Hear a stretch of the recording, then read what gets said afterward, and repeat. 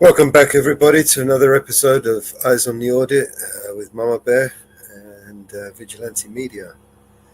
Hey, Mama Bear, how are you doing Hey, this evening? hey, good. And good morning, good afternoon, good evening to everybody around the world in this crazy world. It certainly is getting crazy at this point. Just a little. Boy, is it getting crazy. Unbelievably crazy at this point.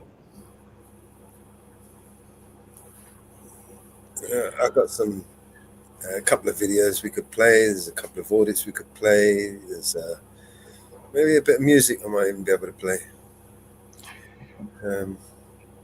Dealer's choice, basically. It is getting crazy, crazy, crazy at this point. It is getting so crazy at this point.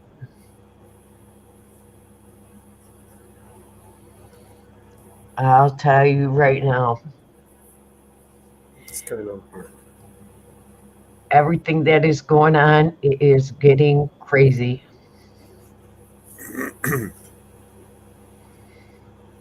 Unbelievably crazy. Okay. Do you want to see a Unbelievable. video? Shall I put up a video for us? Get us in the mood?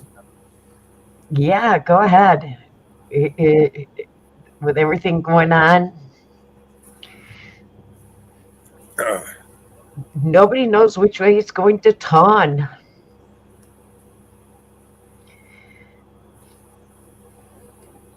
Will the government in the US shut down? Is Canada going to have a prime minister? Is the UK going to have a prime minister? It is just on the loom all the way around. hey, Barbara. Welcome to the channel. Hey, Barbara, how are you? It is getting, yes. Well, you know, they've shut down airspace for drones. Right. So, I'm going to mute up. I'm going to play this 8-minute video, okay. and then I'm going to talk about the drones.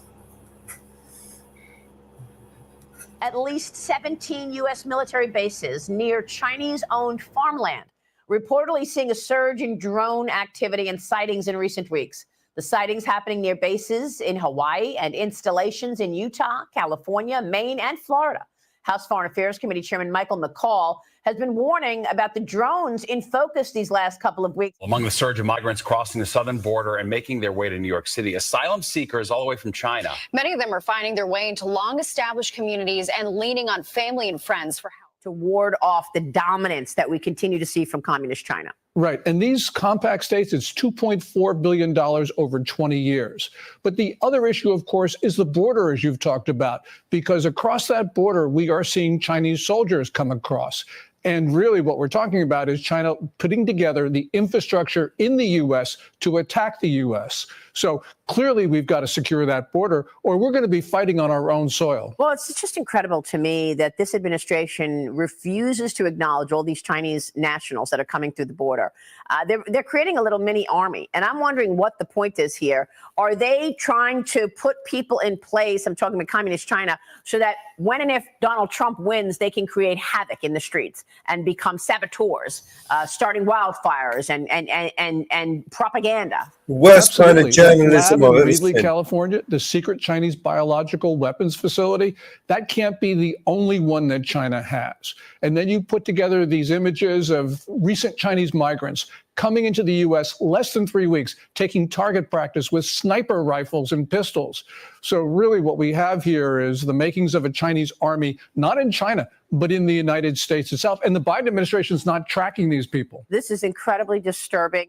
A massive ongoing Chinese hack of telecom companies that's possibly intercepting phone calls and text messages in the U.S. right now, leading to an unprecedented FBI warning to consumers. The head of Homeland Security calling the threat, in his words, very, very serious. It's a very sophisticated hack.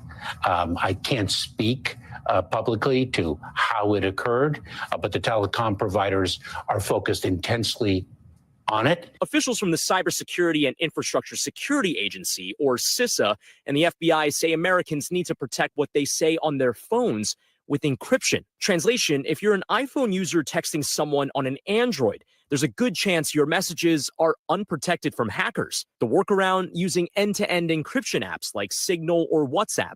The hack, dubbed Salt Typhoon by Microsoft, the FBI calling it an espionage campaign. This is the most persistent campaign the United States has ever seen from an advanced hacking crew to break in, and it was a matter of time, really. The FBI saying China was possibly listening in on calls from Senator Chuck Schumer's office and both the Trump and Harris campaigns. The Chinese government denied the accusation. Phone calls were tapped, text messages were read, voicemails were read, as well as call records. Verizon said when the hack was revealed, it is, quote, committed to assisting law enforcement in this investigation. The system has been broken for decades. Why not take executive action right now? Why not do more right now to address this? What executive action are you suggesting that we take that we haven't taken that would survive court scrutiny? Homeland Security Secretary Alejandro Mayorkas telling us he's working with China, which currently refuses to take back Chinese migrants who are deported from the U.S. Well, that may be changing. We have been working with the People's Republic of China to actually receive individuals whom we have determined are not eligible to remain in the United States. You know, at this point, it's really not right that the Pentagon has not given us more information as far as these drones are concerned. Of course, everyone's going to just start speculating. We need some real answers from the Pentagon to really understand what's going on. I mean, the fact that China is surveilling America is not a secret. Everyone knows that that the surveillance programs are in place, and they're once again around our military bases. But we're not getting any answers from anybody. Meanwhile, President-elect Trump reportedly inviting Chinese President Xi Jinping to attend his inauguration next month. This is according to CBS. Trump invited Xi back in early November, right after the election. This invitation comes as trade tensions intensify between the U.S. and China over proposed tariffs. The move would place a 25% tariff on Canadian and Mexican goods, plus an additional 10% tariff on imports from China. Xi Jinping has warned the U.S. against renewing a trade war, saying that there will be, quote, no winners. You know, the increased tempo of these drone flights against our military bases is occurring at the same time as there's increased frequency of incursions and attempted incursions of these bases by Chinese and other nationals. Really, what is occurring here is that they are preparing to attack the United States from American soil. I don't know why we need an engraved invitation from Beijing. It's clear what's going to happen. We are going to get hit, and we're not taking the necessary precautions to protect these bases and to protect the American people. Well, I mean, there's also, a weakened situation to admit. I mean, for the longest time, General Jack Keane has been telling us on this program repeatedly for years that we are outgunned, we are outmanned when you look at our Navy versus the Chinese Navy. I mean, the Pentagon released its 2024 China Military Power Report yesterday. It found that Beijing is increasing its military pressure on Taiwan. It's ramping up its aggression in the South China Sea. It's deepening its ties with Russia, and its crackdown on military corruption may have disrupted progress toward its 2027 modernization goal. China also growing its nuclear arsenal, adding at least 100 nuclear warheads to its stockpile over the past year, with 600 plus already in the arsenal. That number could grow to over 1,000 by 2030, Gordon. And yet there's no response ever from the Biden-Harris administration to Beijing's behavior. We allowed the spy balloon to traverse the country for a week before shooting it down. Why aren't they shooting down these drones in the air if they suspect they're from China? There's no good answer. You have base commanders, first of all, don't have the authority, and they don't have the equipment to shoot down these drones. And the Chinese are noticing this, which means they see a big vulnerability.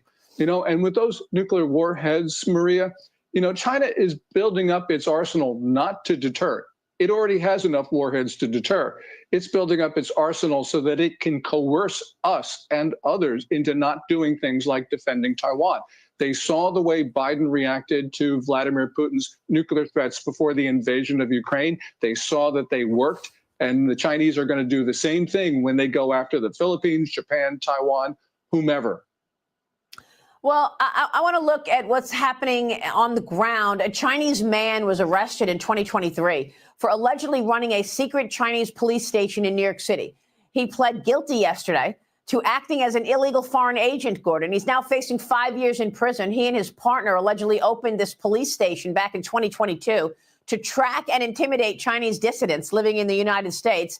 Both were caught deleting communications with an official from the Chinese Ministry of Public Security after learning that they were, in fact, under investigation. Gordon, you've been talking about this for so many years, these police stations. You first broke the news on this program years ago that Beijing had set up these police stations in America. Again, no response from Biden for years on police station. Why would we need Beijing police stations in New York City?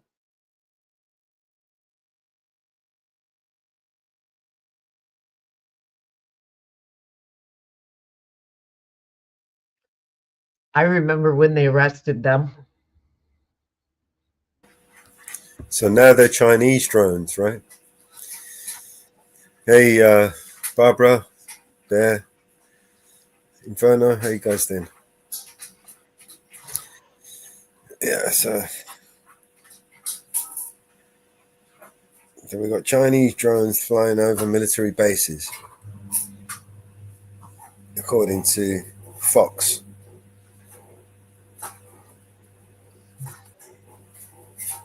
Why didn't what a disgusting bit of journalism from that woman, right? She is literally gaslighting the whole thing. You know what I mean? The way she was talking, disgusting way, unbelievable.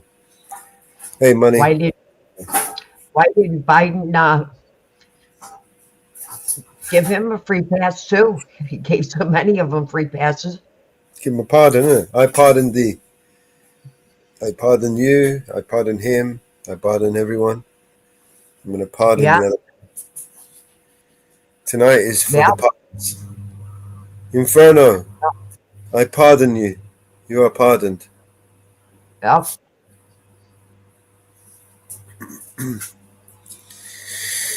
Yeah. Bunch of fucking idiots. Yep. Where else Why we got? didn't he pardon? Yep. Just like, why isn't Biden pardoning Trump? Since every case against him is falling apart. All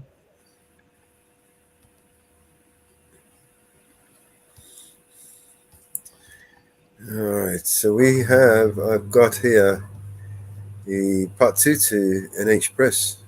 Remember the one we watched the other day? Yep. All right. I thought you were video coming in. Oh, I am.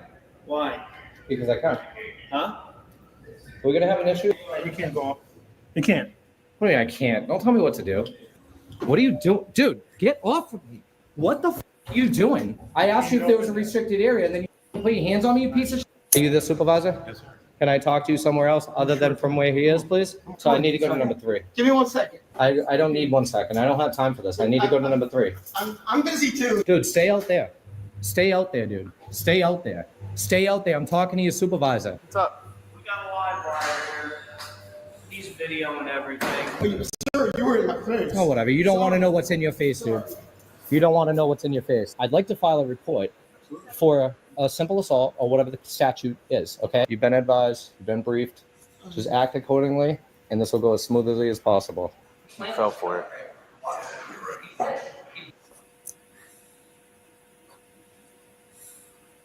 But I'm not letting this go, man, because like I said, if I ever did that to any one of the staff here, I'd be arrested too.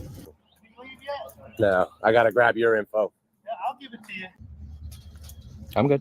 All right, I've got all his information. I'm going to go document the report. Before the doors open, I said you can't step off the elevator, so restrict the floor. You can't tell me where to go. Nobody has a right to put my hands on people, man. No, seriously. There's no but. I'll go over to the courthouse, give him my information, filing this complaint against the security officer, Sanchez, over at the City Hall Municipal Building here in Vineland, New Jersey. I'm calling to let you know that the 33-4C charge, no probable cause was found. The 33-4B charge.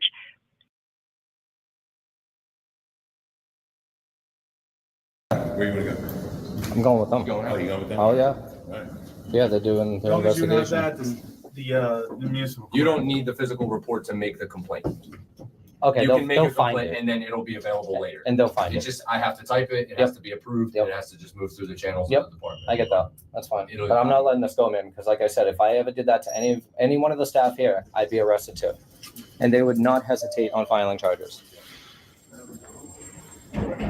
So you're gonna gather his information? Yeah, I'm gonna find him right now. Yeah. Jimmy, where's Jimmy, which key? Right here. Where you gonna go?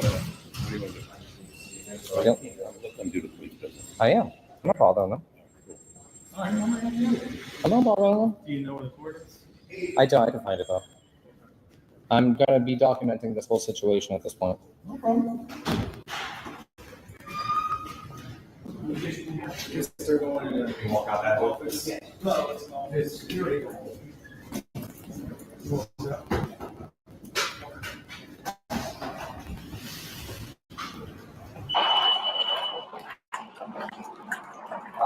Do you have that information? There it is. Cool. No, I gotta grab your info. Yeah, I'll give it to you. Yeah. I'm trying to figure out where this guy.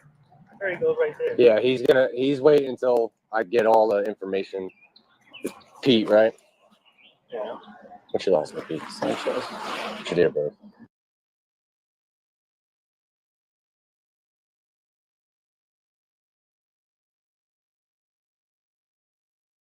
So let me tell you what happened. So the guy comes in, he's recording.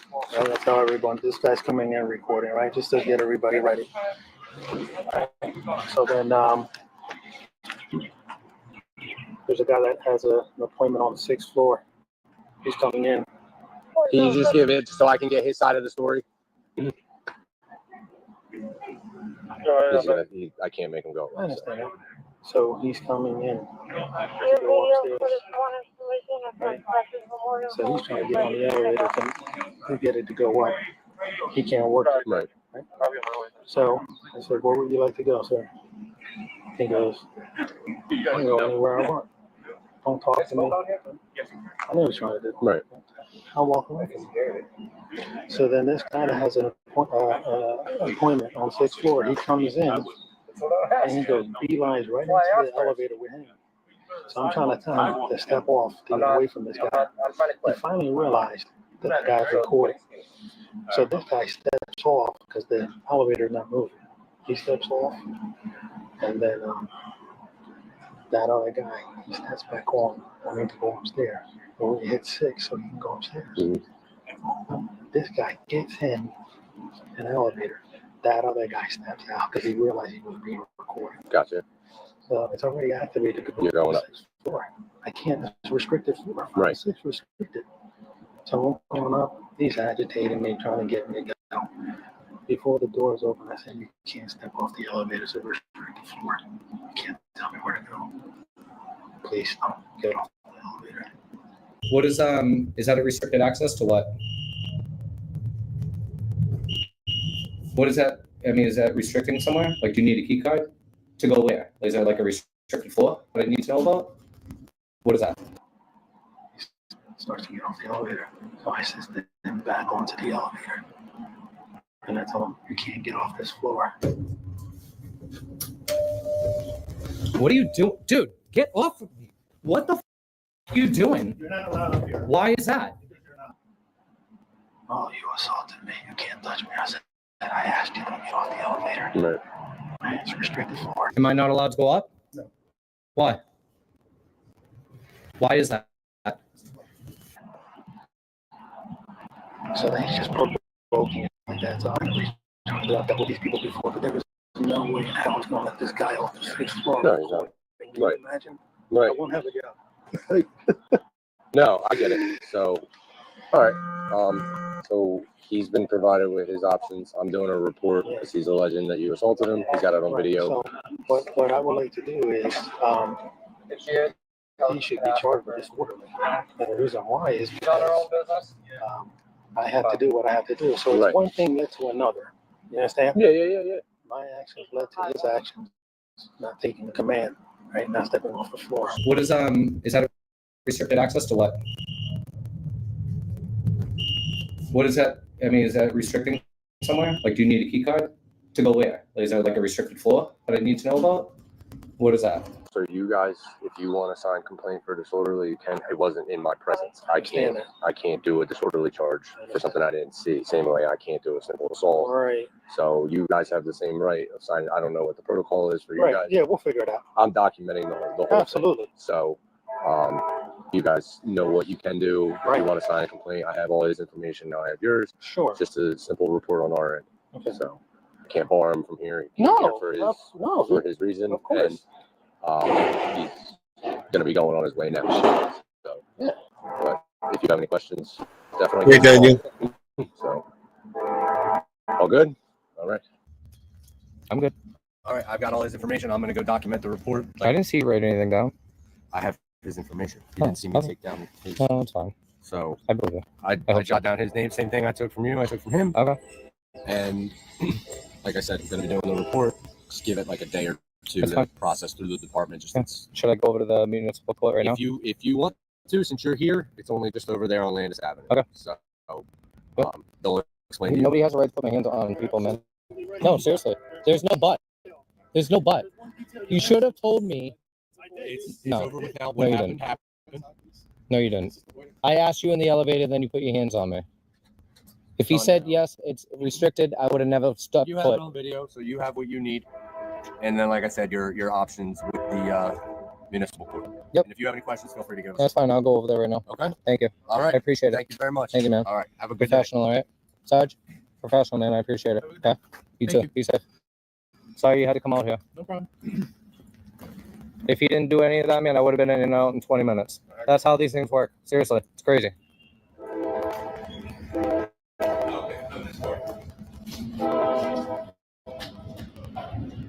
I want to file that report right now with the courthouse. Unfortunately, I had to identify myself because of the situation, but that's the only way to get this done.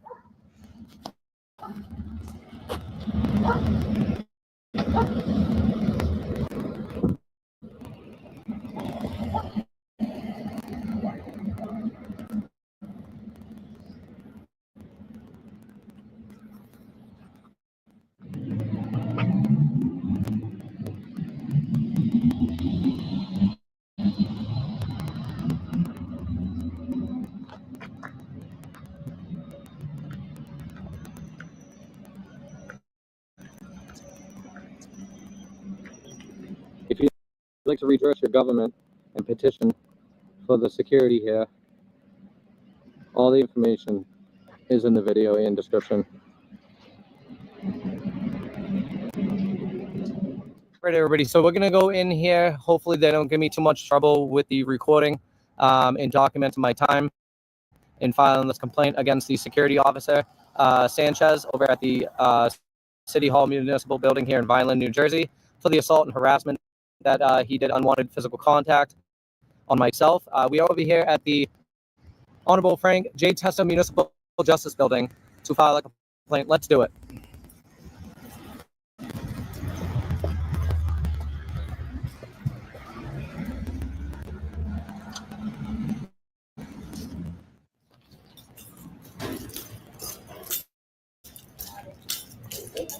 How you doing? What department is this? I need to file a civil complaint. The police department just told me to come over here and file a civil assault on an individual that did not happen in their presence. Okay, how many did you need? It's just one complaint. I was only assaulted once, thank God. Okay, just one person? Yeah. All right, so I need to see your ID, please. I don't have my ID, but I can definitely give you all my information. Okay, give me one second. I just have to talk to Yeah. my supervisor. Yeah. There's a report number too, so the police department, they have all my information. Okay. So I'll put that report number on the complaint. Okay. Do you know what I mean? Yeah, that's fine. Yes.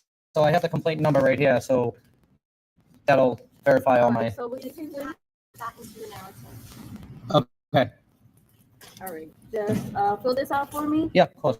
short and sweet, and it correlates with the statute and the description that you are putting down on paper, okay? Okay. Thank you. And do you have a pen? Yes. I think they're hiding right there. Thank you so much. Yeah, no Appreciate problem. it. Do you have a conference room or something I can use? Oh, you can use the stand right over here by the security guard. You don't have a conference room for privacy? Really? No, you can. Yeah, you can take it home and bring it back if you like. All right, that's like 400 miles away. Oh, okay. Well, yeah, that's okay. All right, thank you. So I put the police report number on the bottom, just so you can cross-reference for the report. Right there on the bottom. I didn't know where else to put it. Yeah, so I live out of state. I live in New Hampshire. So how do I go about? We would probably do virtual court. Okay. Okay. Insist on something different, but initially it would be virtual. Okay. All right. That's good to know. I appreciate that because I mean I will drive all the way out here. We do title counting, but we can. I appreciate that. All right, so I just need you to put the description of the statute that you just posted. What do you mean description? That's harassment. Right, so I need you to put that there. Right, harassment along with. I got you. Yeah. Okay. Yeah, because it's not simple assault because simple assault is apparently bodily injury, and harassment is the same as unwanted contact, physical contact, so shoving, kicking, punching Right. without injury. So it's under harassment. Imagine that. Okay. Thank you. I appreciate it. Yeah, I want to make sure that it's the actual statute because I read through 2 or 3 of them. Yeah. So who does this go to? The prosecutor? Here's the situation. You're going to turn this into us. We need to type it. Yep. You have the choice to wait here while we type it. You're going to have to sign it. Okay, I'll wait. Either wait or we'll call you to come back to sign it today. Then it goes before the judge to see if the judge finds probable cause. I got you. If the judge finds probable cause, we move forward and notify you of the court date. If no probable cause is found, we mail you a letter that states no cause is found. Yeah. And therefore, you then have the option to refile a little differently. Okay. Or let it drop. It's your choice at that point. Okay. So right before it goes to the judge, that is obviously after all police reports, evidence, and everything comes forward. That evidence comes in after the judge finds probable cause. Then the prosecutor gets involved, and that's where evidence is needed. Okay. Okay. So you don't wait for a police report from the police department? We don't really need that. The prosecutor would need that if you were going forward with probable cause of fail. Okay. Yeah, because we're not investigating, and that would be investigative. Interesting. Just simply process the paperwork. Yeah. You have no choice and no opinion in the matter. Okay. All right. So your complaints are typed. Okay. What I want you to do is I want you to read over all this very carefully That's to fine. make sure everything is the way. They both should be the same except for the statutes, right?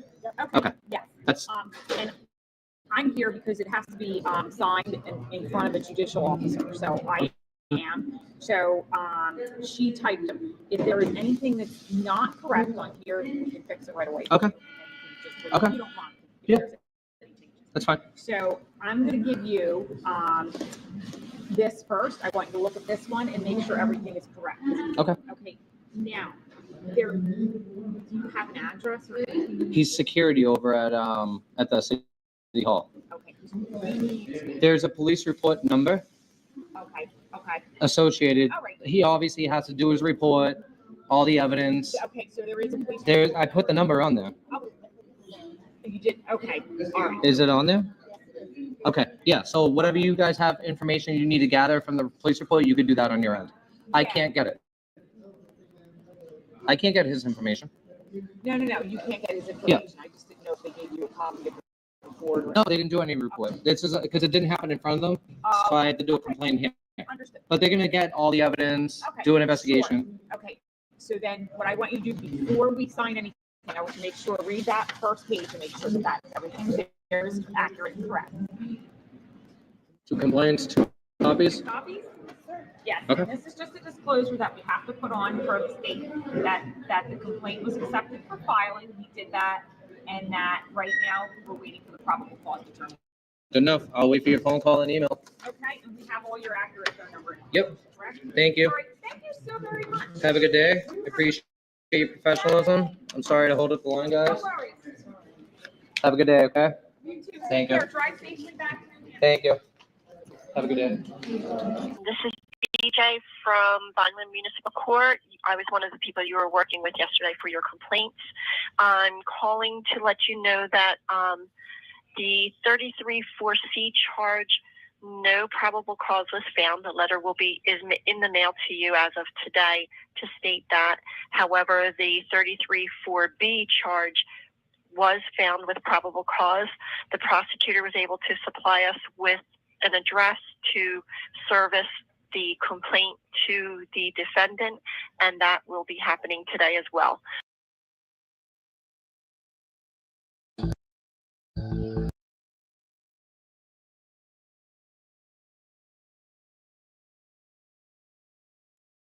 Wow. The charges filed. Let's see what happens, right? Yeah. And you have to do all of that yourself, right? Physically, you got to, go and make it's ridiculous. The hoops that you have to go to, right, to seek justice. Hey, Howie, how you doing, mate? Daniel, Inferno. Yeah. Guys, anyone want to talk? We've got an open panel. Let me just drop the link again. It's getting ridiculous. Cops don't do their job.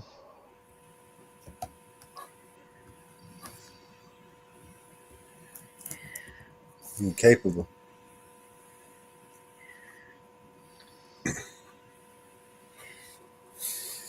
So, yeah.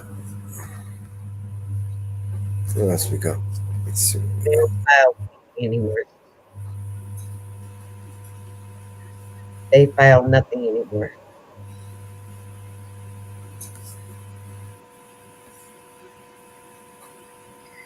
They file nothing anymore. Nothing at all anymore. They do nothing anymore. Nothing at all anymore.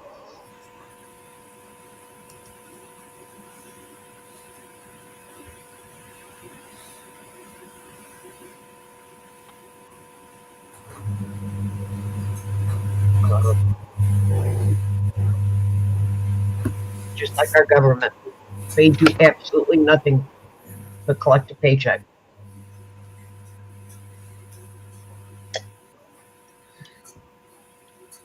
Collect a paycheck.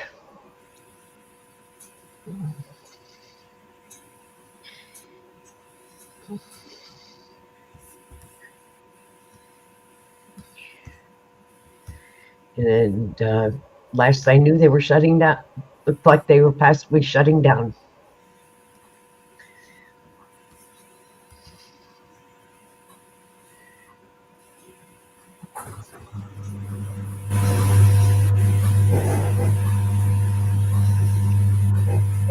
They're shutting down.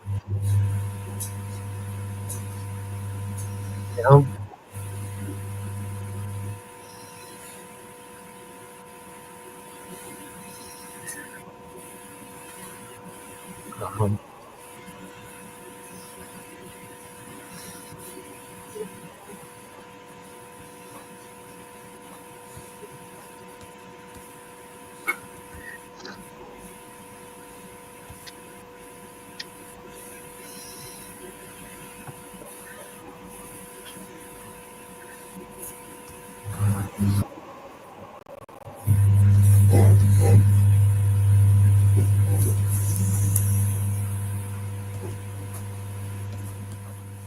Let's see what else is happening. I'll play Here's the Deal one.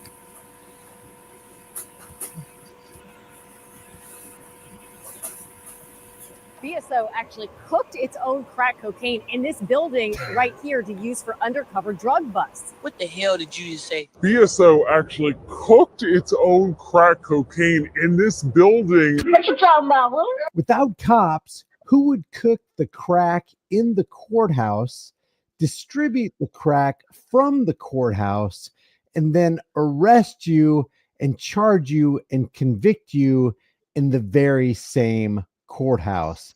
That's what's happening with, or that's what happened from 1988 to 1990 from the Broward County Sheriff's Office. Check this. Now, drug arrests dating back decades in Broward County are finally being cleared. Those accused of buying crack made by law enforcement could soon have their records vacated. Local 10's Janine Stanwood is live to explain. Janine. Wait, crack made by law enforcement. Hey, what's the problem out on the street, boys? We got crack cocaine. What's the solution? Let's make more crack cocaine and send it out on the streets. Good idea, coppers. Decades ago, when Nick Navarro was sheriff, BSO actually cooked its own crack cocaine in this building right here to use for undercover drug busts. The courts found that that wasn't unconstitutional within itself, but they Wait a second. The courts found. They found that it's not unconstitutional to cook crack cocaine in a courthouse building. So What? it's unconstitutional for them to create this. Unbelievable. Then why is it unconstitutional for you to create it? Oh, that's right. It's not, because there's nothing in the Constitution that says that you can't manufacture a certain item. As a matter of fact, something happened before the Constitution called the Declaration of Independence that you have an unalienable right to pursue life, liberty, and happiness. And if that's what makes you happy, it's dangerous. It's not good for your health. It could end in your demise, your untimely demise. You can still do it because you're an American and you're free. So you can blow up the courthouse. Be immune once again from something else that you're not immune from. And they can cook this product in their own courthouse. did find that people who were arrested for buying this stuff should have their cases cleared. But the state attorney now has found that that hasn't happened for possibly thousands. Hey, AJ. It was the height of the crack cocaine epidemic for the Broward Sheriff's Office. Open it up. More. And one Look at this. Look at this. We're going to save you from those drugs, doggone it. By putting a gun right next to this guy's cheekbone. What the frick? Wow. It made headlines. They decided we're going to manufacture our own crack and have detention deputies pose as drug dealers out on the streets. The drugs are being cooked at the courthouse on the 7th floor. The state Supreme Court ruled in 1993 the practice was outrageous. Cooked in this courthouse on the 7th floor. Created, manufactured in the courthouse, distributed from the courthouse. All the convictions take place in the courthouse. You know, other people might call this a criminal drug network or a criminal drug cartel. The problem is the Mexican drug cartel is better because when they sell their product to their customers, they create happy repeat customers. They don't throw them into jail. When the cops create their product, they sell them to their customers, and then the customers go to a jail cell. On the 7th floor. The state Supreme Court ruled in 1993 the practice was outrageous, and those arrested should have their records cleared. He was found not guilty. Now, more than 30 years later, State Attorney Harold Pryor announcing there could be thousands still on the hook, and the state has an obligation to fix it. How many lives have been ruined, destroyed? How many families have been torn asunder? How many jobs lost? How many other people turn to probably a life of crime because it's like, well, you're going to consider me a criminal anyway? You know, how much criminal activity did this kind of drug making activity in this courthouse actually spark on the streets of Florida? You know, it appears to me that when cops get involved in this kind of thing, they exacerbate things. They make things worse. Criminal activity increases. It kind of reminds me of the prohibition back in the 1920s, from 1920 to 1933. Not only did cops and politicians make matters worse, instead of eradicating crime, They increased crime, gave rise to major criminal operations. Alcohol cartels began to form.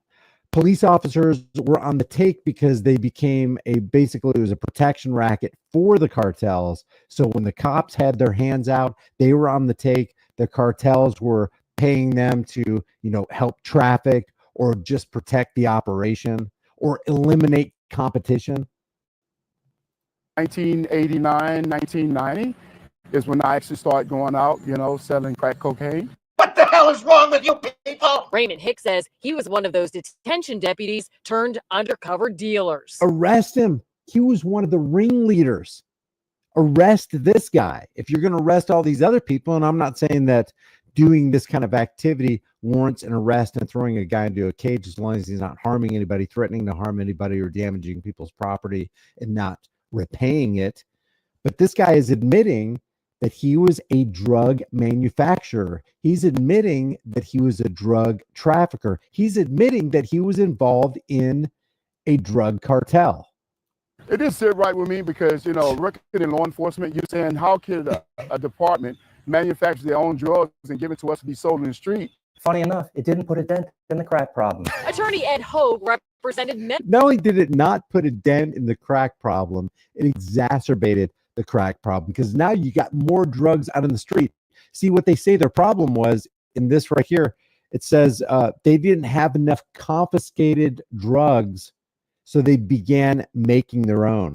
It says right here, a Florida prosecutor says he will seek to vacate as many as 2,600 convictions of people who bought crack cocaine manufactured by the Broward County Sheriff's Office for sting operations between 1988 and 1990.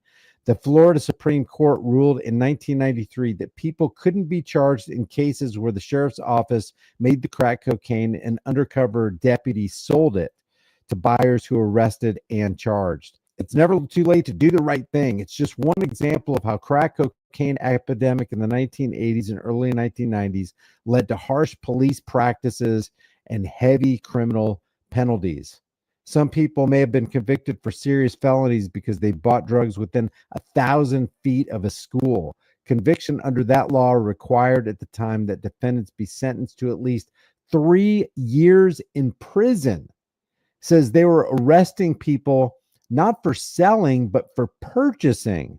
This guy says they had detention deputies posing as dealers. They would sell it, and these poor people who were addicts were buying it.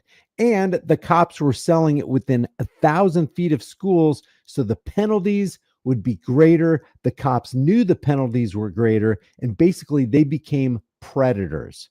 These cops became predators of people he knew were addicts, so they would make sure they would sell it within this particular zone so they'd get heavier charges.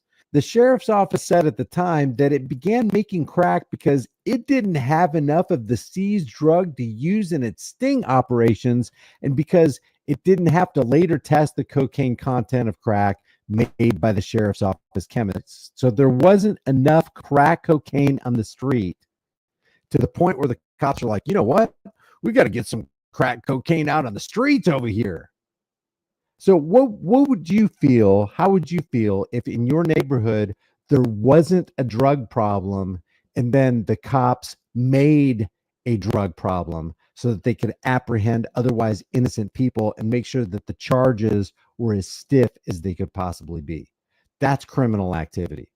Many of those arrested. For 30 years now, these people have been convicted felons. So anytime they go to apply for a job, anytime they try to vote, they can't vote. It's not clear how long it might take to clear arrest records, but current Sheriff Gregory Toney is on board, telling Local 10 in part, "I find the actions of my predecessor to be a miscarriage of justice.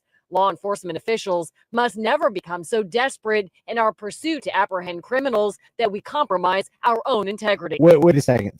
So if this sheriff is being honest, and if he really is sensitized toward justice, and he feels like the actions of his predecessors are a miscarriage of justice, in other words, they engaged in criminal activity, then is he going to seek out and find the people who committed the criminal activity within the Broward County Sheriff's Department and bring them to justice and throw them into cages because I don't hear him saying that. And when you hear cops talking like this, you know dang well that they have no intention of going after their own Thin Blue Line members. I think it's a great thing that he's doing. And I'm hoping and praying that it bring these people some closure. The state attorney's office says there could be as many as 2,600 cases that need to be cleared. We wanted to know, how does that process happen? We did ask for request an interview with the state attorney. We're told at this point, no, they are still working on the details, and it could be a very long process. So drug manufacture and distribution and conviction all in one courthouse. That's right. You can get your Thin Blue Line brand crack. We'll get you high before you say goodbye. Before you take a puff, you'll be in those metallic cuffs. You can find about this for the world and global thought police in the comment section below. If you haven't done so already, subscribe to the channel, hit the bell notification icon, give it a thumbs up, share it with everybody you know, become a channel member, subscribe to my email list or my website, highimpactflix.com, if you want to support the channel further. Grab a shirt, but more importantly, understand that cops are not now and have not been your friends, and they need to be exposed. I will see. Definitely. That's hilarious. Thank you, friend. That is hilarious. Unbelievable, right? They manufacture the crack in the same house, in the same. Fucking hell, man. These people are unbelievable. Right? And this was like fucking 30 years ago, right? Yeah, 1990. How many 90. thousands of people's lives have got destroyed from it? You know? Yep.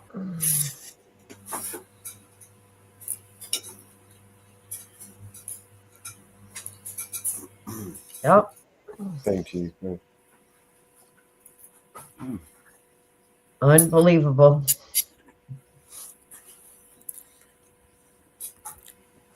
You know, and that's just one place, right, where they've done this sort of stuff. You know, you remember when they had that? They set up that prison, that little place where they could just unlawfully detain people and take them to this little and torture them there and then let them go. Do you remember that place? A few years ago.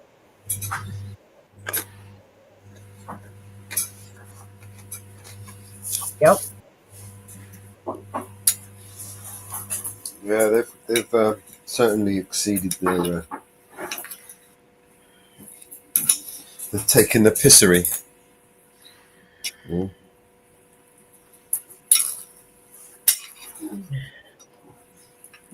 Yep, they certainly have. Dog, move. Let me eat. Sorry, I'm just stuffing my face as well. Sorry, guys. Hey, Terrence Lowe.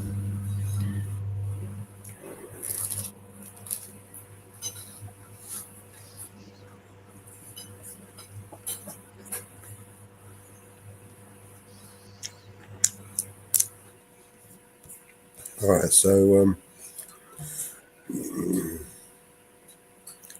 there's loads of new ones, but I don't want to play any of the new ones. Start playing some of the old stuff.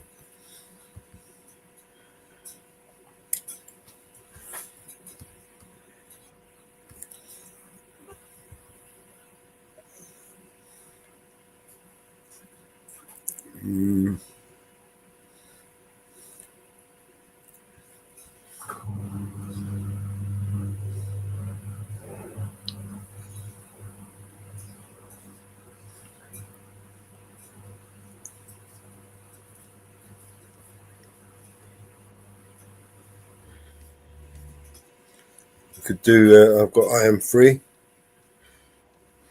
And do this one from 4 days ago. Yeah.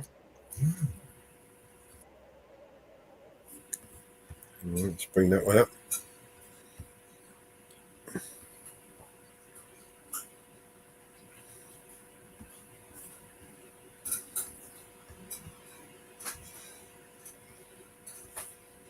That is incredible. The state treasurer's office is out of compliance now. Holy moly. You're really informed, so I know you know that rulemaking is very time consuming. It is, yeah. Right? So as it stands right now, we're working on it. Somebody told you I might be coming in to inspect the index. Now that Rue knowing smile is leading me to believe the latter. Yeah, I think maybe she misspoke or she didn't understand. To the pro. To who? The pro. Who's the pro? The public records officer. Oh. It seems the treasurer just hasn't been in compliance for 50 years. When you say it that way.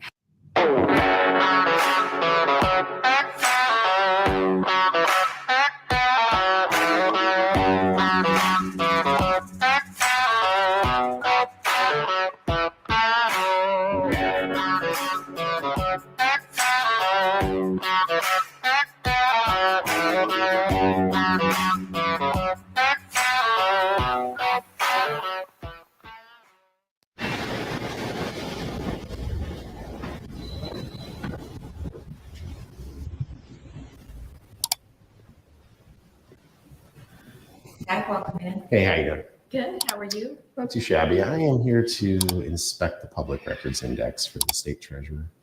The Public Records Index? Correct. Will you hold on one moment? I'm not familiar with that term. Sure, you bet.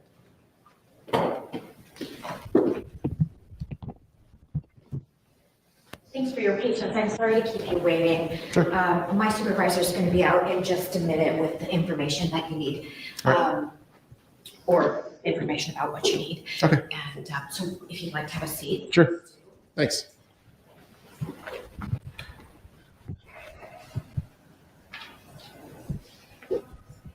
Hey, how's it going? Good. Danny Colo. Steve. Very nice to meet you. Likewise. So as far as a records index, because we're not a local government, we're not required to have a records index.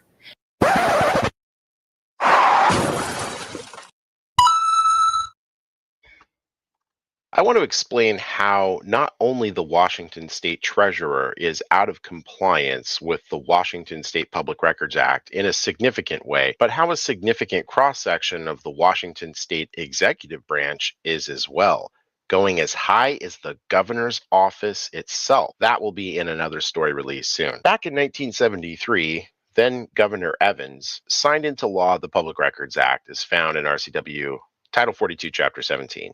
The Records Act back then had Section 260 as the Records Index section. However, all agencies were allowed to exempt themselves back then, to include state agencies. Importantly, this changed, as you can see, in the session laws of 1989. This change delineated between local and state agencies, providing a local agency the ability to exempt, but not a state agency. In 2005, the law was recodified from RCW 4217 to RCW 4256, but maintained the state agency requirement of creating and maintaining an index. As you look at the Washington Administrative Code for the Washington State Treasurer's Office here, they have not, by rule, established and implemented a system of indexing for the identification and location of the required records. That title is Title 470, Chapter 1, Section 80. But what does this all mean? Why is this rather boring sounding index so dang important, such that I've highlighted it almost exclusively on my channel and in stories over the last several months? The answer is, it's about transparency. I was able to go to the Washington State Healthcare Authority and retrieve the teleworking policy in about 10 minutes and did not have to submit a public records to do so. It was just simply available as required by statute. I'm here to inspect the public records index. Oh, okay.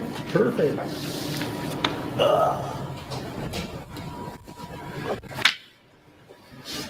And I was wondering if I could speak to... Wow. Open government mode activate. Form of openly transparent government agency. Go. As much as I like to give a fun nod to the Wonder Twins here from my childhood, I have to say, wow again. Look at this. Justin from the Healthcare Authority is coming out with the most robust, transparent form of an index you've ever seen from any agency in the state of Washington. I'll be giving a complete follow-up on this particular story soon. But for now, look at what government transparency journalism can achieve, everyone. It is because of you all keeping my feet on the street so that I can report on these stories that this kind of change in government can happen. You're also going to see quickly how this records index, now that one is properly put together, can actually serve the public, and very well indeed. Remember this index here, everyone, and in a few, how badly the Washington State Treasurer and most of the rest of the executive branch is failing epically the citizens they're supposed to serve. To the pro.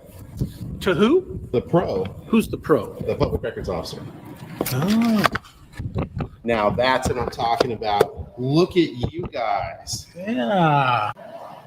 Either you're one of the oracles at Delphi, and you're a very old person, having come from ancient Greek times and are a diviner. Okay. Or somebody told you, I might be coming in to inspect the index.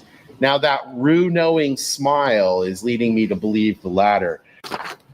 Seriously, I don't want this to sound sarcastic because I know I've had some freedom disputes with you guys in the past, but I'm proud of you guys for getting this squared away. Seriously, this is what I expect from my public employees. This is fantastic.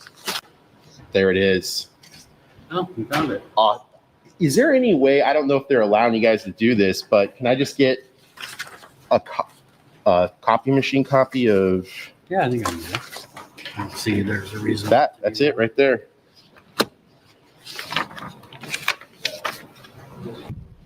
All right, guys. So as you guys saw from my previous stories, there were some, disagreements with how freedom worked here at the HCA. However, they have done a great job. I really just want to beat a dead horse here.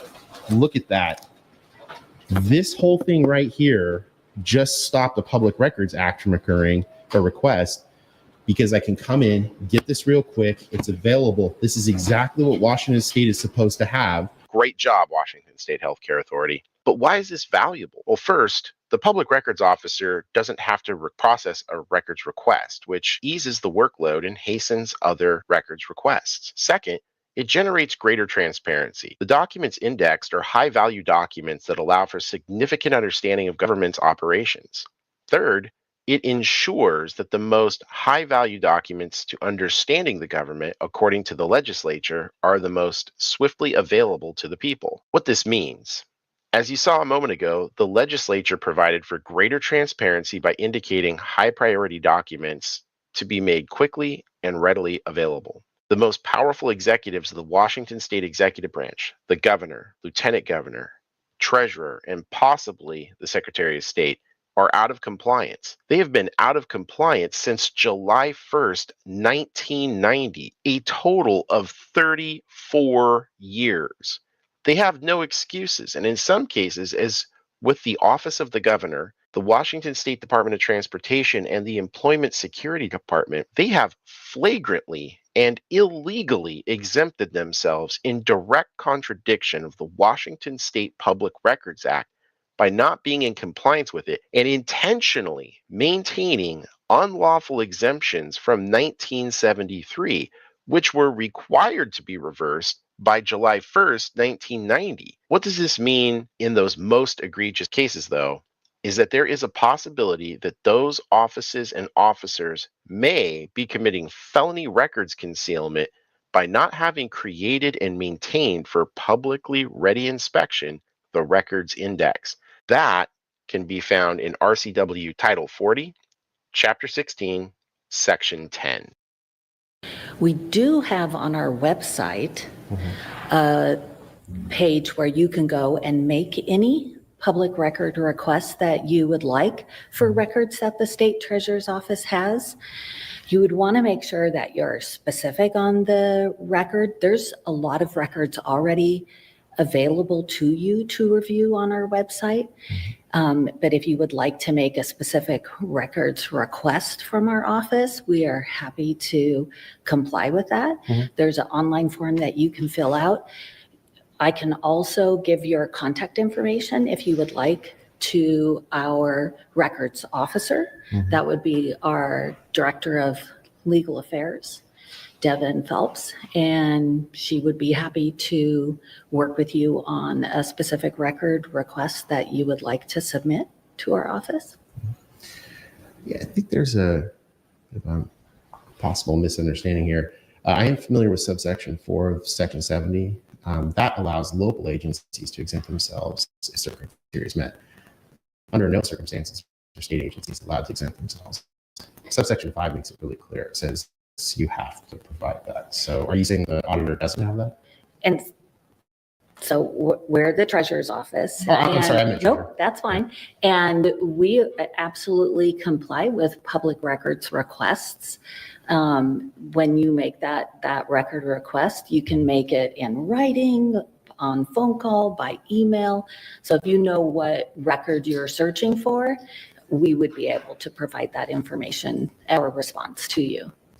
Yeah, I'm not looking to request records. I'm looking to inspect the index, Okay, which is required by subsection 5. okay. So does the treasurer not have that? You know, I'm going to confer with our legal counsel Sure. and make sure that we are providing you the information that you're looking for. So if you don't mind, I'm going to call our legal counsel and come back with a response. Thank you for your patience. Sure. So I spoke with our Director of Legal Affairs, Devin Phelps, and she started going through all the subsections A, B, C with me over my head, right? I am not a legal person that has all of the knowledge of all the rules and requirements for the state agency. So I wrote down all of her contact information for you, and she is available to meet with you if you'd like tomorrow afternoon, if you would like to discuss. I also wrote down her phone number so that she can explain to you the sections and where that applies and doesn't apply to our office. Is that acceptable? I mean, I don't mind the contact info. Like I said, I'm just here to inspect the index. Is it available? I don't have that information for you right now. I've given you contact information for our office that would be able to address that request for you. Okay. Yeah, I guess just so it's not inspectable though. That the records index isn't available for me to inspect at this moment. I don't have that records index information for you. Okay. Yeah, actually, I mean, probably just email her out of curiosity, but I mean, yeah, it's just supposed to be something that's available. So, all right, thanks. All right. Have a good Thank day. you.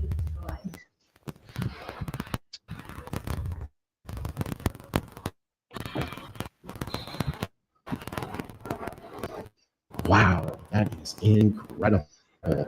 The state treasurer's office is out of compliance now. Holy moly. I mean, these are the biggest executive offices in the state right here that are completely out of compliance with this. I mean, it's wow. It is really I corresponded with Devin Phelps, Director of Legal Affairs for the Washington State Treasurer, Mike Pelliciotti, subsequent to my visit to the Treasurer's office on November 20th, and scheduled an interview with her on December 4th, 2024, at the Treasurer's office. The following is that interview.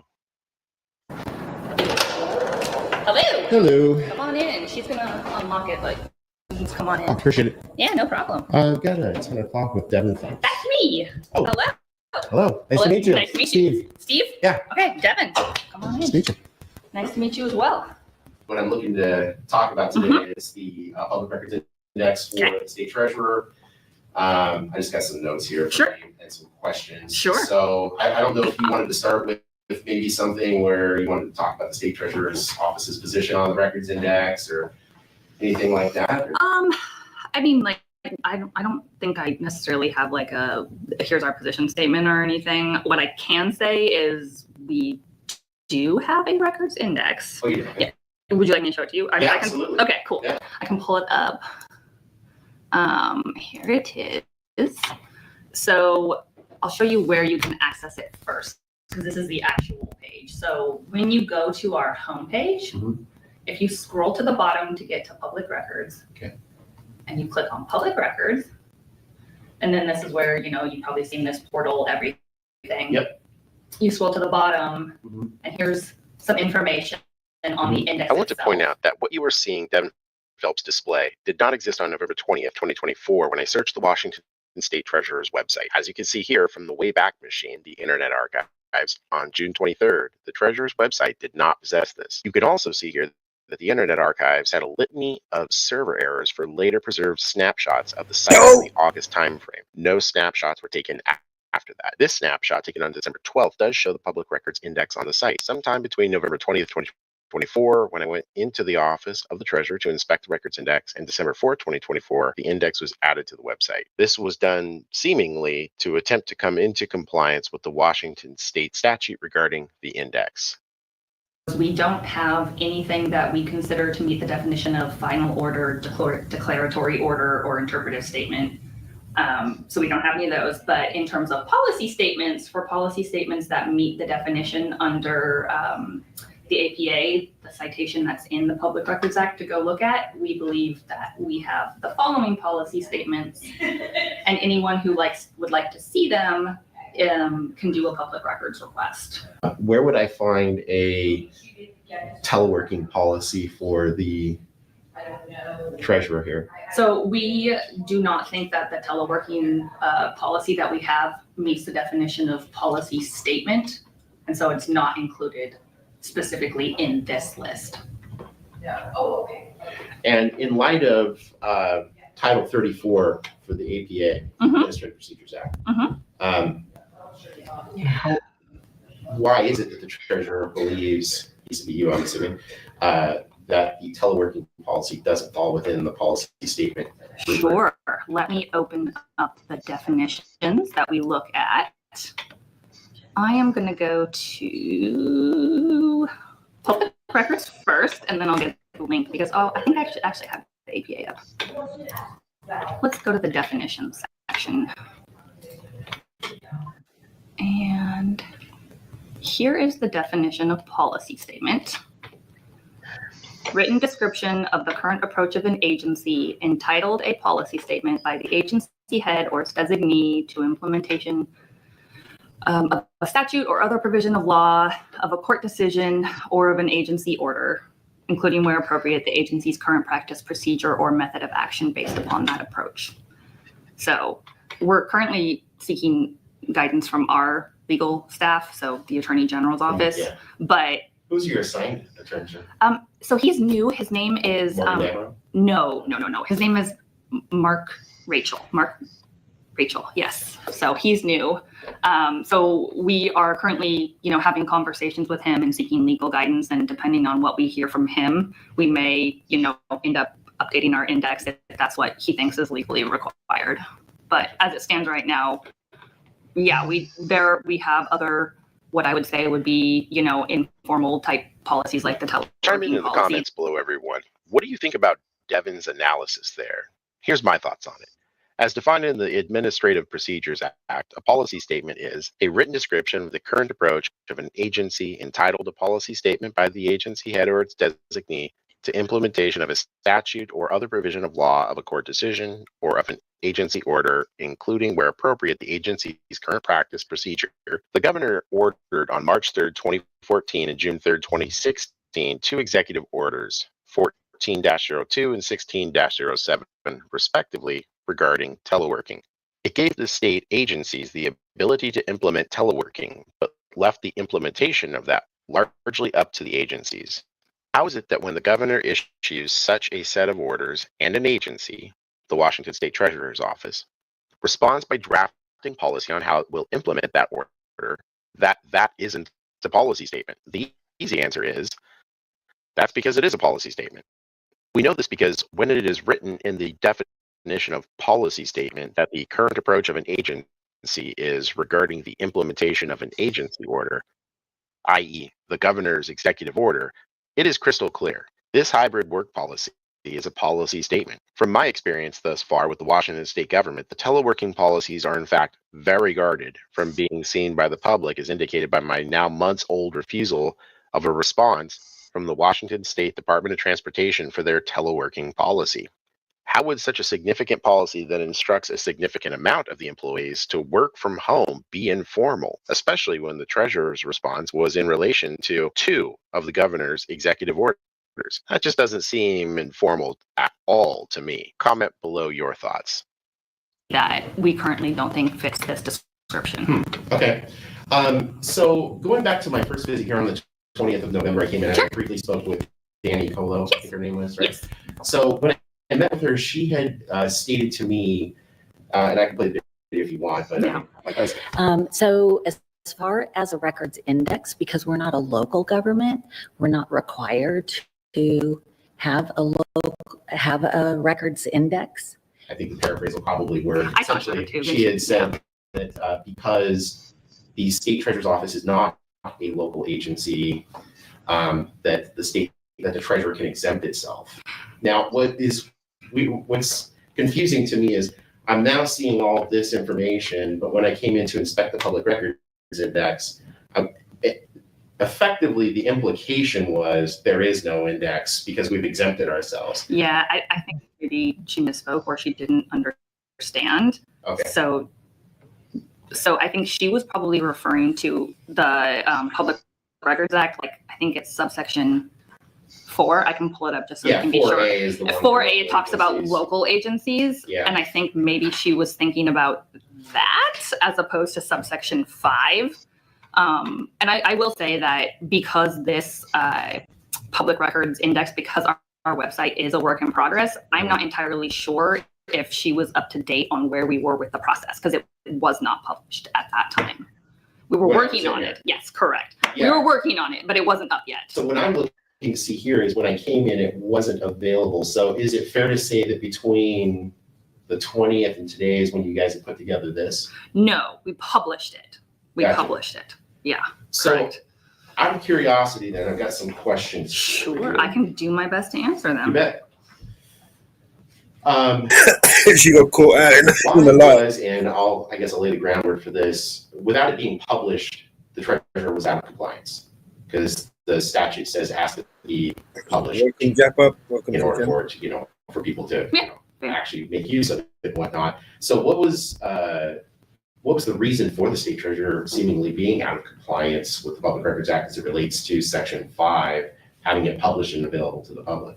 I do not know the answer to that one. Sorry. It's fair to say though that is it your agreement with that the treasurer's office was out of compliance? No. It wasn't. So where would a member of the public have been able to find that at the time, like prior to the 20th? Right. Find an actual index, like a specific. I don't think they would have been able. So a good question here for everyone watching is, how could the treasurer have been in compliance and yet not have a published index? Comment below your thoughts. So is it the treasurer's perspective then that he was in compliance by not having it published and available to the public? I mean, I can't go into legal advice that we've received because then it breaks attorney-client privilege. But the answer to that would be essentially we had received prior legal guidance related to index, which is why when you came in and asked the questions, and we have a new attorney general now, we are seeking legal guidance from him. And I can't go into it any further. And you think it'll be different than? It might be. It might be. Yeah. So one thing that I noticed when I read the WAC for the treasurer, that seemingly makes clear the function of the records index. Sure. And ironically so, because I think the treasurer's office is the only one in the state at any level of government that has this clear statement, though ironically, I'm arguing seems to be out of compliance, or was at least out of compliance. In subsection D of the WAC, the treasurer says, no, that's fine. I've got a copy if you want. I know which one you're talking about. Yeah, it says if the matter requested is referenced with an index maintained by the records officer, a reference to the requested record as it is described is such index. So the logical flow of that is that the tool that aids in making a records request exists and is available for the public to use. Or they're just saying if there is one and you can use it. I don't know. I don't even know if I was alive when that was written, but yeah, I certainly, well, I mean, I think we both were for this because this was later on. This is after 1990. Okay, fine. Yeah, 1973, I agree with that. Okay. Yeah, no, 1990, I was alive. But I don't know what their intent was when they wrote it. I don't know if their intent was like, we have one or if we're going to have one. I'm not sure. If they did have one back then, I'm not aware of it now, or if they did intend to do it, or I just, yeah. I'm curious about this, and again, I appreciate your time. When I looked at the WAC for the treasurer in section 80 of the WAC, it states that in accordance with the laws of 1973, agencies prevent unreasonable invasions of privacy, protect public records from damage to the organization, and prevent excessive interference with essential functions of the agency. It goes on to say a request shall be made in writing to get a public record. Sure. And then it goes on indeed to cite what I just if the matter is requested. So the idea is that when you look at the session laws from 1990, it says, give me a moment here. It says by July 1st, 1990, each state agency shall, by rule, establish and implement a system of indexing for the identification and location of the following records. So if they're going to meet any of those 5 subsections we talked about, right? Like declaratory orders. Yeah. Right. In this case, it's talking about the availability because obviously it's shall establish and implement a system of indexing for the identification and location. And obviously the context of the Public Records Act is that the public can gain access to records. So in that vein, why is the Washington State Treasurer gone to the extent of being the only executive to make clear that an index is not a record to be requested, but rather a tool available to aid in making a records request, yet has not produced the records index at least of the 20th of November? I love your question, but I can't answer it because I don't know what the intent was when they wrote the rule, right? And nobody who works here currently was there then as well. So I don't know what their intent was when they wrote the rule. I can guess that, like, I know Treasurer Pelliciotti is like really into transparency, which is why he has the transparency portal, which is why when you came in and asked the question, it made us think, okay, maybe we should reevaluate and get legal guidance on what is required and see what we can do to make it easier for people to access the information. If I'm going to guess, which I shouldn't do, but I'm going to do it anyway. Sure. If I would guess that previous employees here thought that our office maybe didn't have any of those 5 subsections of records. That would be my guess. I don't know if that's true or not. Again, like I said, I was not here, haven't been here that long, so I'm not entirely sure what, I can't read people's minds from prior history, but I would assume that was probably what was going through their minds. Okay. So in that vein, my next question is, the state treasurer seemingly has taken no steps to update the request for public records section of the WAC since July 30th, 1974, and I'll give you a copy of the WAC. So even if there's a misunderstanding or disagreement as to compliance, transparency, and publishing of the records index, how come the state treasurer's office never made an update or even acknowledged the change in the session laws from 1989 to update formally in 1990, July 1st, to comply with the law? Because at this point, basically, it seems the treasurer just hasn't been in compliance for 50 years. When you say it that way.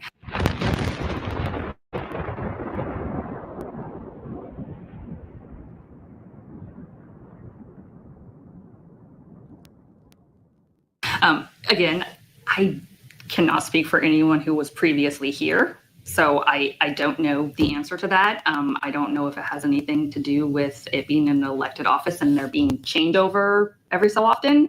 That could be part of it. Is it fair to say then that the treasurer now is not accepting responsibility for having to be in compliance with the Public Records Act? No, that's not fair at all. Okay. That's not fair to say. No, which is why, again, Mike has been working on this stuff. Sorry, Treasurer Pelliciotti is working on this stuff, and we are in the process of going to be doing a rulemaking, maybe not addressing this particular issue, but some other issues that we want to clean up. But you're really informed, so I know you know that rulemaking is very time consuming. It is, yeah. Right?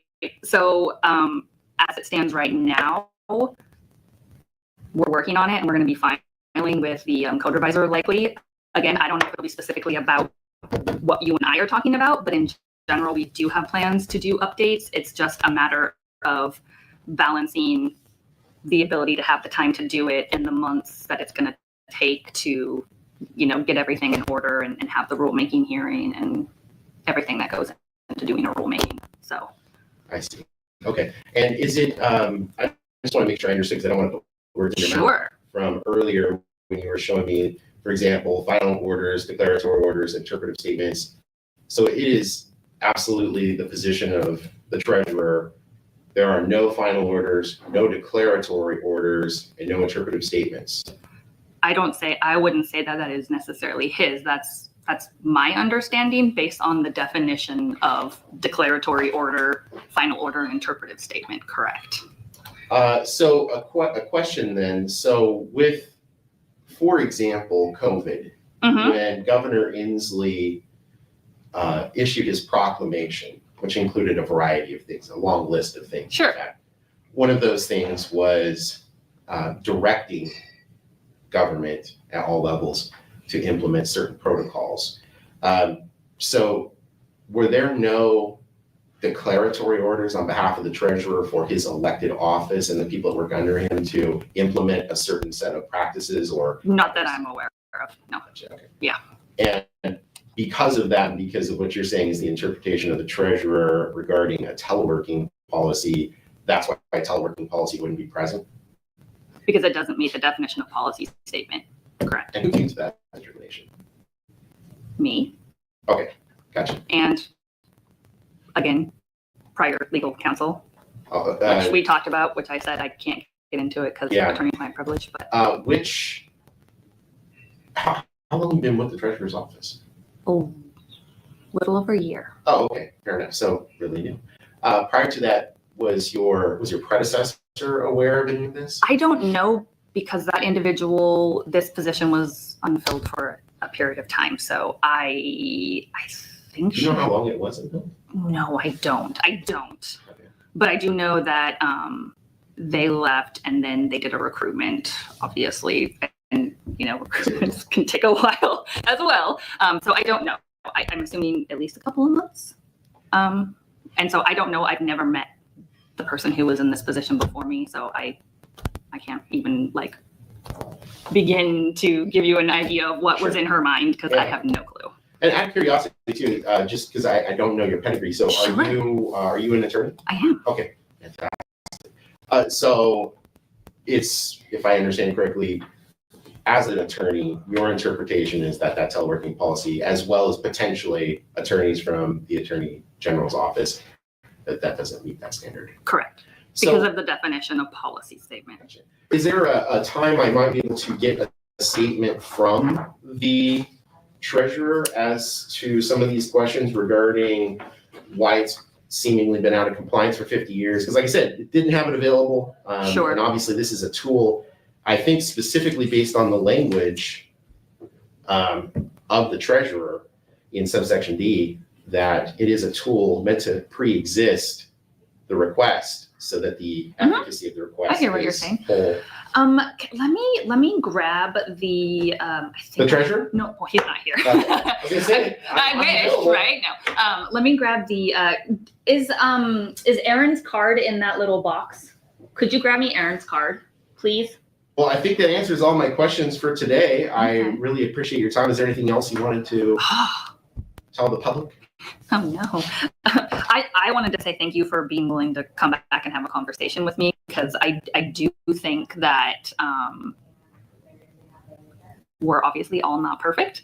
And if we can get better at our jobs and get better at doing what we're doing to make it easier for people to get what they want, to be more transparent, all of that, I'm all for it. I know Mike as well. And it would be, it's always helpful to hear from people, because sometimes when you're in this job and you're just so focused on your duties, you don't think about it from a different perspective. And so it's nice to hear from people who have a different perspective, like, hey, here's what would be helpful to see. All right. Have a lovely day. Thanks. You too. Take care now. Thank you.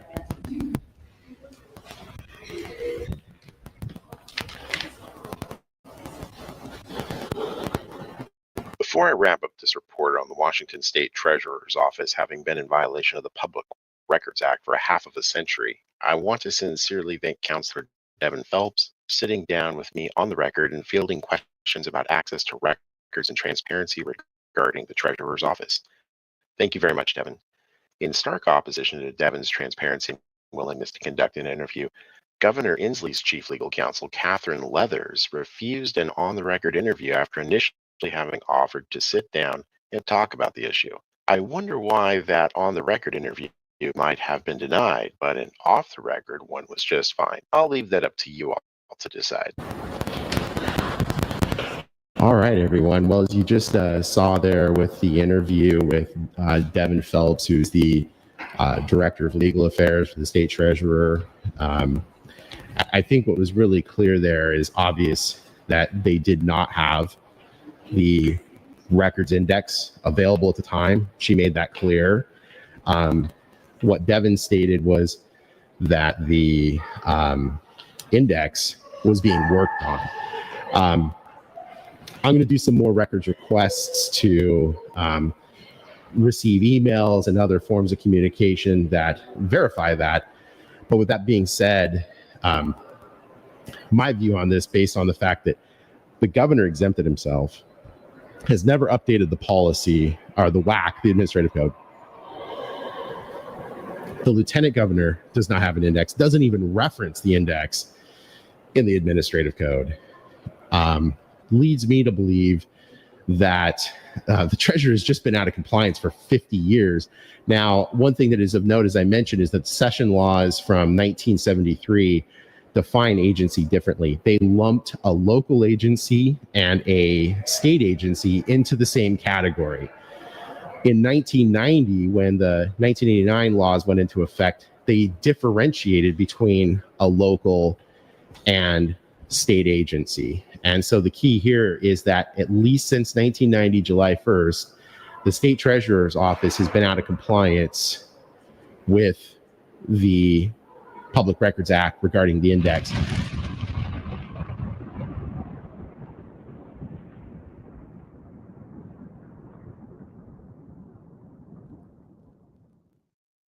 And the thing here is, I've had many of you asking, what's the whole point of the index? It is just what an index does. It lays out taxonomically what documents, which are required by the legislature to have available in an index, so you can quickly reference it and request those. It hastens the process by which you get your records. It lowers the burden of the public records officers, and it makes the system function better. Unfortunately, because our education system is horrible nowadays, most people don't know how to even spell index, let alone use one. So this is a calamity of errors that has come about to facilitate a overly burdened public records system. And that's where we're at now. But I am definitely exposing that the Washington state government is just horrifically out of compliance. And I think the worst offenders of it are the governor's office because of that unlawful exemption. But at the same time, when I went in on November 20th, the treasurer did not have it. The lieutenant governor does not have it, at least as of the 20th when I was in, as well as the governor, the Employment Security Department, the Washington State Department of Transportation, the Office of Women's and Minorities Business Enterprises, and more. So that's it here for the treasurer's office for today. If you like my journalism, please like, share, and subscribe. Hit that all notifications bell so you get my stories right when release. You can follow me on X at I Am Free Auditing, on Facebook at Inland Auditing Media. And if you want to help keep my feet on the streets, you know what to do. Wow.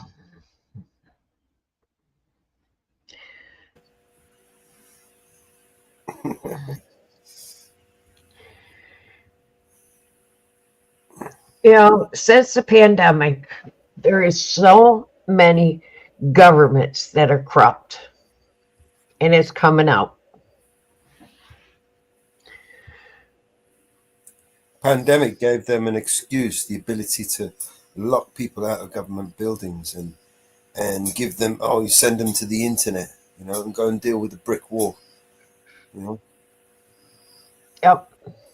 Call this number that whatever answers, and when you do, you speak to a machine, and then go online and go round and round in circles looking for something that isn't even there. Yep. And we're within 11 hours of the government shutting down. Yeah, they're shutting down. I can't agree. Yeah, we're 11 hours, less that than poor- 11 hours of a possible partial government shutdown. All that money, right, that they've just they're not going to be able to spend. You know, they want they want billions of dollars. Like a fraction of that money is actually, you know, going to be useful, and then the rest of it is just all just ego stroking. You know, greed, pure greed, useless, pathetic, like projects that'll never, you know, they're just useless projects that'll never take off. You know, it would just cost the taxpayer billions of pounds, and you know, no one will be held accountable for any of it. Yep. Well, I see the Mexican president has offered refuge to all immigrants that are being thrown out of the U.S.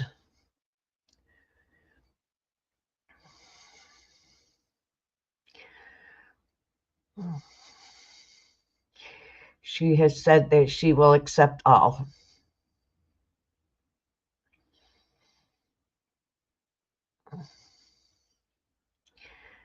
So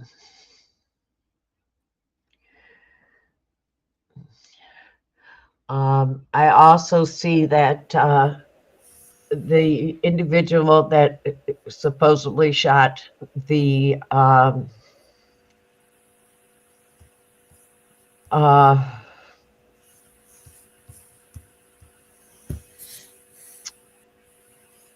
healthcare has been federally indicted. He is being held with Diddy.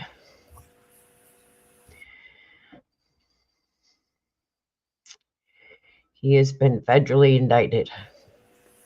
Yeah, there's more charges or something. Yeah.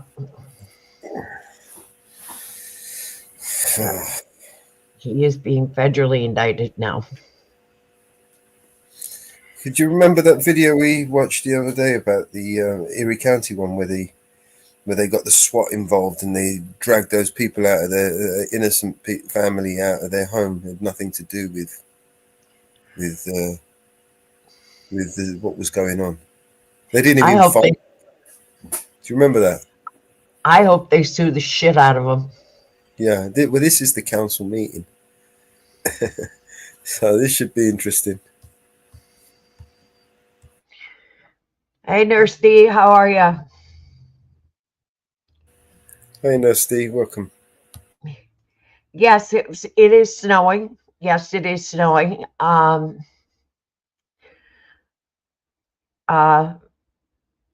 When I left this morning at 6:30 to go to my doctor's appointment, the roads were clear.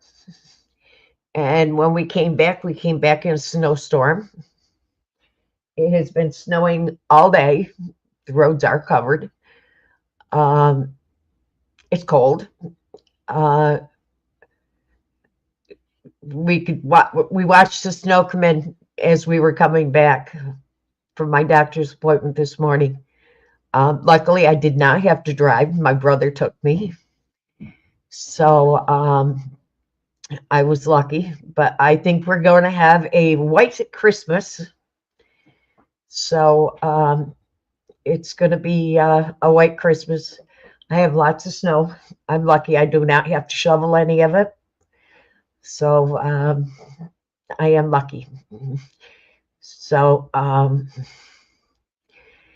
but make sure you subscribe to Eyes on the Audit and Vigilante Media, because a lot of times I don't go live. He is live, and I'm a lot of times on his panel. So make sure you subscribe to him, because I don't go live and I do jump on his panel a lot. So make sure you subscribe over there to him. So make sure you subscribe to him. Okay. Thank you, Monica. So make sure you subscribe to Mellows' channels.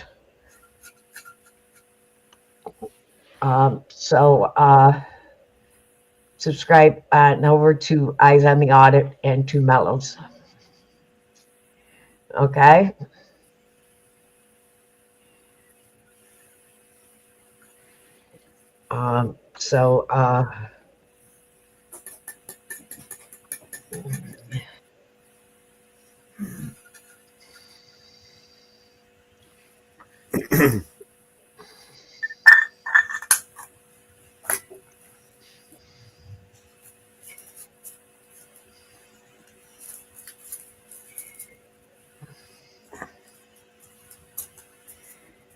Okie dokie.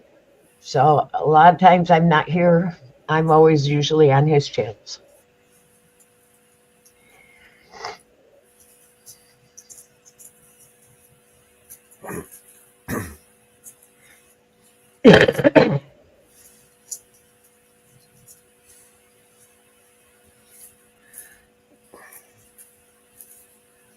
So let's let this video. Let's see what they said. You ready? Let's play.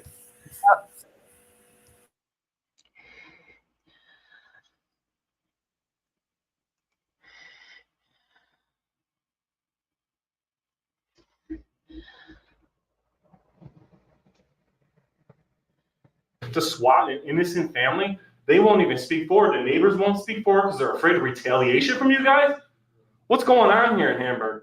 Public record and stuff, just my job. Hey, overkill, but I'm not talking about it, so. Black in this neighborhood is They're gonna be targeted like mother. They already do. Town never listens to what we say. They always side with developers. These public hearings are a formality. We just back here said it's a formality to come down to these hearings. You know why it's a formality? Because half these people in here are thanking you for the opportunity to speak to you. You should be thanking the public for being down here to give you the direction to go. The people in here who are thanking you for their opportunity to speak to this board are delusional. Hamburg Police Department and SWAT team ultimately used this here family of 5 for practice while claiming, I'm not trying to play. We're just trying to get this done. Maybe Hamburg does have the best trained police department and swatting team if they're practicing on their citizens. Next time I see a swatter, I'm gonna look into it, make sure that guys ain't overstepping and terrorizing the neighborhood in the name of officer safety. And then to tell a citizen who's redressing their grievances or seeing something horrible to adjust their tone.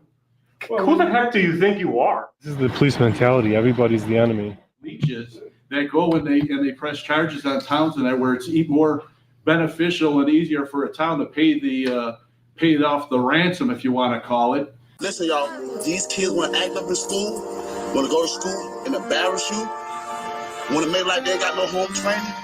So I told my son, don't go to school basketball no more. I take care of you, son. I give you anything you want. I discipline you. But you're going to embarrass me like this? No, so now I'm going to cut his hair. See if he can whip all of it. Hey, do me a favor. What, guys? No, I saw you were in a restricted area. Now I want your identification. You're not getting it. Don't embarrass me. I told him, don't embarrass me. No.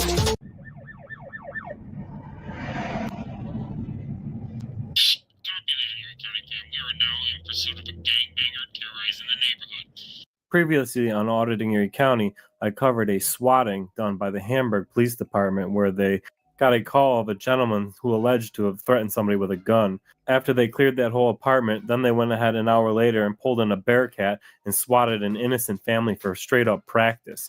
If you have not watched that video, you'll need to make your opinion on this. But after that video was posted, someone redressed their grievances and the councilman went ahead and stuck up for the police department doing this, saying that they had the best in the department, and had an attitude with the gentleman saying stuff along the lines of, watch your tone when you're speaking to me, an elected official.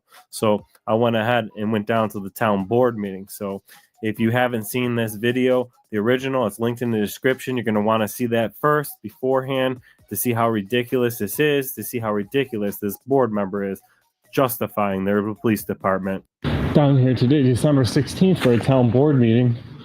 council member had a bit to say about their swatting. Of course, fam, we do strive on transparency here. So before we do get into the meeting, let me go ahead and show you the email chain that this council member, Dan Kozub, received and replied to get us to this town board meeting. This is a example of somebody redressing their grievances, their government, which is a constitutionally protected activity. Now, as you can read along here, there's nothing too vulgar. There's definitely no threats of violence, but they are expressing their concerns with the department. And as it is constitutionally protected activity, council members and government employees are subject to this scrutiny and criticism because it is constitutionally protected. Councilman Daniel Kozub went ahead and replied, telling this gentleman to watch his tone. And you can see in his arrogance in his email that this guy is pretty arrogant and full of himself as a public official. And I'm going to personally address him and ask him who the hell he thinks he is on that note. Now, this Erie County family member goes ahead and responds to Dan, telling him exactly what he was talking about and gave him a link to the video. Now, at this point, you would have to assume that the councilman, having access to this video that he's getting ranted about, would have watched the video. Then this Erie County family member asked Councilman Kozub, how did witnessing that make you feel about how your police department treats its citizens? Do you believe the correct use of force was implemented? Do you believe the necessary resources were utilized? Do you believe your town allocated unnecessary funding to this overzealous department, in turn robbing your citizens financially and morally with these unnecessary displays of power? Now, I remind you, Daniel Kozub had that video at his fingertips and all those questions. And his reply is, Hamburg has one of the best trained and educated police departments in the country. I understand that some people try to go around and get officers to do something improper. Now, let's be honest, all I simply did is stood back and filmed these police officers and SWAT team pulling a innocent family out of a house. It's not hard to catch them doing something improper. As a matter of fact, they blatantly have no problem doing stuff like this on camera, fam. Dan Kozub goes on to say, I also know that these leeches make money off these towns where it's cheaper to pay them off, these leeches, than to go to court and fight them. These leeches make money off these videos on YouTube by selling advertisements. So Councilman Kozub, who swore an oath to the United States Constitution, freedom of the press, feels that people who expose their corruption or their misconduct are now leeches because they can make money off exposing their corruption. Let that sink in. Now, I'm not entirely sure, but it would also seem like Councilman Kozub seems to think that if a police officer or government official violates somebody's inalienable rights that they all swore an oath to protect, and your only recourse for justice or accountability is to file a lawsuit, Councilman Kozub thinks you are a leech. Councilman Kozub is a jerk off. He backs his police department doing this to his own citizens, innocent citizens. Let's go ahead, fam, and together, let's go address jerk off Councilman Kozub. And don't worry, fam, our family member did go ahead and advise him not to get so emotional and to really watch the video and quit being such a thin-skinned councilman. Hey, how are you? My fellow coaches. How's it going?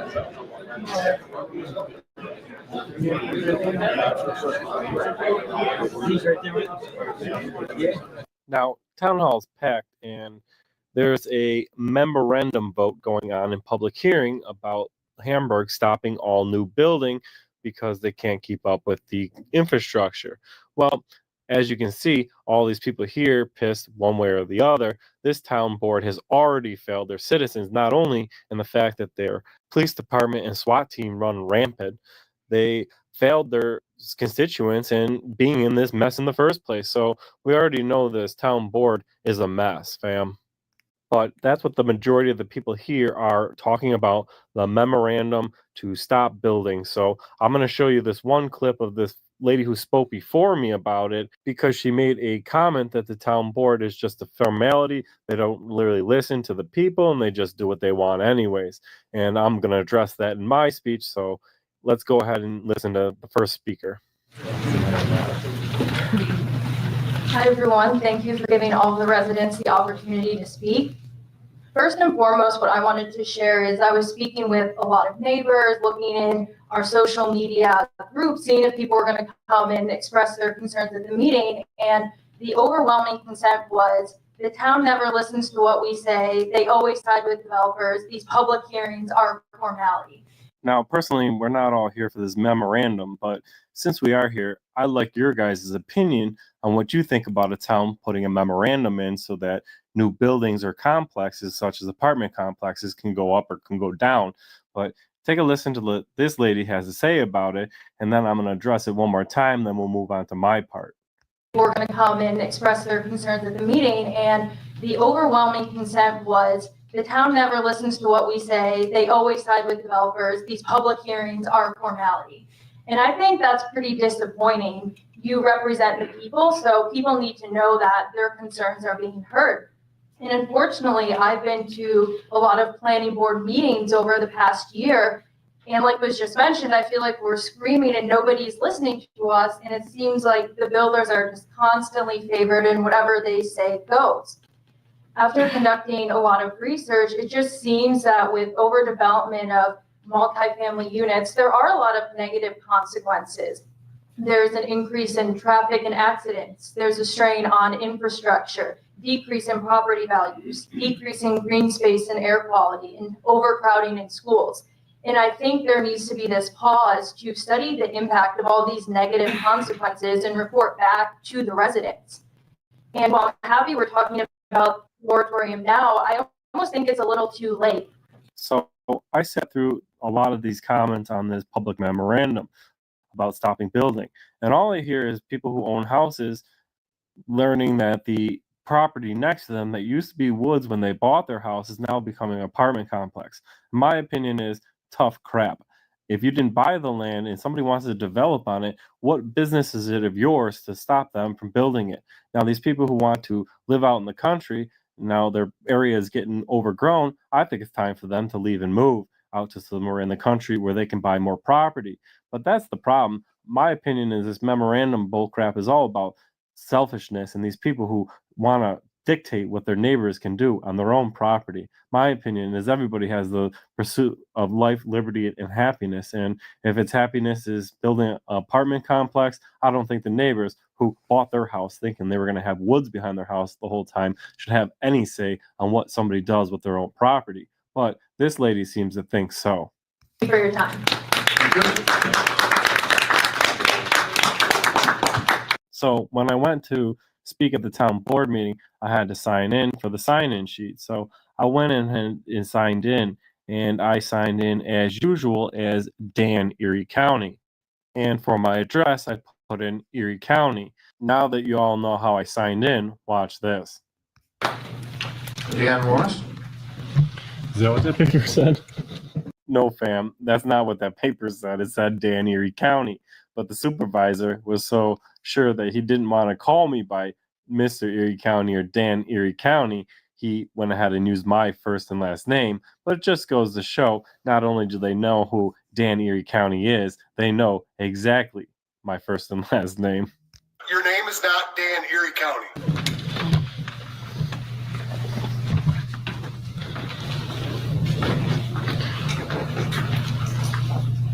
So I'm down here to talk about the police department. I'm not sure if this is a public hearing for everything right now, or if there's public comments later in the. I seen a guy dressed up, snowbank, so I figured I was good to go here. If you'd like to. I'm here to address the police department doing a swatting on a call where there was a call where somebody got threatened with a gun, and I was all about it until the suspect that was supposed to threaten somebody with a gun was in handcuffs, and the whole down partner was taken into custody. Then they pulled in a Bearcat and practiced swatting on an innocent family upstairs. And then, Dan, somebody redressed their grievances to you today, and you say that the Hamburg Police Department's got the best trained Hamburg Police Department in the country. Yes, I did. How can that be? I mean, the best trained police department in the country don't shoot people in the legs twice, then in the chest. Shooting where the Hamburg police officer shot a 36-year-old woman in a house. They shot her twice in the legs and once in the chest and killed her. So they can't be the best. Secondly, if you watch that video and you're ready to defend the swatting of the upstairs apartment of the apartment of a family of 5, ranging from the age of 13 and up, how are these people going to sleep at night worrying about swatting?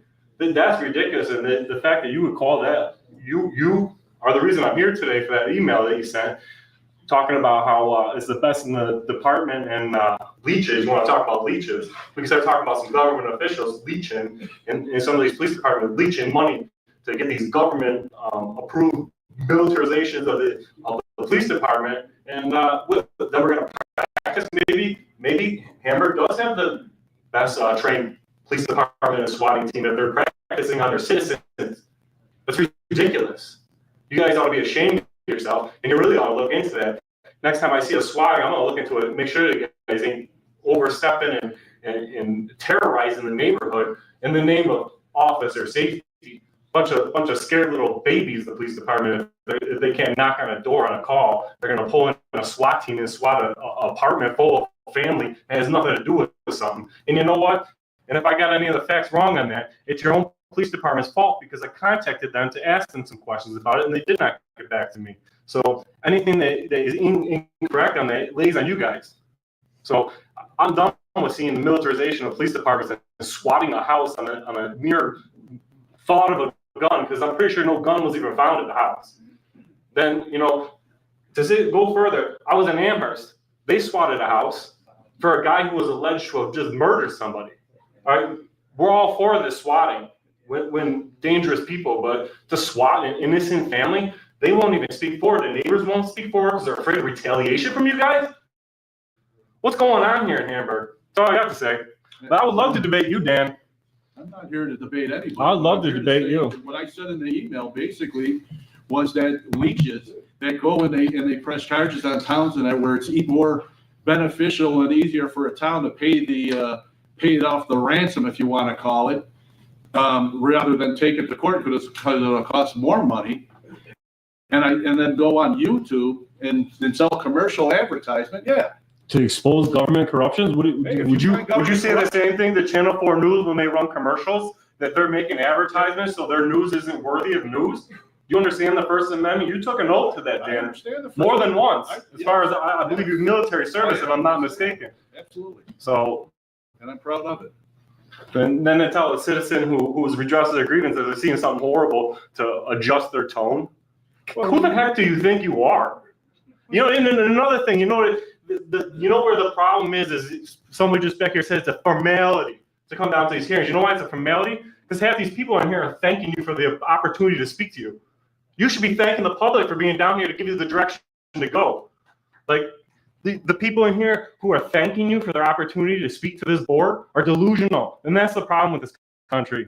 We need more people like sheepdogs to stand up and tell you guys the way it is. Because this swatting was bull. And if you want to defend it, I'd love to debate you on that one, Dan. I'll have to watch. Thank you for your time, Mr. Warren. Do we have anybody else signed up? Ms. Robertson, could you take a quick? Councilman Daniel Kozub seems to think we're leeches because we expose the corruption in government. If you don't go with his narration or what he wants, you're nothing more than a leech, fam. What do you all think? Make sure you leave a comment in the comment section. But before we go, I do want to show one last thing that I'd like to expose.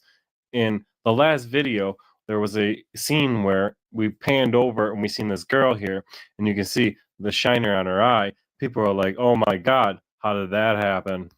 Yeah, she's in the house right now, dude. If they're yelling over bullhorn, come out, your hands up. We got the fucking whole street blocked off, dude. The motherfucking street blocked off, man. Fucking tackle here. They're here for him, dude. He's done. The house is fucking surrounded. Listen, he beat the bride up last night. The one black girl beat her up fucking bad. That's right, fam. That's what happened to our friend's face here. Jay beat her up bad. So, Erie County fam, I want you all to be aware of this slime ball. He's a woman beater. Be aware, keep your distance from this man. He's not to be trusted around your women or any women. He's a woman beater. Well, Erie County fan, there's your town board. We're going to reach out to Dan and see if he wants to debate their decision to swap that house and that family. And they think that's right. And they think that they can talk about monetization on YouTube. That's commercials. That's how journalists make money. All right. That's how all of them do it. You never hear this guy complain that the New York Times put an ad in their newspaper. No, this guy's ridiculous. So hopefully we'll debate us because I'd love to talk to him some more. We live in a society now where people want to record how they discipline their child. People that might get mad with this video is the people that probably already embarrassed their.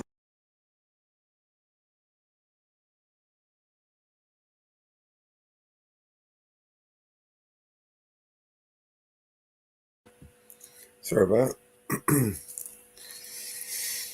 Here you go. It's sad.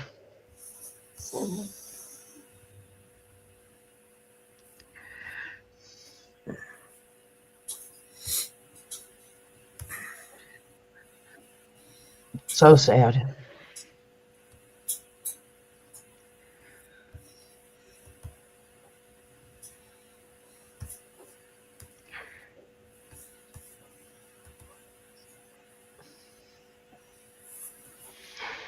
It's so sad. The departments need to be accountable.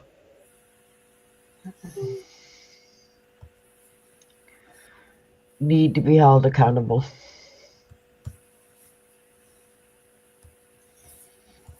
I've got a good one here.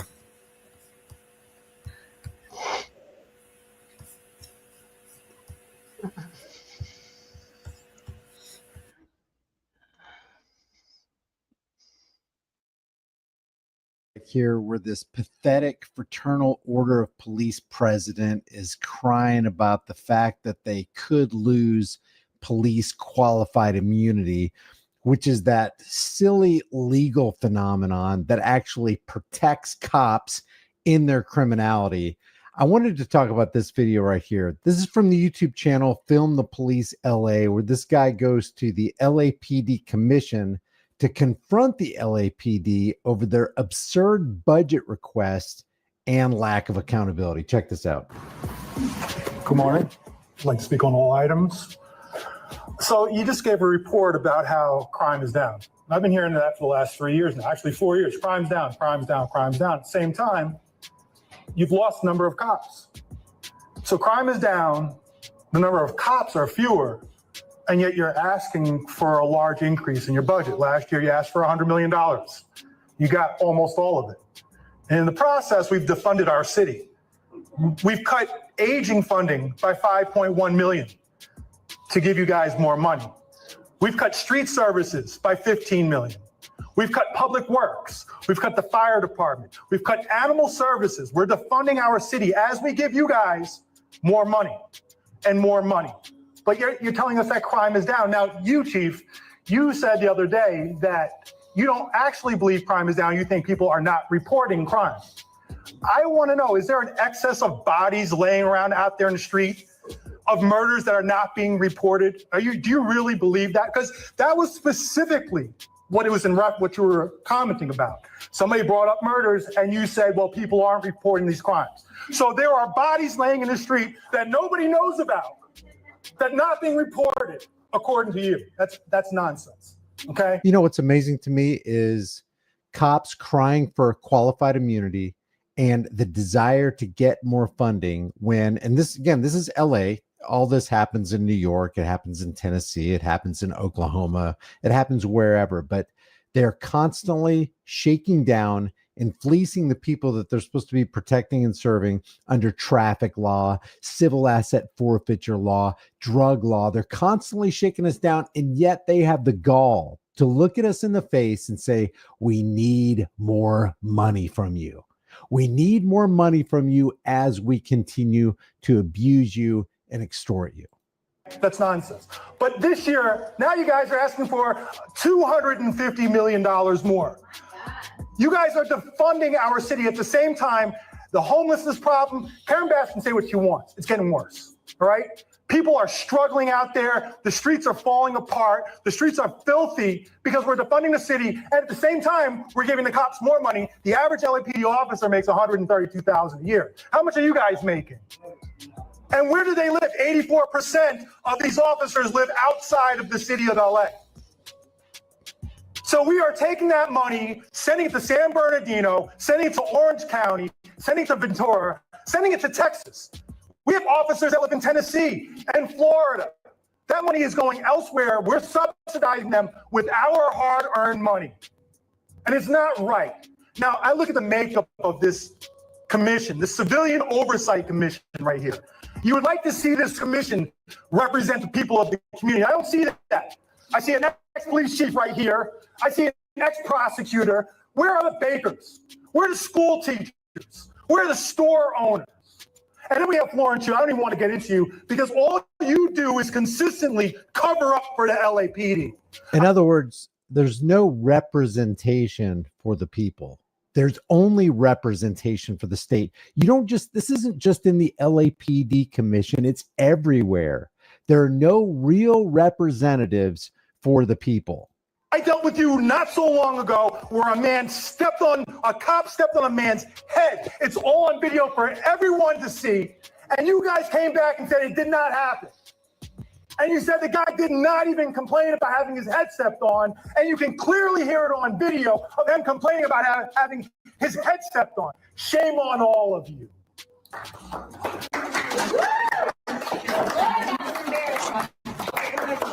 Yeah, all you cops out there. Again, this is from Film the Police LA. And again, before I get to this Fraternal Order of Police goon saying we don't need to get rid of qualified immunity, we got to protect our police officers, or just the world's going to go to hell in a handbasket. I also want to show you this city council meeting where, and this is old, this is years old, but it's still in play because the garbage keeps happening. This is people, concerned members of the public, going to a city council meeting in protest for the actions of the Fullerton Police Department, who beat down and killed Kelly Thomas. I'm sure I speak for the entire Fullerton City Council when I say how shocked I am by this incident, said Mayor Richard Jones. As a parent, I can't begin to imagine the pain the family of the Kelly Thomas has experienced over the loss of their son and brother, and my heart goes out all to his family. The citizens of Fullerton deserve better than this, deserve more from this from their police department. You talk about disciplinary actions. Well, I'm not before you asking for disciplinary actions. I'm asking you to do the right thing. I'm asking for the police chief to step down and resign. And if he doesn't,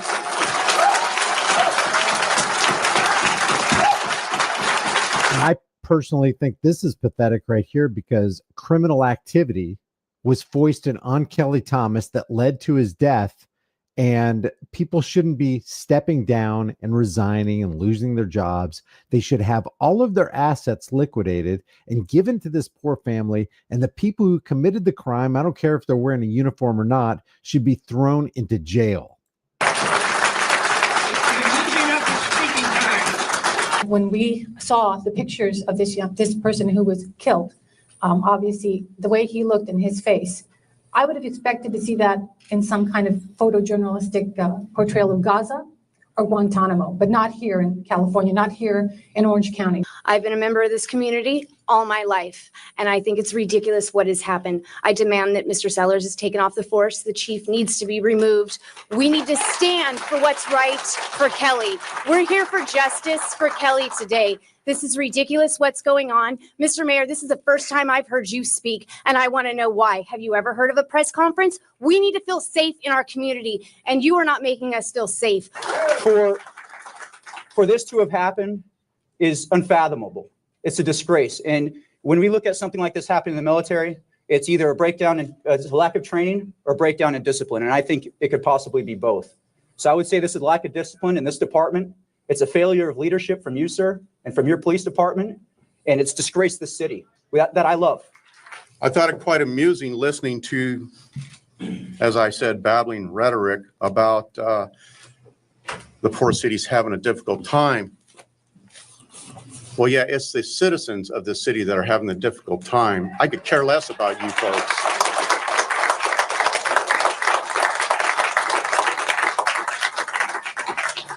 We, the family, are having a difficult time, a real difficult time. I'm this close to losing it emotionally. You need to see it. You need to see it. And after you lose your lunch, give me a call, Mr. Mayor. Because they brutally beat my son to death, as I gave you the pictures last meeting. Sickening. You have an opportunity here, Mr. Mayor, City Council members, to do something. Regain some faith. You have a huge opportunity to do the right thing here. Contact the DA's office tomorrow, and actually Stan Berry's still at work, who I have a lot of faith in this investigation, and find out where he's at. Because I have absolutely no doubt that if the district attorney or even the city or even this police department seen me beating somebody to death on a video, I'd be so far behind bars you couldn't find me.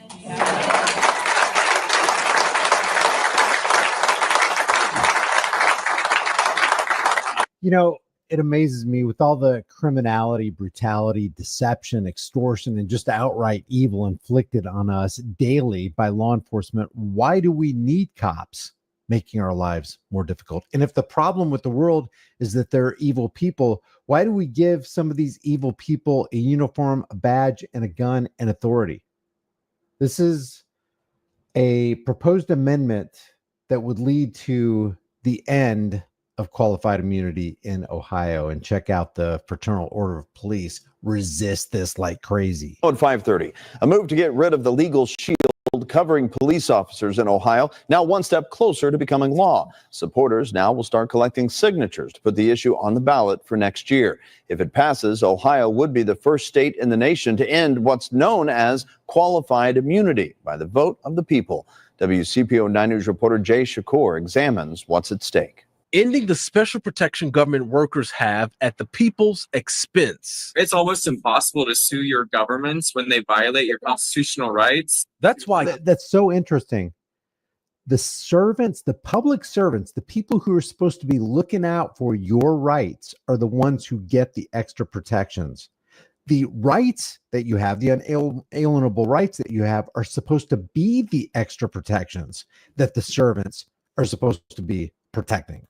Kyle Pierce believes government employees in Ohio shouldn't have a legal shield that protects them from lawsuits. Pierce, executive director of the Ohio Coalition to End Qualified Immunity, is pushing for a state law that gets rid of that. Don't you think that ought to be changed here in Ohio?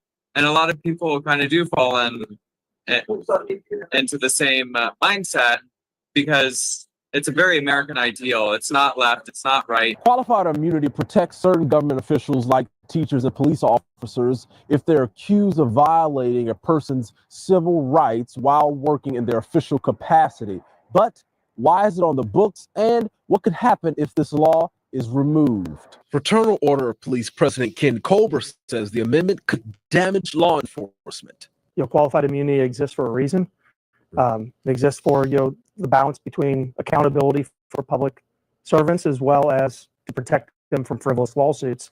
No, actually, it protects them from transparency. It protects them from accountability and responsibility. And it's abused. Even if you have a camera recording a cop committing a criminal act, that qualified immunity helps them immensely. Sometimes they don't even get into trouble. Sometimes they get into trouble by getting a paid administrative leave as they investigate, and then they get back with you to let you know what they found. Sometimes the cop just quits so that he can retain his pension and go to another police department. Sometimes they just put you on a Brady list so that you can't take a witness stand because nobody can believe any word that comes out of your mouth. There's major protection for these public servants who are committing crimes against the rest of us. Cobra cites policies already on the books to discipline officers, but the amendment would allow the government agency, not the government employee, to be sued for financial damages. Part of the proposed amendment reads, any individual who is an officer, agent, employee, or servant of the state or a political subdivision. Some are saying that's too broad. What's your response to that? If the government isn't violating our rights, then there should be no issue here. You violate somebody's constitutional rights, or you violate a law in such a way that a reasonable person in that field would know that it's wrong, you already don't get qualified immunity. So these things are already in place. To just blanketly get rid of qualified. That's not even true. Case in point, look at Daniel Shaver. Daniel Shaver was murdered in that hallway of the La Quinta Inn, and Philip Brailsford, who murdered him, was acquitted. Look at Matthew Schneider, who tased Johnny Wheatcroft 11 times, including 2 times in the private parts, torturing him in front of his screaming children and his distraught family right next to him in a car. What happened to Matthew Schneider? Slap on the wrist, no jail time. That's qualified immunity. Immunity. That's just 2 examples. Is going to damage public servants. People are going to leave. In Cincinnati, Jay Shakur, WCPO 9 News. Oh no, people are going to leave the police department. It's going to be horrible. It's going to be horrible. Leave your thoughts about this for the world and the global thought police in the comment section below. If you haven't already, subscribe to the channel, hit the bell notification icon, give it a thumbs up, share it with everybody you know. Don't forget to subscribe to my email list through my website, highimpactflix.com. If you haven't done so already, subscribe to my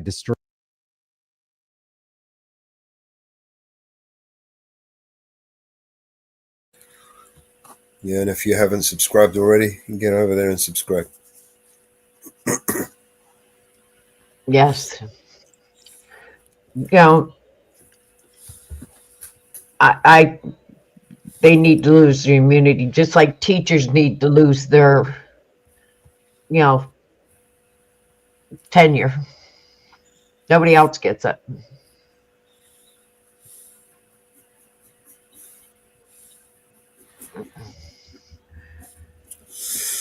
So,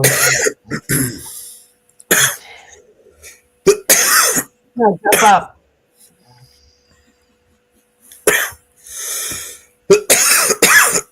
Oh shit.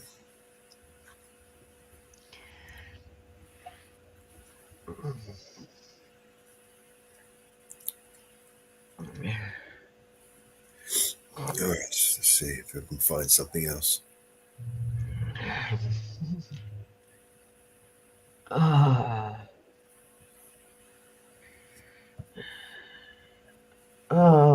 What else is there?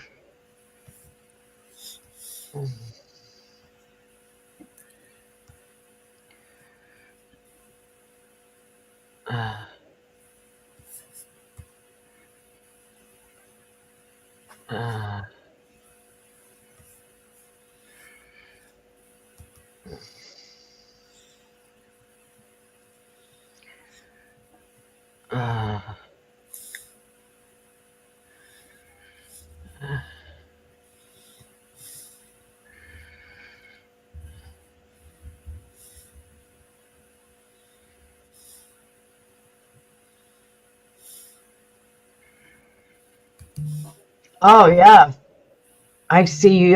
Nancy Pelosi broke her hip.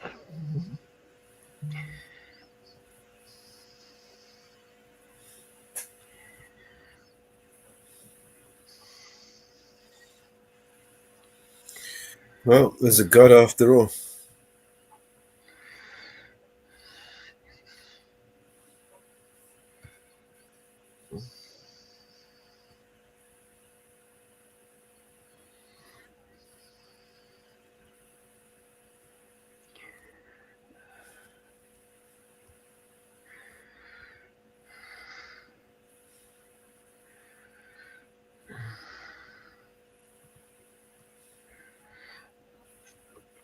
Delhi murder sentenced to 130 years.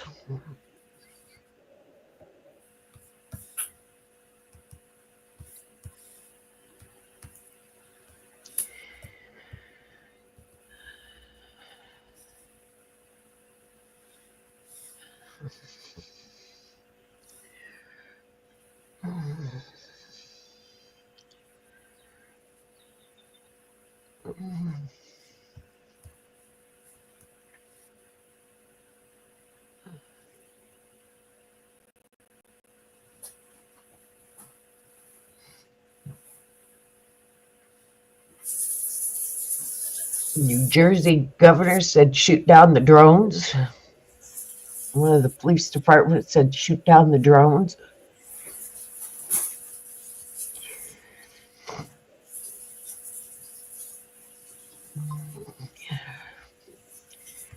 Well, I guess they're going to start shooting them down.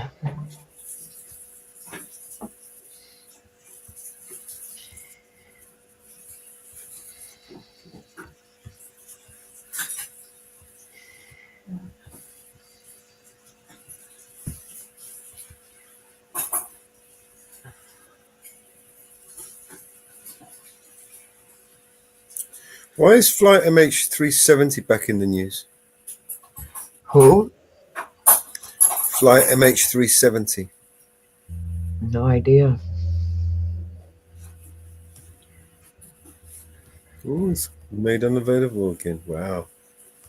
Deleted that quick, didn't they? Yeah.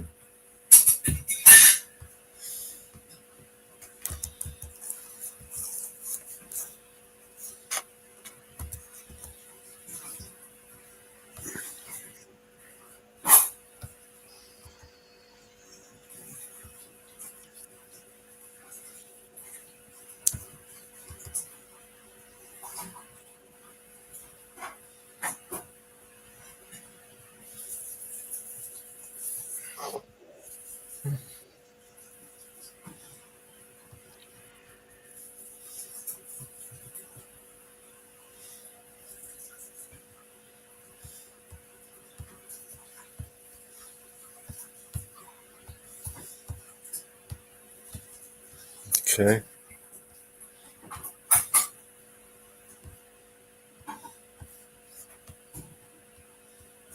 On the search for the missing Malaysian Airlines flight MH370. Joining me now is David Meehan, who's a deep sea wreck hunter and director at Blue Water Recoveries. David, I hope I got your surname right there. I'm sure you'll correct me if I didn't, but it's good to see you. Thanks for joining us nonetheless. It's pretty incredible that this search is resuming after all this time, isn't it? Yes, I'm sure the families are delighted. They've been lobbying this for years. And so this is a very positive step that the search is being resumed, because without searching, the plane will never be found. Yeah, just remind people what happened then, because it really did just disappear, didn't it? Well, it did and it didn't. There are traces of it, electronic traces. That's where the search is based on. But yes, in terms of the fact that we have no real idea what caused the plane to crash and why all these people had died, that's a 10-year mystery that needs to be solved. Yeah, look, I appreciate some bits and pieces of it washed up, I think, in Madagascar in a few years back, but that really is all people have had to go on thus far. So are you surprised then that the search, a new search, has been sanctioned by the Malaysian government, which suggests something else has been found or is known about? Well, I mean, for years they've been campaigning. The last search was in 2018. And each year that went by, the families were disappointed that there was no movement. So this is definitely a positive development. There seems to be new political will to get to the bottom of this. What is a little bit concerning is that the area that they're searching is relatively small. It's only 15,000 square kilometers, where previously 240,000 square kilometers of seabed have been searched.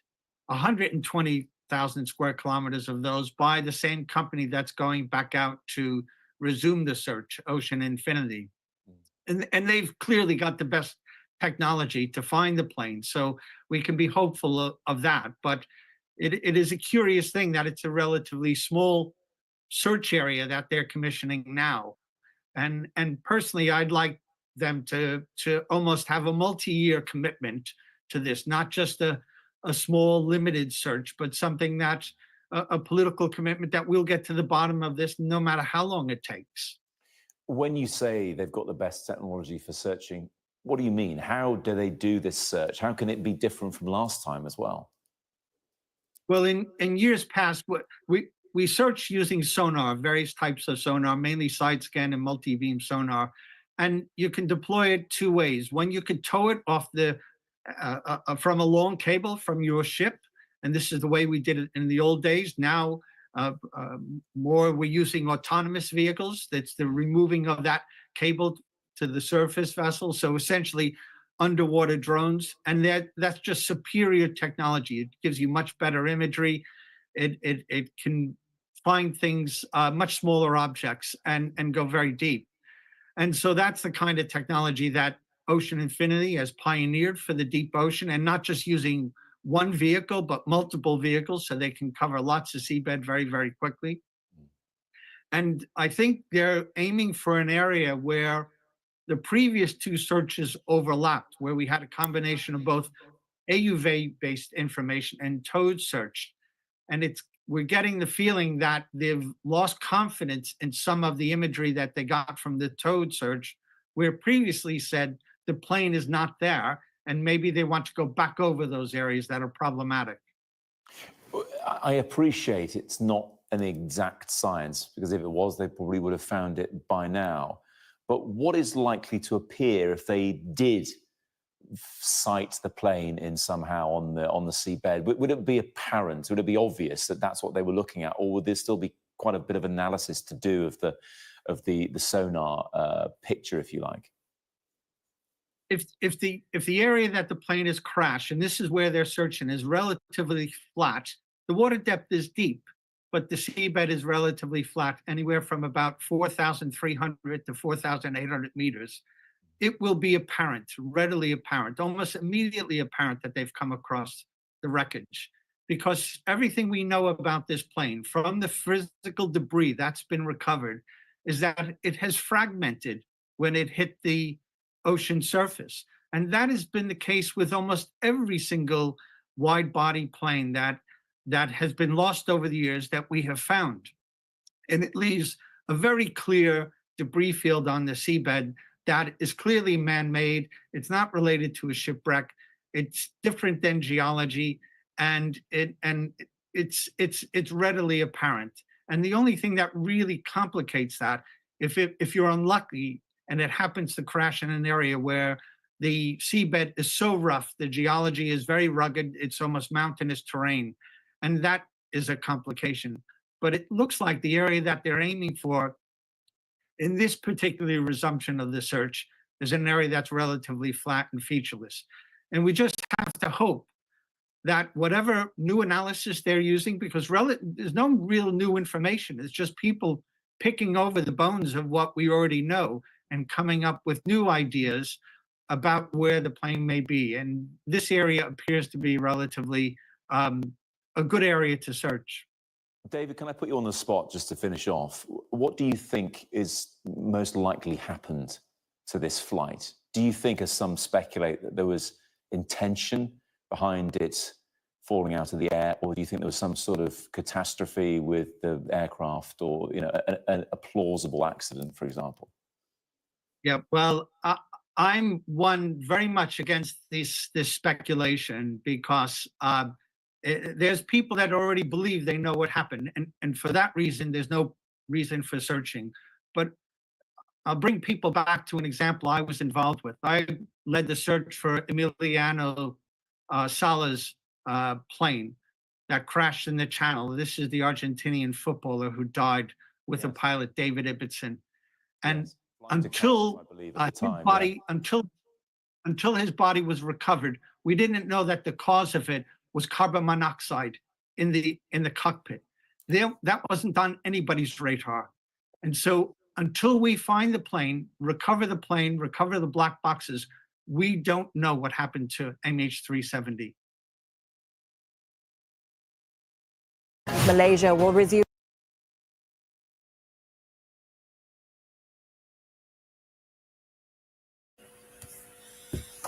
Right. Interesting. Yeah.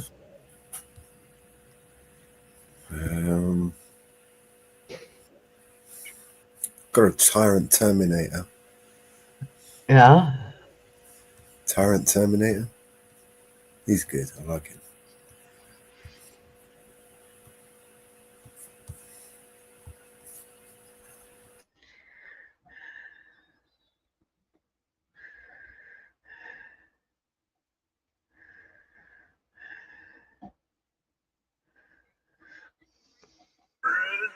Terminator.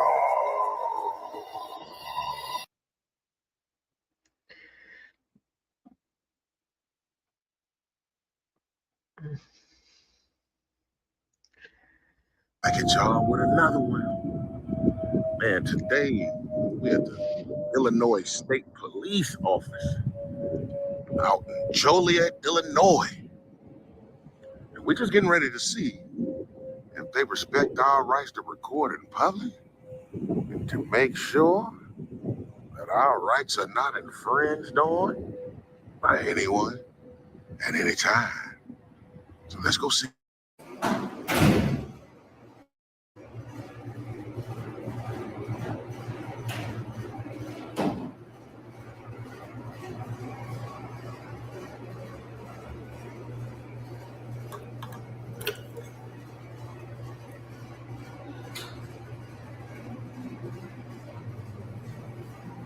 $53.98.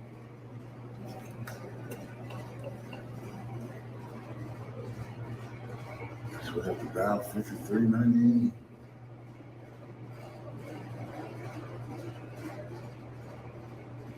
Okay.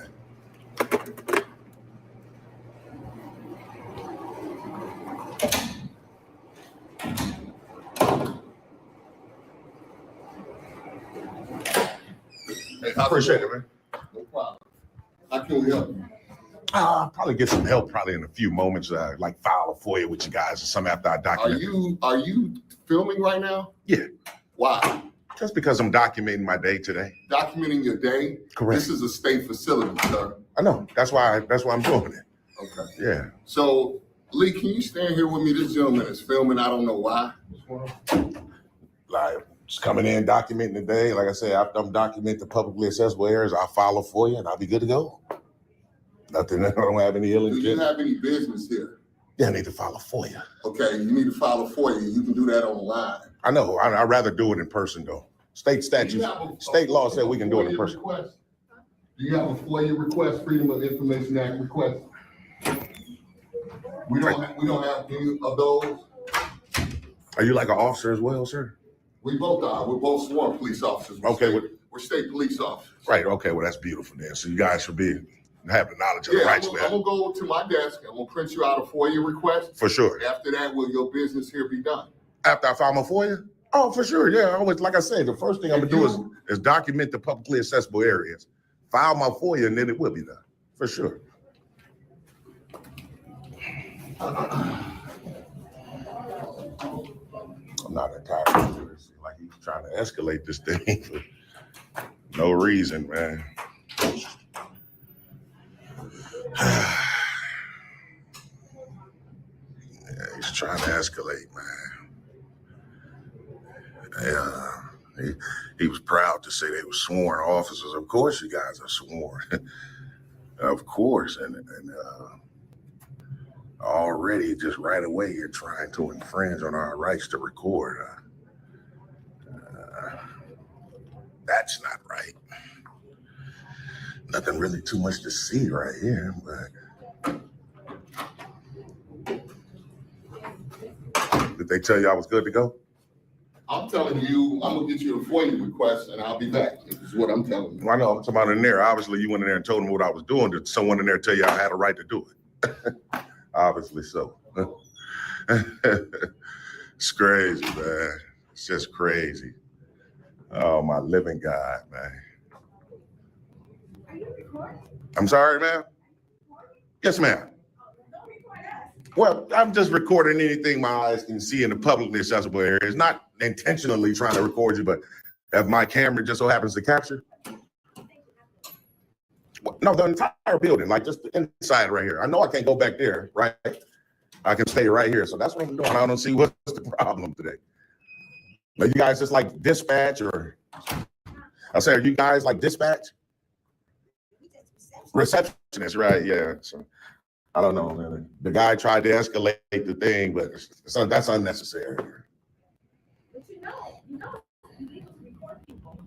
It's not illegal. It's actually our right to record. We have a right to do it.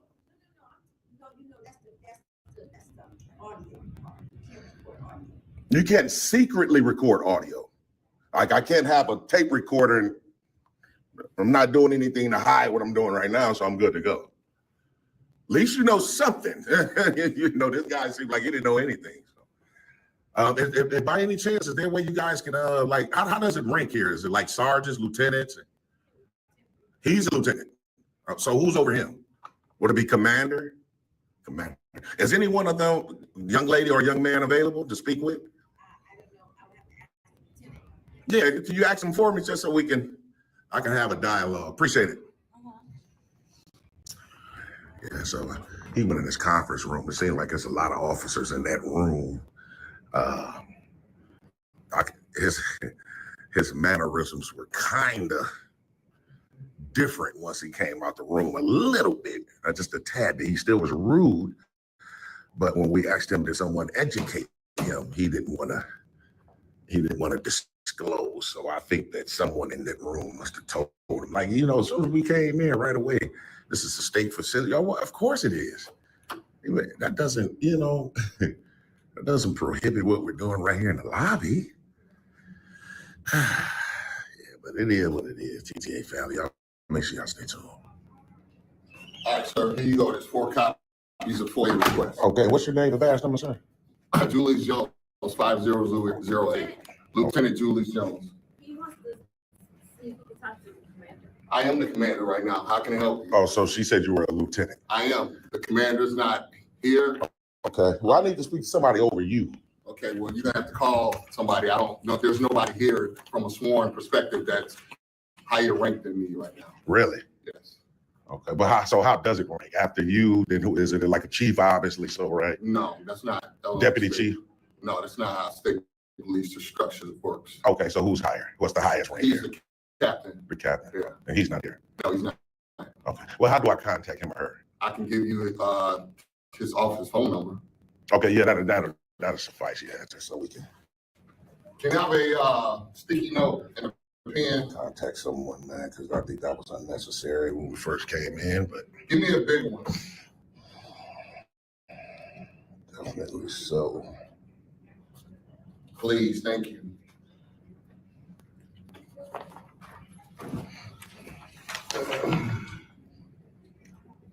Then we'll fill this FOIA out, turn it back into the young lady. She'll give us a copy. We'll be good to go.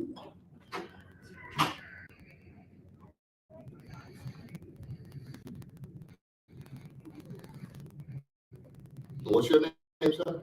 I'd just rather remain anonymous. I'm sure you would. Yeah, I just want to exercise my right. What you're doing is you just trying to agitate is what you're doing. I mean, that's sad that you'll say that you're a sworn officer, man. Yeah, that's all you I'm supposed to protect the Constitution, man. You good? It's much easier to fill that out online because each agency has their own form, right? Go online, fill it out, you're good to go. No, I understand. I just like to do it the old school way. There's different forms for each agency, so we can't print up all those forms for you. Oh, well, he just gave it to me. It's more than just the one form, is what I'm saying. FOIA request. Oh, yeah. But you gotta put the agency and all the other stuff, wherever you're requesting information from. So I'm gonna request it from this particular entity right here. Yeah. Yeah. But you gotta do it online, though. You gotta submit it online. No, I can turn it in right there. Okay. Yeah. Okay. Yeah. You know what we're gonna do with it? We're gonna send it to FOIA. Exactly. That's you're supposed to forward it for sure. Yeah, for sure. Sir, what's your name and badge number, sir? You need anything else from me? I'm sorry. You need anything else? No. You Yeah. Your name and badge number, sir? Oh, you don't want to identify. Yeah, he a tyrant, man. Yeah, when they want to violate their own policy, man, y'all know how they go. We're gonna fill out this FOIA momentarily. And we'll be able to book on out. So I guess the captain That's James Rosa Nova. Hope I said his last name right. Y'all make sure y'all stay tuned on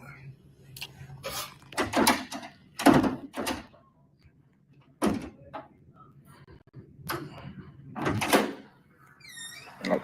How you doing, officer? All right. Hi, how's it going? Good. Did you guys call? Yeah.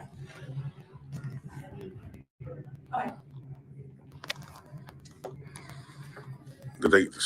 I wonder, did they call you because of me? They might have. What are you doing? I'm just recording right here.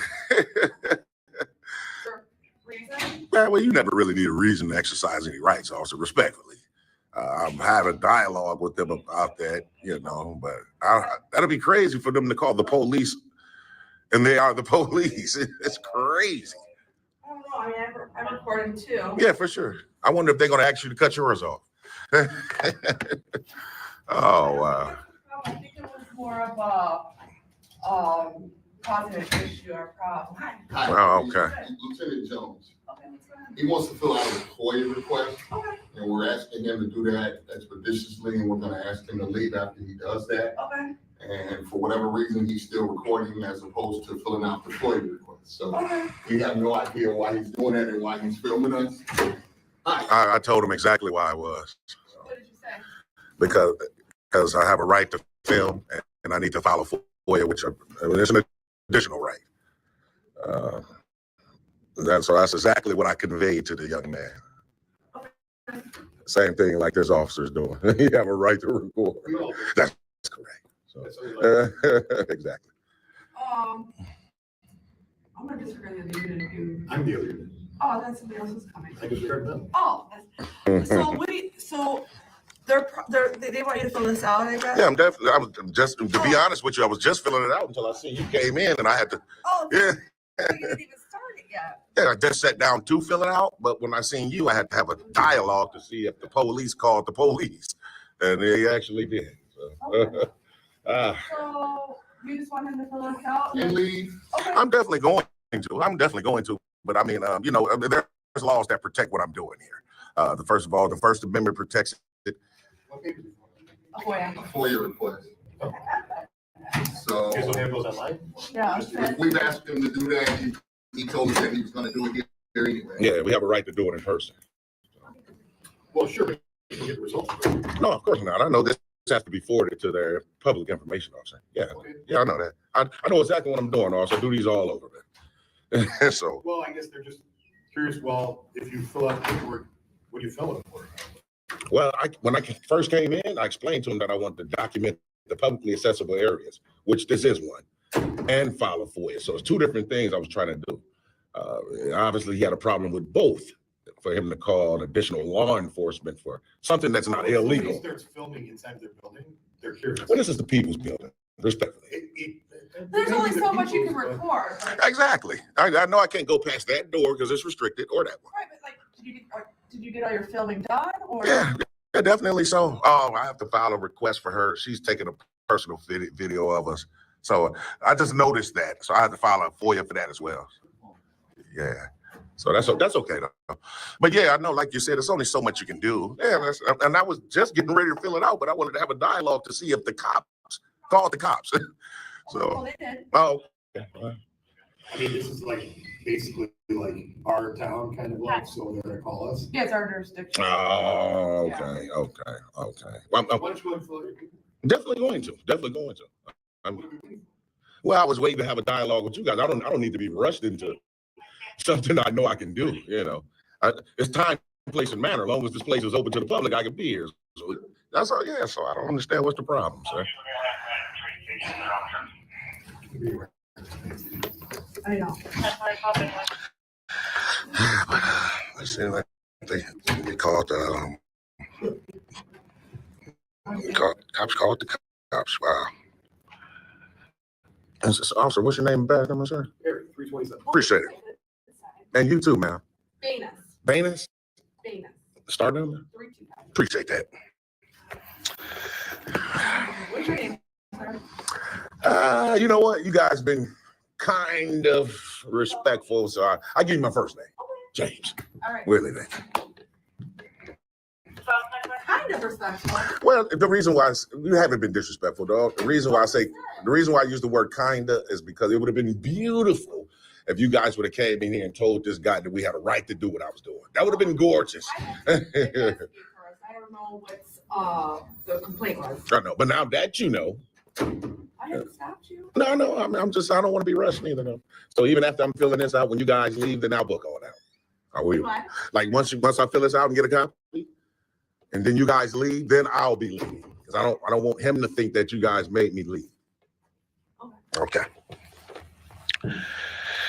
So let me see. Okay. Well, we definitely can do it anonymously.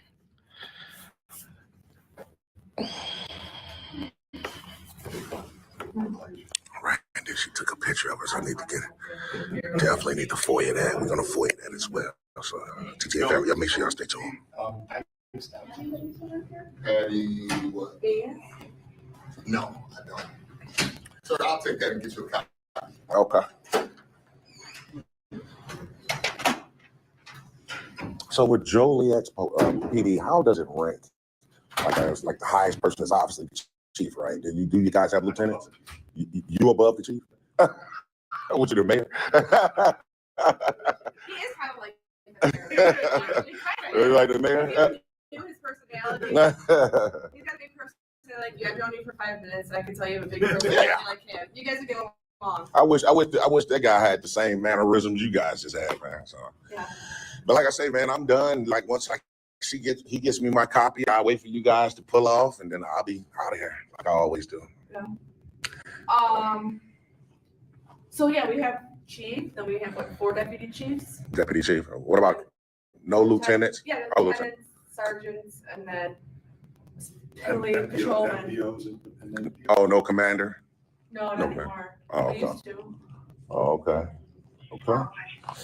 Do you guys get anybody to ever come into you guys, the police department and film? Yeah. Oh, okay. Oh, so y'all used to it. Well, everywhere you go, there's cameras. Exactly. Exactly. The only place you have expectation of privacy is in bathrooms, your house, stuff like that. Makes sense. Of course. Private business. Like Walmart or something like that. No. Well, Walmart, if the owner could actually to stop recording on his property for sure. The owner, huh? Yeah, the Walton family. So your name is not on this. So That's correct. So how can we request information without your information? So how it works is I'll give you guys a ring in 5 days. That's the law. And then I'll see if the materials are ready. Yeah, that's the law. If I don't know your name or your date of birth, I can't give you any information. Sir. Would you like for me to just take a copy of your driver's license? No, sir. So you can fill out a FOIA anonymously. Okay, here you go. What? Oh, is this the copy? Okay. Yes, sir. Okay, cool. Okay. Yeah, also, so like I was saying, definitely like Walmart or something like that, that's a private business, but anything that's public property, it's wide open. Yeah, and like I said, we're recording right now. Exactly. Exactly. So, all right. Yeah, I know. It's in Springfield. And then they don't know what happens after that. Like, if there's no information for them to provide it to someone, it just kind of sits in limbo. Yeah, but that's when I come in. In 5 days, they have 5 days to respond. I'll contact them. Who are they responding to?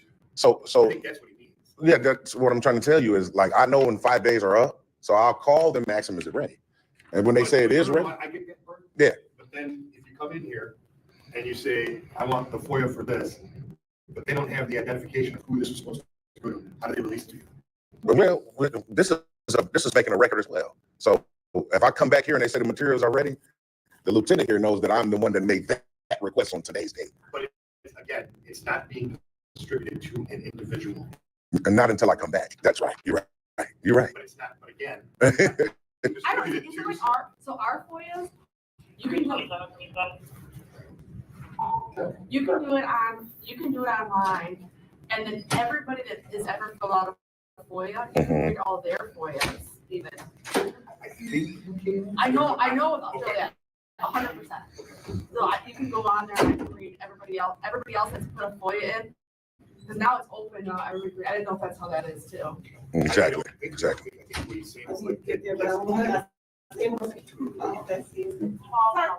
Yeah, like I say, you can fill out a FOIA anonymously. There's no identification required. I don't have to put my name and birth date or anything like that. I know you do online. They want your email to email you back. Yeah, that's not necessary. That's unnecessary.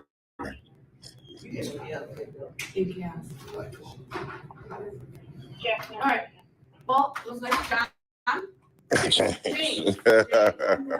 It's all good. It's all good.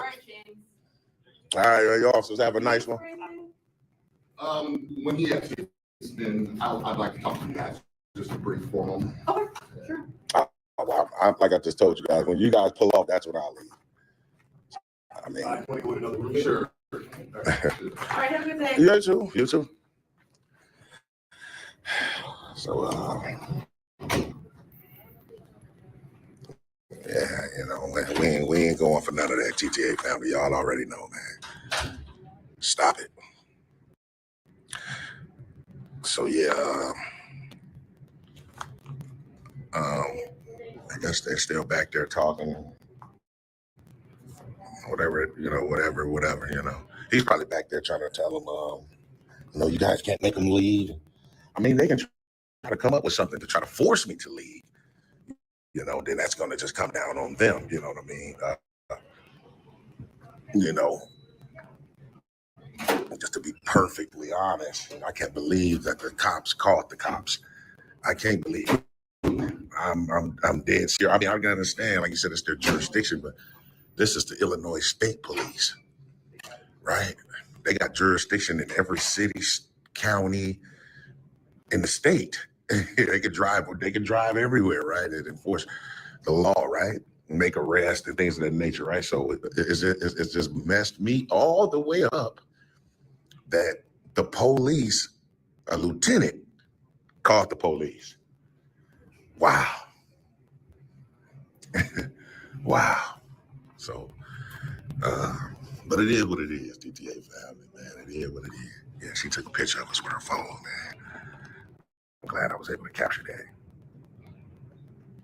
And then I already know, man, they gonna, you know, my FOIAs, like I say, for a while now, they've been making me fight hard for my FOIAs, man, making me go through the PAC counselor to try to, you know, appeal they deny it. They've been denying them for a while now, almost everyone. Like they got my name up there, you know. When this guy sent a FOIA, denied, have them, you know, and then when they go to the PAC counselor, that's denied as well. So, but it is what it is, man. Y'all make sure y'all stay tuned.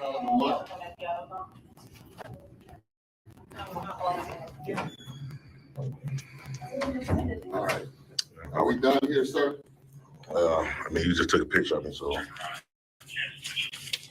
definitely got to get a copy of that now. So,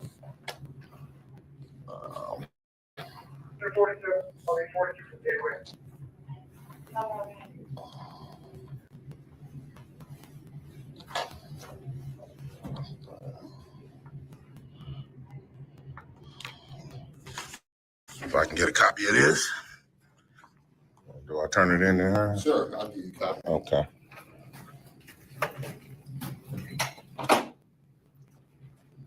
Is any sergeants on duty today? Of course. Okay, just to make sure, man, because I kind of got a feeling. I'm speculating, but I kind of got a feeling that this guy's going to try to ask you guys to trespass me from there. And that's He will. He will. He will. You will trespass me from there. Yes, it will be. Minus a crime. Huh? Minus a crime. Trespassing is a crime. What crime did I commit to be trespassed?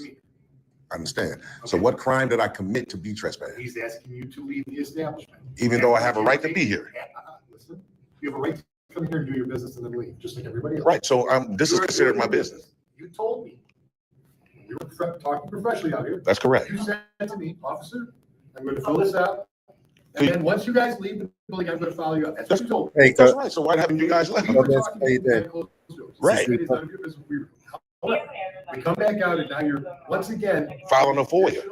That's correct. Okay, so you now are going past the normal business, right? Absolutely not. You're not. No, because the state So of when did you come in? When you came so in- you're not going to allow me to speak. No, I'm allowing you. When you came in here to fill this FOIA out. That's you did correct. so. Nobody bothered you.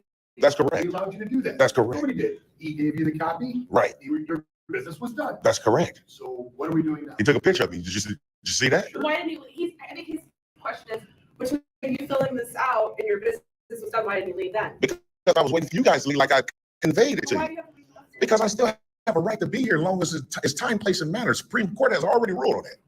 The Supreme Court doesn't back anyone up to say, once you're done with your business, past a certain degree, you can't come Sir. in here. So why are you slide waiting your for phone me to in leave? your- Recording in public is business, sir. That's So why did you? Why did you want to journalism. wait till I leave? Recording in public is on the side. I will fill you in on what the Supreme Court has. to say. I mean, if you want to, can you call a sergeant? Why do you want to wait till I leave? Yeah, okay, Why- maybe he won't, would you? Why- I'm asking you a question. Why did you want to wait till I left? I explained that to you. I know you never explained why. Yeah, I said, because I don't want him to think that you guys are forcing me to leave, which will be a violation of my rights. I don't want him to put you guys in a pickle. If you get what I'm saying? Everybody's business here is done. All right, we're all done? All right.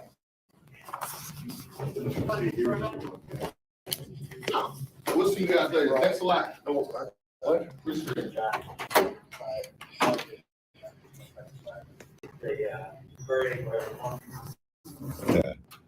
Yeah, man. What you think they talking to, man?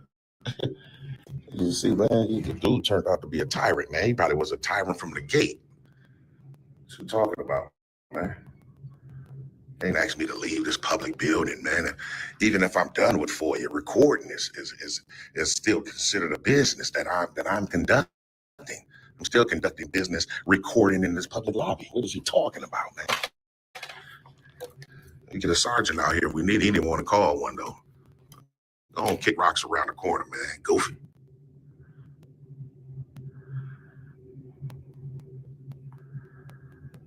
Yeah, man. Y'all stay tuned with TTA, fam. That Terminator is out there.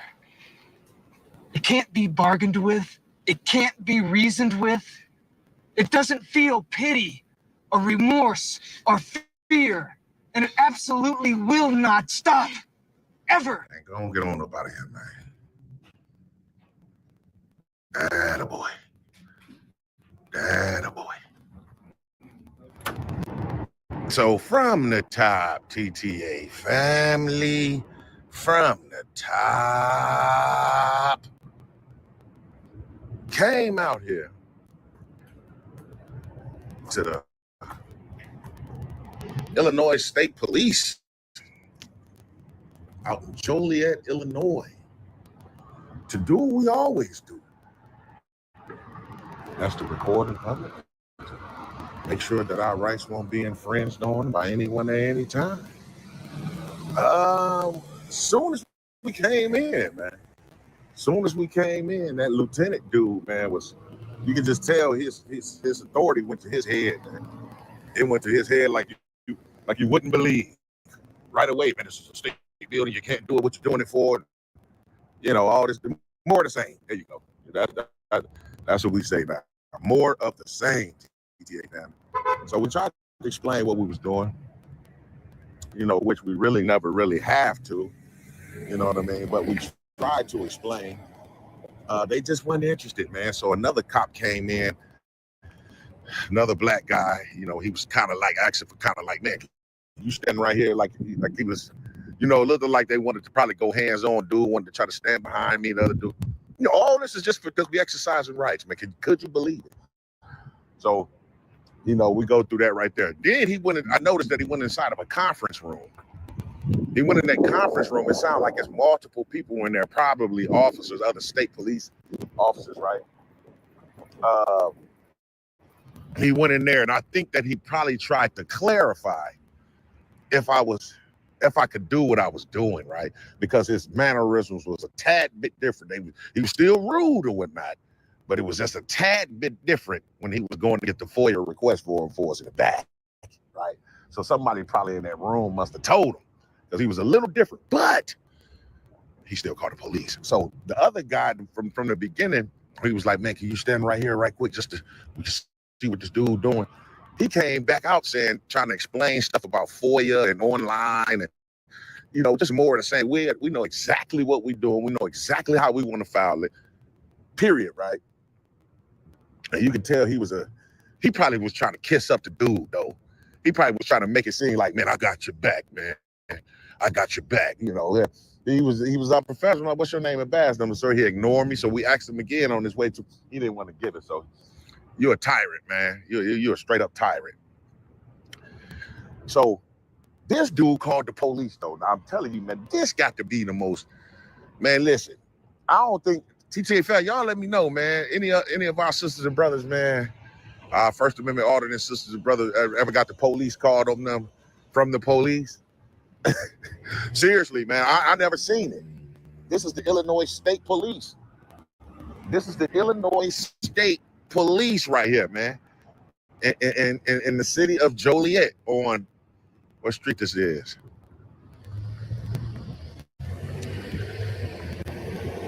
Chicago Street. On Chicago and Benton Street in Joliet. You see what I'm saying? He called the police, and he is the police. This dude here, man, totally misinformed, Joe. He tried to throw his weight around, you know, his authority around. We ain't going for none of that, man. If you don't stand for something, you'll fall for anything. But definitely some complaints coming, man. Definitely, we're gonna get in contact with the captain. He gave us his direct number, contacts. We're gonna try to follow up with the captain, and we're gonna go from there. My thing was these other two officers from Joliet that came in.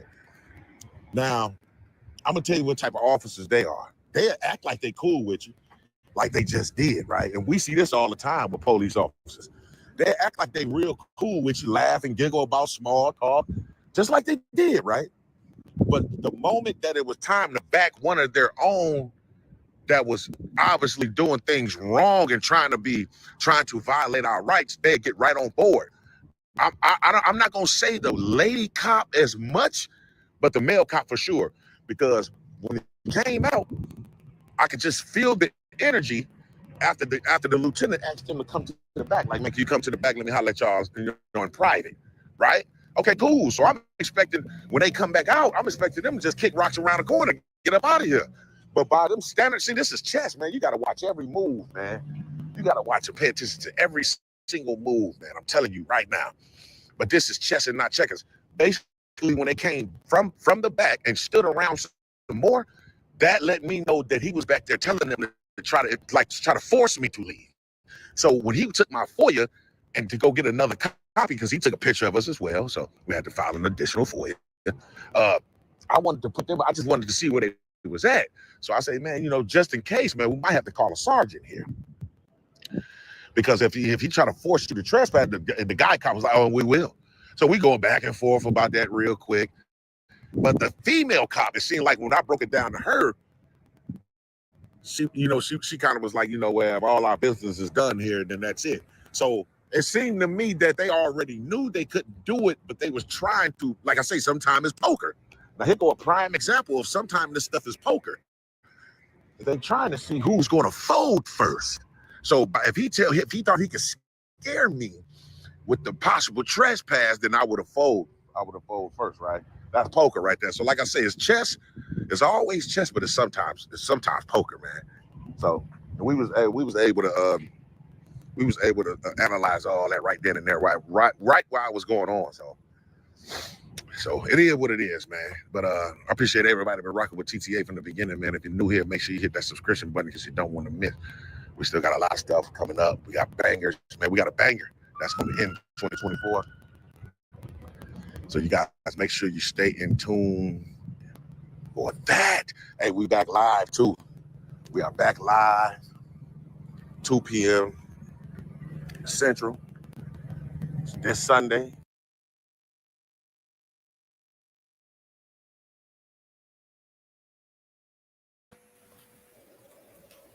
Hello. Oh, Mrs. Reaper. Hello, Mama Bat. How have you been? How are you? I'm good, thank you. I've been busy, but I'm good. I missed you. I see you have been on Northwood's channel. I have. I've been I've been sending them presents. I've been waiting for you to come up so I can send you a present. Well, I have been sick lately, so I have not been on much. Yeah, I know. Are you feeling any better? I'm getting there slowly. Good. Glad to hear it. I'm glad you're actually on the mend. It's a slow process, but getting there. That's the main thing. Slowly but surely, every day's a new day, so it's a new day to get better. Yeah. Yeah. Well, I've So missed you. it'll be a long road, but of course, with lupus, there's no cure. So No, I've got a stepdaughter who was diagnosed with lupus and Raynaud's when we nearly lost her at 16. And it's the chemo that kills her. She has to have chemo every year because the blood freezes. So yeah, I know. and of course, the cold weather doesn't help. So No, you need to stay warm and yeah, the arthritis, doesn't help. So it gets me. But this morning I had to go to the doctor. I had to go to the doctor's early this morning, so anything I can do, anything at all. You need anything, just give us a shout. We're sending our love. Just We are keep me here in for your you. prayer. I have a good support team here. Good. So my brothers go to the doctors with me, and I got my nieces and great nieces and nephews. So good Oh, support glad to team. hear you've got good support. That's what you need. Family. Yep. Of course, my kids don't live around me, so that that makes it hard. Yeah. Oh. That makes it hard, keeping them informed. But we FaceTime, so Yeah. It's important to keep in touch. Yep. It's important to stay in touch with them. Yep. So, and my house is all one level, so that makes it nice. That makes it nice. Well, it's nice to see you up because you have been missed. So, and everything is accessible for me. So, and if it ever gets worse, everything is fully accessible for me. So, Cool. I have a walk-in shower, and when I have my parents' forever home, and my home was put in when my mom was ill. So if I ever have to, there was a ramp on my one door for my dad, and we took it out after my dad passed. When I first bought the house, we took the ramp out. Yeah. And it can always be put back in. Yeah. If I ever have to have the ramp put back in, it can always be put back in. Good. That's good. So if that ever comes to it, we can always put the ramp back in. Cool. So that's fun.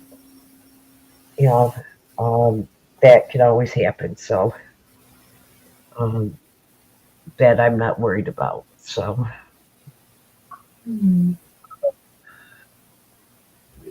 that's something that can be done easily when the time comes. So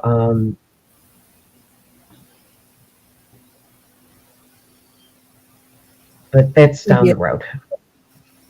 Down the road.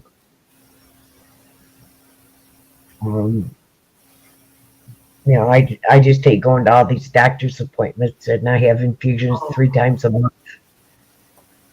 I have 2 for iron infusions and 1 my lupus infusion. Yeah. Like I said, I know about lupus because of my stepdaughter. Yeah. Nearly lost her. The blood was practically, as I say, she's got lupus and Raynaud's, and she has to have chemo to keep her blood from freezing. Yeah. It's took hell on a hell of her life because she was only 17 when she was diagnosed, and we nearly lost her. Yeah. We got a phone call, me and her dad, saying, my ex-husband, saying, if you want to see her, you've got, you need to do it now because the next 24 hours will be crucial. Yeah. It's touch and go whether she'll make it. So I do understand what you're going through. I do not envy you. So You're a brave woman, Mama Bear. You're a brave woman. So, you know, there's days I'm exhausted to no end, and there's days I feel great. And, you know, I was diagnosed 7 years ago, and just lately it seems to be getting worse. Yeah. Well, I'll have you in my prayers. I'll be thinking of you. So get you through.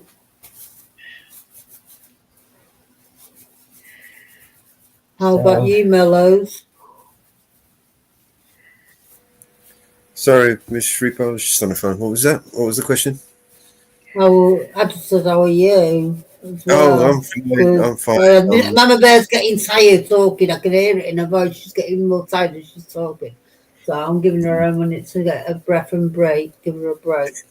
And then she can tell me more if she wants to. I'll get busy getting ready to move. Yeah, I am. I can't wait to move. Yeah. Get on the ground floor. Some central heating. That's my. You know, I don't ask for much. He's only got a week away. Sorry? Where are you going? To a faraway land. No, actually, it's not too far from here. Oh, that's not bad. Yeah. It's to the most deprived town in the whole of the country, but it'll be fine. It'll be fine. I've got a present for Mama Bear. Is there anybody on? Or What? is it people on? I can't see. I want to show you something. I want There's some a few- Mama Bear and you something. No, it's just us 3 on the panel at the moment. Right, okay, so He's actually gonna be moving where he's gonna have. Oh, I've isn't made that that Mama Bear. that is beautiful? Yeah, I want to send it you, but you'll have to message Grim with your address so I can send it you. Well, there's nobody else on the panel and nobody. Well, everyone can see us on YouTube, so. Yeah, but you couldn't see my face. I did hide my face to make sure because the next one doesn't be going on camera. But I wanted Mama Bear to see that. I've made quite a few pieces, but yellow is a thing for love and friendship. Yes, it is. Yeah, and my heart is because I love you. So Yes, I have Grim's email. yeah, email it to him, and I will post it to you so that you get it. And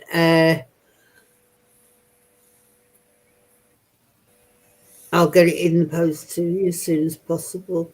Might cheer you up a little bit. That is beautiful. Mm. I heard you were Yeah. making jewelry. Yeah, I've just made a Grim Reaper for Grim. A magnet.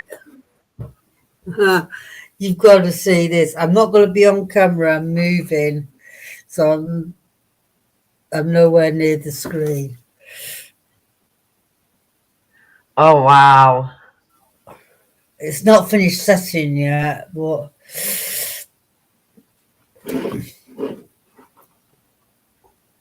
What got you into making jewelry? It's just a hobby.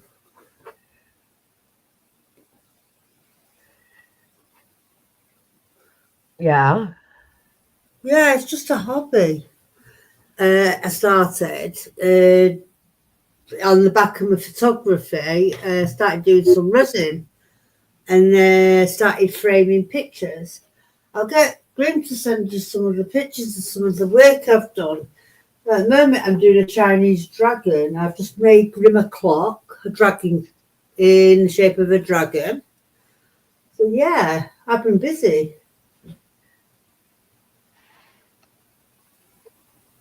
Yeah. Yeah. I've made some skulls for Northwood because he asked me to. And yeah.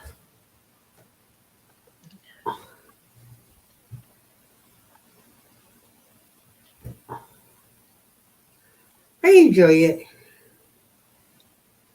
I've come off the gaming. I don't game anymore. Really? Yeah, I've come off that completely. I'd rather be on here talking to you guys or listening in. I wasn't enjoying it anymore. You got hooked on Just a little bit. Just a little bit. People like you and Mountain Girl and Northwood and that. I love it.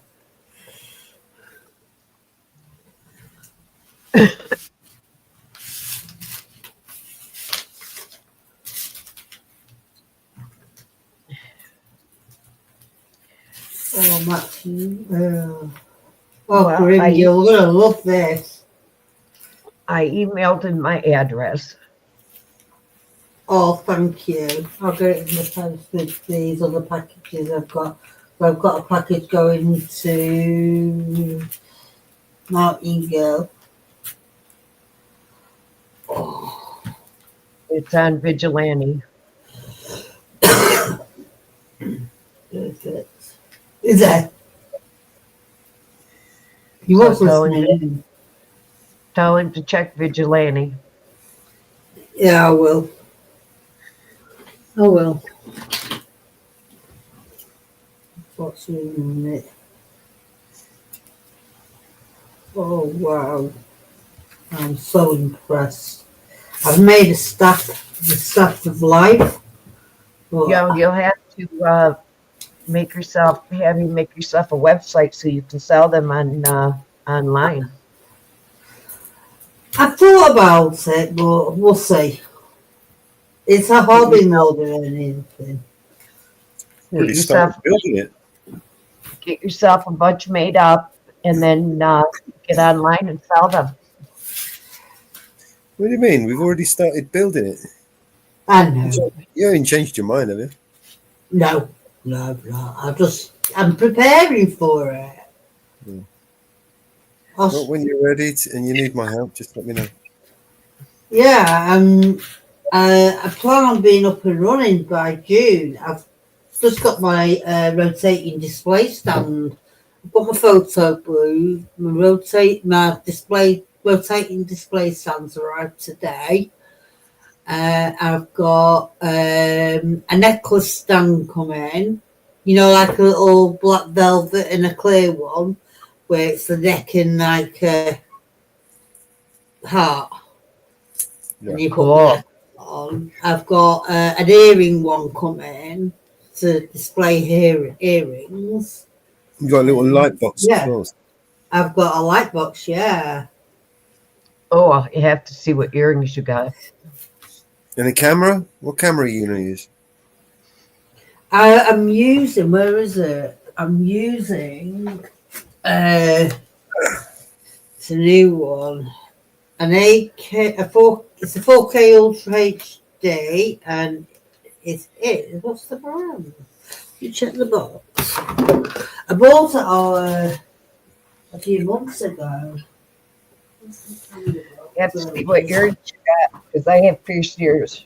I do earrings. It's a Odec digital camera. I love turquoise now. You know, Turquoise.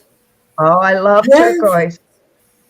I will make you something in turquoise to go with your necklace. Let me see what I've got in turquoise. I'm a turquoise girl. Yeah, let me have a look. These, I've got all sorts of colours. The colours I'm coming. Wow. I like turquoise. It's a lovely colour. It's like a greeny blue, isn't it? If I remember rightly. Yeah, but it's got like a thingy to it, a tinge. Matter of fact, I was going to contact Sterling on his turquoise before he passed away.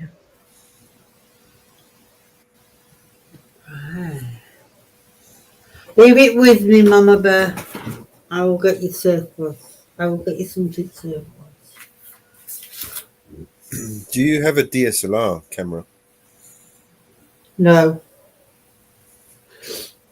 Do I need one? No, I mean, if you're taking images of jewelry, it's nice to have like a nice macro lens to be able to get the detail and the image that you want. You know, nice close up image. Look into it. I mean, I could send you some stuff, some videos to how to whatever. Give you some tips on what to look for, what to do, how to get the best sort of image out of jewelry That'd items. be cool. Well, basically, Really nice. Thank macro you. lens, it kind of zooms in and lets you focus on an image, on a small image in great detail. You know? Yeah. That sounds good. As I'm into photography anyway, another camera wouldn't do me any harm because I've got a photo printer. I've got an unprinter, but I've got a photo printer. I'm doing resin frames as well, but I don't know how to upload photographs onto YouTube. So You can't. It's designed for videos. yeah, I don't really. So unless you was going to add an audio, for instance, I mean, one way would be to add an audio, add some music, for instance, and then add images in a slide, for instance. Yeah, I'll just get Grim to put something together for me. That would be the easiest thing to do. Is use someone else to do Yeah, it. I'll just get Grim to do it. But I'll just yeah, send you some can't upload photos just over. images to YouTube. They have to be videos, basically. Yeah. Even music, you can't upload music on its MP3s. They have to be in an MP4 format. So you'd have to create a video out of your audios in order to upload them to YouTube. Yeah. I'm just going to send some pictures to him now of some of my work. They're not brilliant pictures. They've just been taken on my phone. So you'll just have to... Yeah. I'm sure Glenn will do something with them. Yeah. The clock. And Mama Bear might say something she likes. There's some gold and blue and dingy leaf that I'm using. That's gone to a friend of mine. It's gone to Northwood. Do you have an iPhone? No, I don't use iPhone. That was for a friend. That's something I sent a friend. Did you get a light, a cone, or a ring? Oh, do you mean it was a ring light? Oh, you mean on the photo booth? You said you got some equipment to take the photo, to take the images of the Yeah, I've got a square cube photo booth. And I've got a round little carousel thing that goes round, rotates. No. The back of that. That's the picture.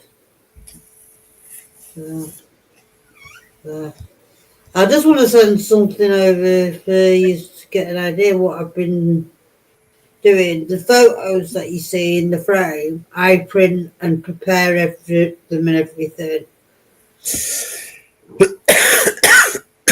I'll send these to Grim. Where are you?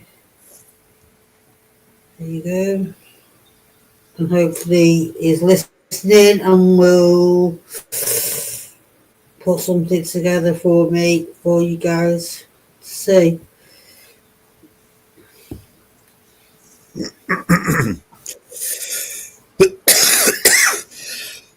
But yeah, that's good advice, Mellows. I appreciate it. I do appreciate it.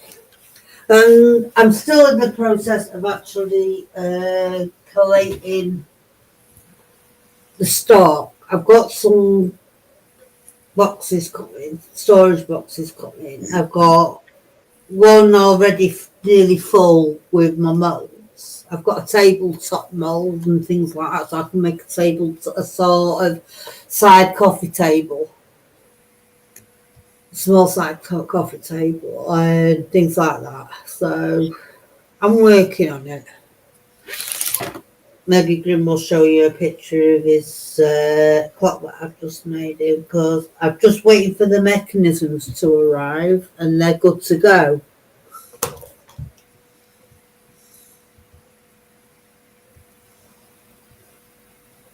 Yeah. Be cool. Yeah. Hey, Ariel.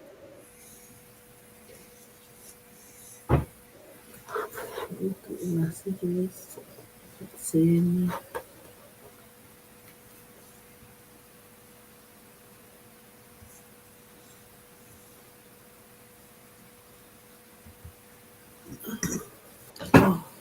So I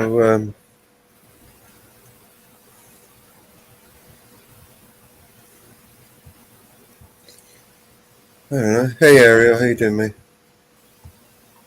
Did you see the changes they made to StreamYards? Me? No, I was saying to Mama Bear. Did you notice the changes? Oh. I didn't pay much attention to them. Well, they split branding into two sections: media assets and style. So you got an extra tab on the side there, and they split it all.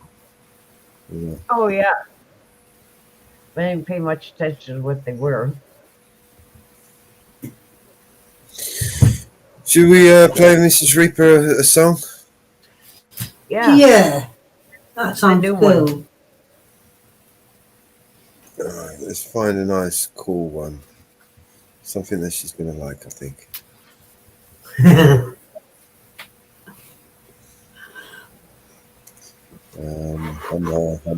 Hummer.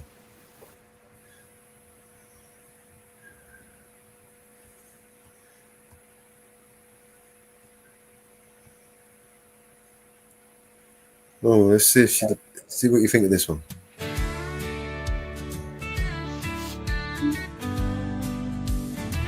Well, the sun's rising. It's time to roll.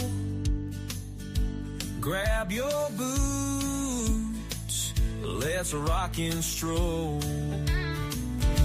The spotlight shines. We're ready to play.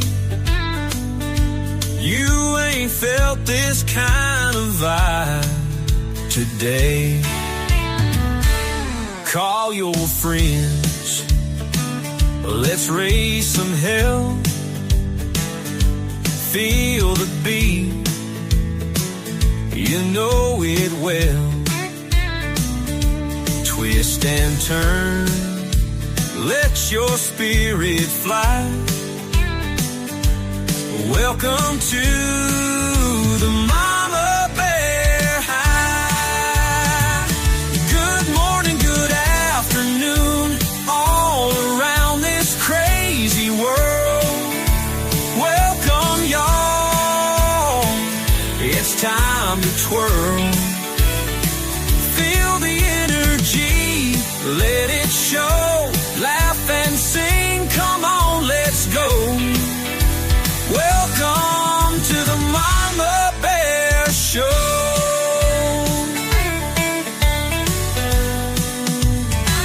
So throw your hands up, let them sway. Feel that rhythm take you away.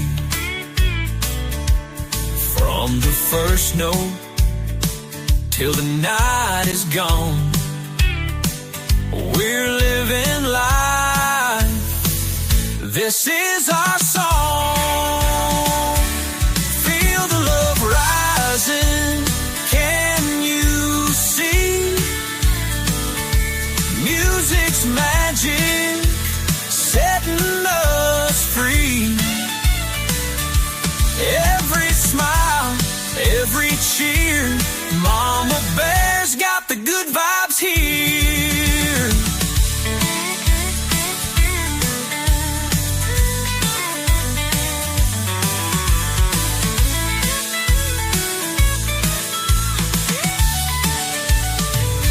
Good morning, good afternoon, all around this crazy world. Welcome, y'all. It's time to twirl. Feel the energy, let it show. Laugh and sing, come on, let's go. Welcome to the Mama Bear Show.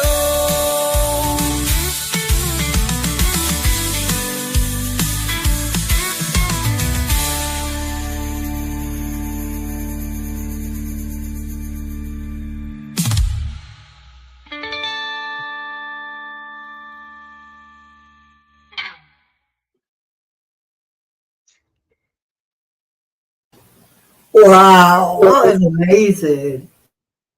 Yes, That was amazing. Yes, I think support and Mellows for that one. Yeah, More Mellows. definitely. Yes, I thank them for that. That was amazing. Yeah, no, it was brilliant. I love the beat, everything about it. It's just perfect for you, Mama Bear. Yes, yes, I think Mellows. Yes. Yes.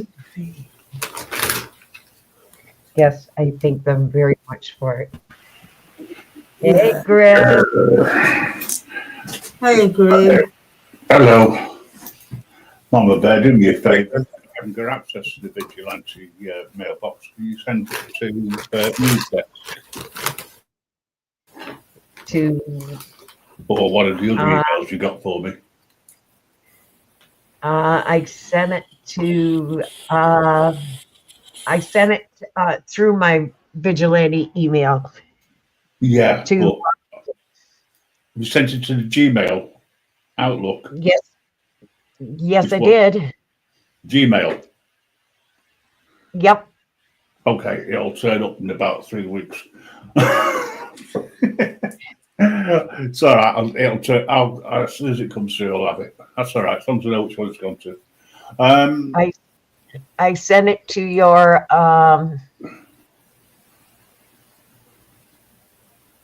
Gmail account. Yep. That's fine. Thank you. Graham. Yes, I sent it. Too much of a worry it not coming through straight away because I'm going to make some turquoise. Yeah, no, I know. It's just Google. Yeah, Google's a bit funny sometimes. So. Yeah. Well, it's us Hang on. here. It's Yeah. just us here. I'll put it in private chat. No, because anybody. No, don't. It's okay. It's fine. It'll come through. Don't worry. Okay. Your emails do come through. If there's a problem, I'll let you know. Yeah. 'Cause I'll see you in Jitsi anyway, so it's no problem. We don't have Did you get Jitsi the pictures, anymore. Graham? Oh, is that gone now? Yeah, it's something Okay. different. Oh, right. Okay. But you can still sign in. It's just not Jitsi anymore. It's something different. No worries. Actually prefer That's Jitsi, but, Yeah, well, no comment. I've got a song for you, Grim. Have you? Okay. Yeah. It's a new Vigilante Media song. Oh, I think I've heard it, but yeah, go for it. Yeah, it's jury, you must have. Oh, that's perfect. Perfect. Hey, up North Woods. Woo fucking woo. Hey, Northwood, how you doing? Jump up, man. Mellows. Because of Yes, all mate. these drones flying around, I thought I'd better introduce you to one of the pilots.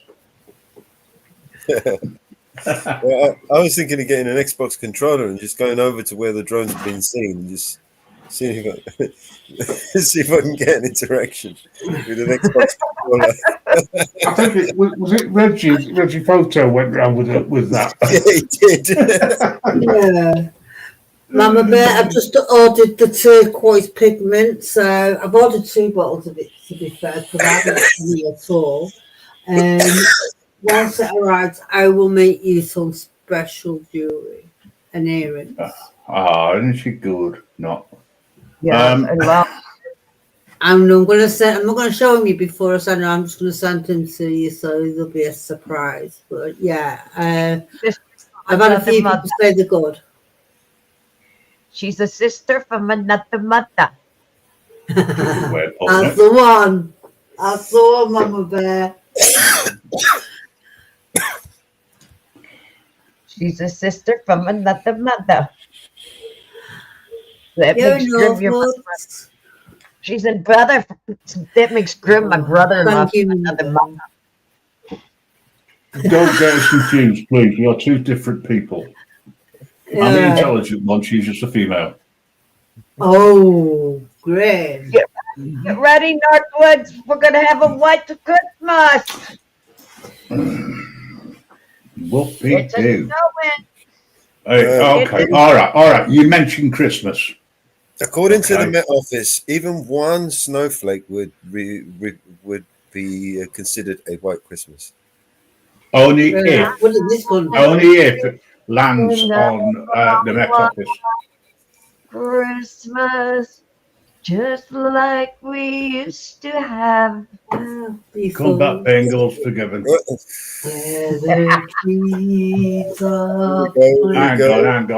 Hang on. Shut off the lock.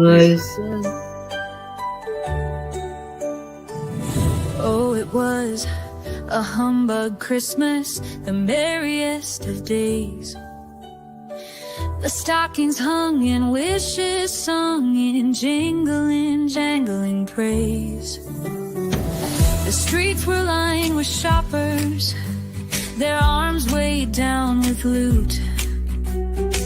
But Jacob Marley laughed aloud in his fine three-piece suit. Humbug, humbug, the cash tills chime. Jacob's making pounds and dimes. Gifts and glitter, joy sublime. Humbug Christmas, oh so fine. There were dolls for every little girl and trains for every boy. Golden rings and sparkling things to spread the Yuletide joy. But every single trinket, from the toys to mistletoe, came with Marley's markup. He charged triple, don't you know? Humbug, humbug, the cash tills chime. Jacob's making pounds and dimes. Gifts and glitter, joy sublime.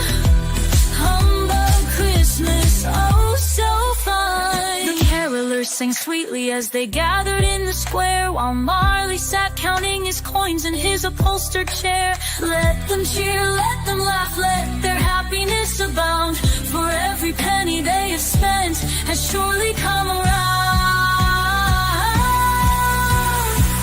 The people got their heart's desire, their dreams had come alive. But Marley's fortune tripled, oh, his greed began to thrive. He toasted to the humbug cheer, his wine glass raised on high, to a season of goodwill and gold. Cha-ching, he cried, oh my. Humbug, humbug, the cash tills chime. Jacob's making pounds and dimes. Gifts and glitter, joy sublime. Humbug Christmas, oh so fine. So if you're feeling festive and your wallet's feeling light, thank Marley's cunning humbug ways for your Merry Christmas night. For though the spirit's shining bright and the tree's a lovely sight, a humbug Christmas fills the tills, good fortune Jacob's polite. Humbug, humbug, the cash tills chime. Jacob's making pounds and dimes. Gifts and glitter, joy sublime. Humbug Christmas, oh so fine.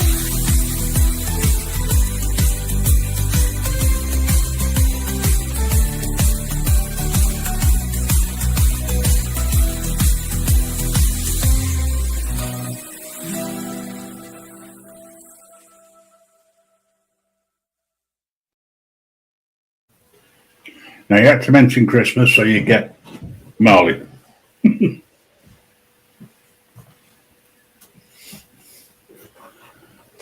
Ew, don't like that. What do you like? There you go. Well, it's all about making money, isn't it, Christmas? So you're thinking of it being a white Christmas, Mama Bear? Oh yeah. You only get a white Christmas here if a snowflake falls on the weather tower. I think it could be BT Tower, not sure. But that's what's classed as a white Christmas here in the UK. I mean, it can be snowing all over, but if it doesn't get snowflake there, Talking of snowflakes, Northwoods, are you coming up or are you staying offline?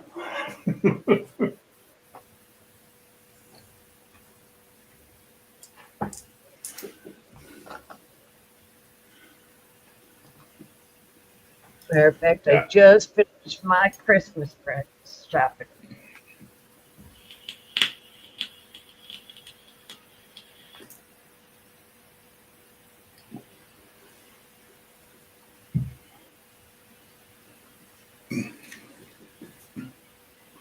You see, mountain girls listening, you see, I don't always nip somebody else's background. Just most of the time.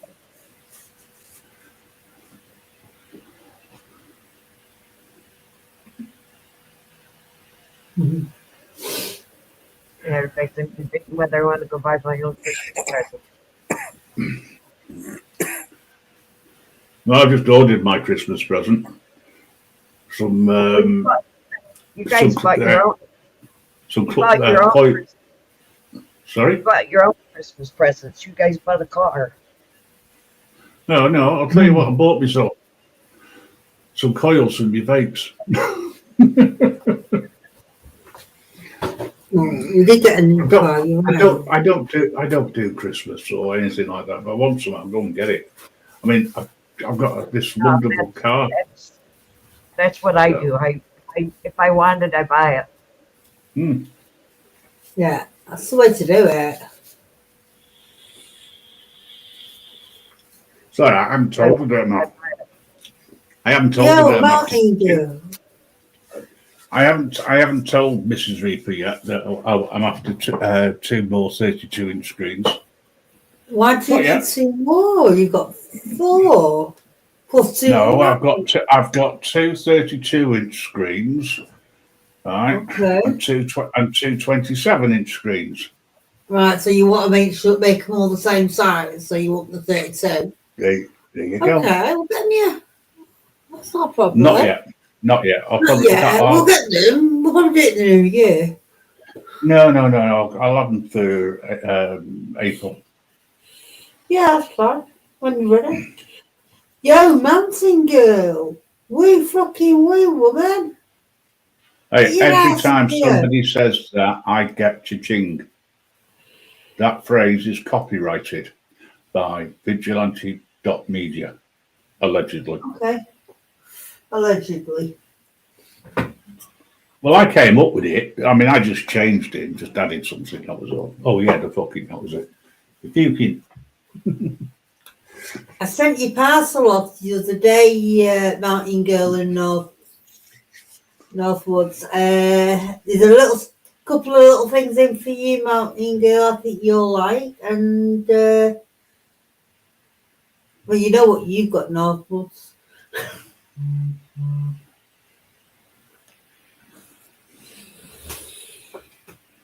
Bloody hell, your watch is telling me it's time to relax, time to settle down and go to sleep. I was up since about 1:30 this morning.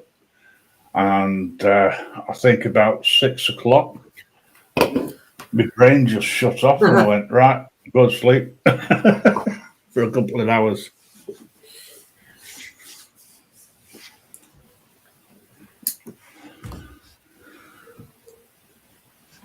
Right, while it's so quiet, which is unusual, there's a couple of women on the panel. I've got another little trap for you when I can find it. Oh yeah, there it is. This is my version of enjoying Christmas, folks, with a blunt or two, and dedicated, of course, to that idiot in the sky comes around at Christmas, you know, Santa Claus.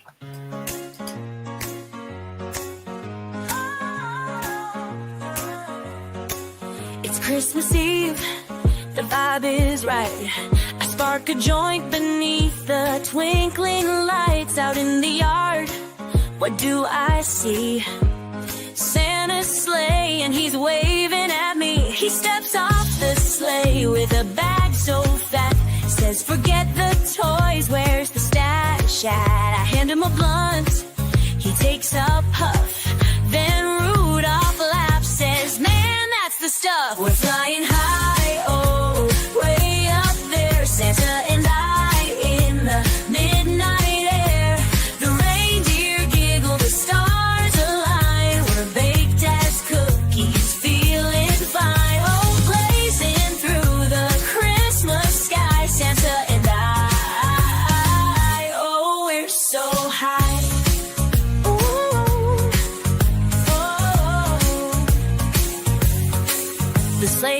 cruise.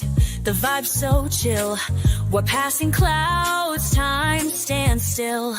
Blitzen's munching on some brownies now, while Dasher's laughing, don't ask how. Santa says, man, this is the life. No stress, no rush, no holiday strife. Let's spread some cheer, let's make it loud with a little green gift for every crowd. We're flying high, oh, way up there. Santa and I in the midnight air. The reindeer giggle, the stars align. We're baked as cookies, feeling fine. Oh, blazing through the Christmas sky. Santa and I, oh, we're so high. Rudolph's nose is glowing bright from a puff of magic on this holy night. The sleigh's a party, the vibe's unreal. Santa's got the munchies, asking for a meal. We toss green gifts to those in need, sharing joy, love, and a little weed. From chimney to chimney, house to house, we're spreading cheer with the side of douse. As the dawn breaks, Santa grins at me, says next year, same time, same tree.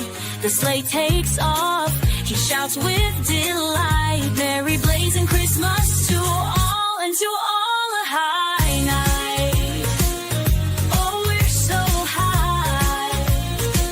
Oh, we're so high. Oh, we're so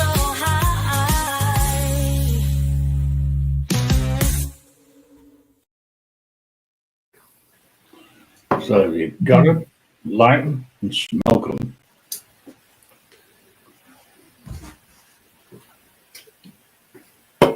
Ren, did you get them pictures?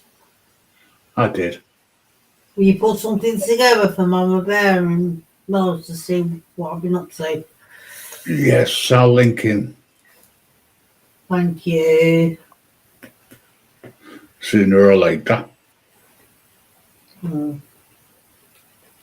Thank you. Appreciate it.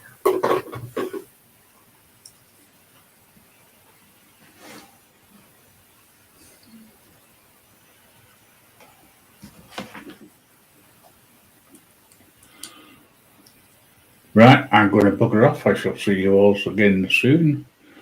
And have a good night, folks. Okie doke. Bye for now. Bye. Later, Graham.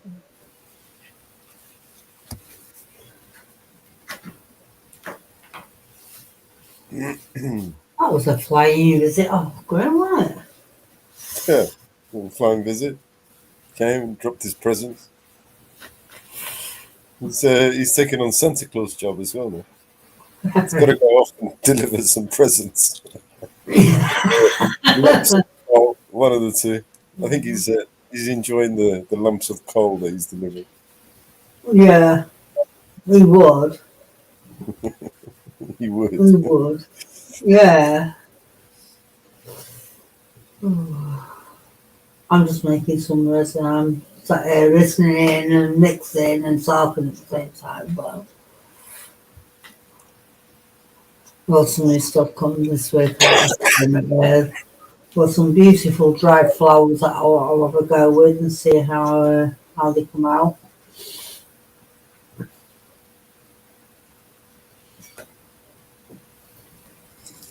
Let's see. Any other videos we can play?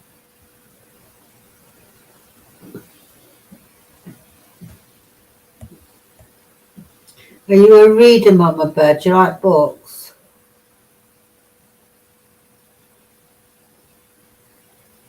Humbug all year round. Humbug all year round. Yeah, I know, Grim. I feel the same way. I haven't even put up a Christmas tree. I didn't do one last year either. We don't celebrate Christmas.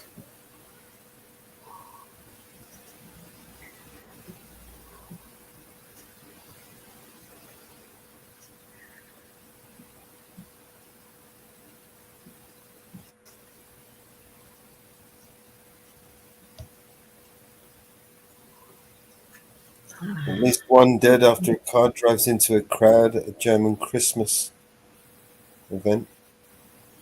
Oh, yeah, it's too much of it in there. Bet he was drunk. Don't know. Let's have a look at the report. This time of year, chances are it's a drunk driver. We start this hour with breaking news from Germany. We're going to take you straight there. These are the latest pictures we have. These are the scenes of a Christmas market there in Magdeburg. Reports a car has been driven into crowds of shoppers there at that Christmas market. News agencies reporting dozens of people injured, at least one person killed. We are getting details from broadcasters in Germany as well as news agencies as well. You can see the scale of the emergency response in these pictures. Ambulance after ambulance there, taking people away, presumably to local hospitals for treatment.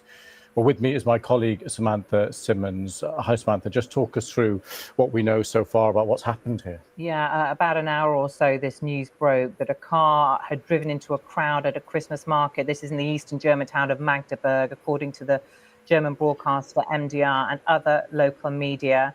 Yeah, they said in the past few moments that the AFP news agency has said that this car incident is assumed to be an attack, according to the Regional Interior Ministry. And that's, we've been talking over the past hour or so here on BBC News, discussing the fact that we don't know whether this is an accident or a deliberate attack. But the Regional Interior Minister is saying that they assume this to be an attack.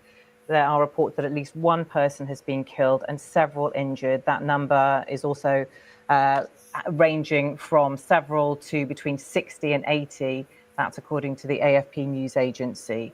But we don't have verified details on any of this at the moment. A lot of speculation on social media where indeed there is footage of the moments this incident unfolded. We aren't going to show that to our viewers because it hasn't been verified, and it's also extremely distressing that you can see a car driving at speed into a group of people at this Christmas market, in which case you can understand this figure that is being quoted of possibly 60 to 80 people being injured. We can see a huge emergency presence there, police on the streets, ambulances, emergency crews. This will be a huge logistical operation for the teams there who are trying to help those people who've been injured.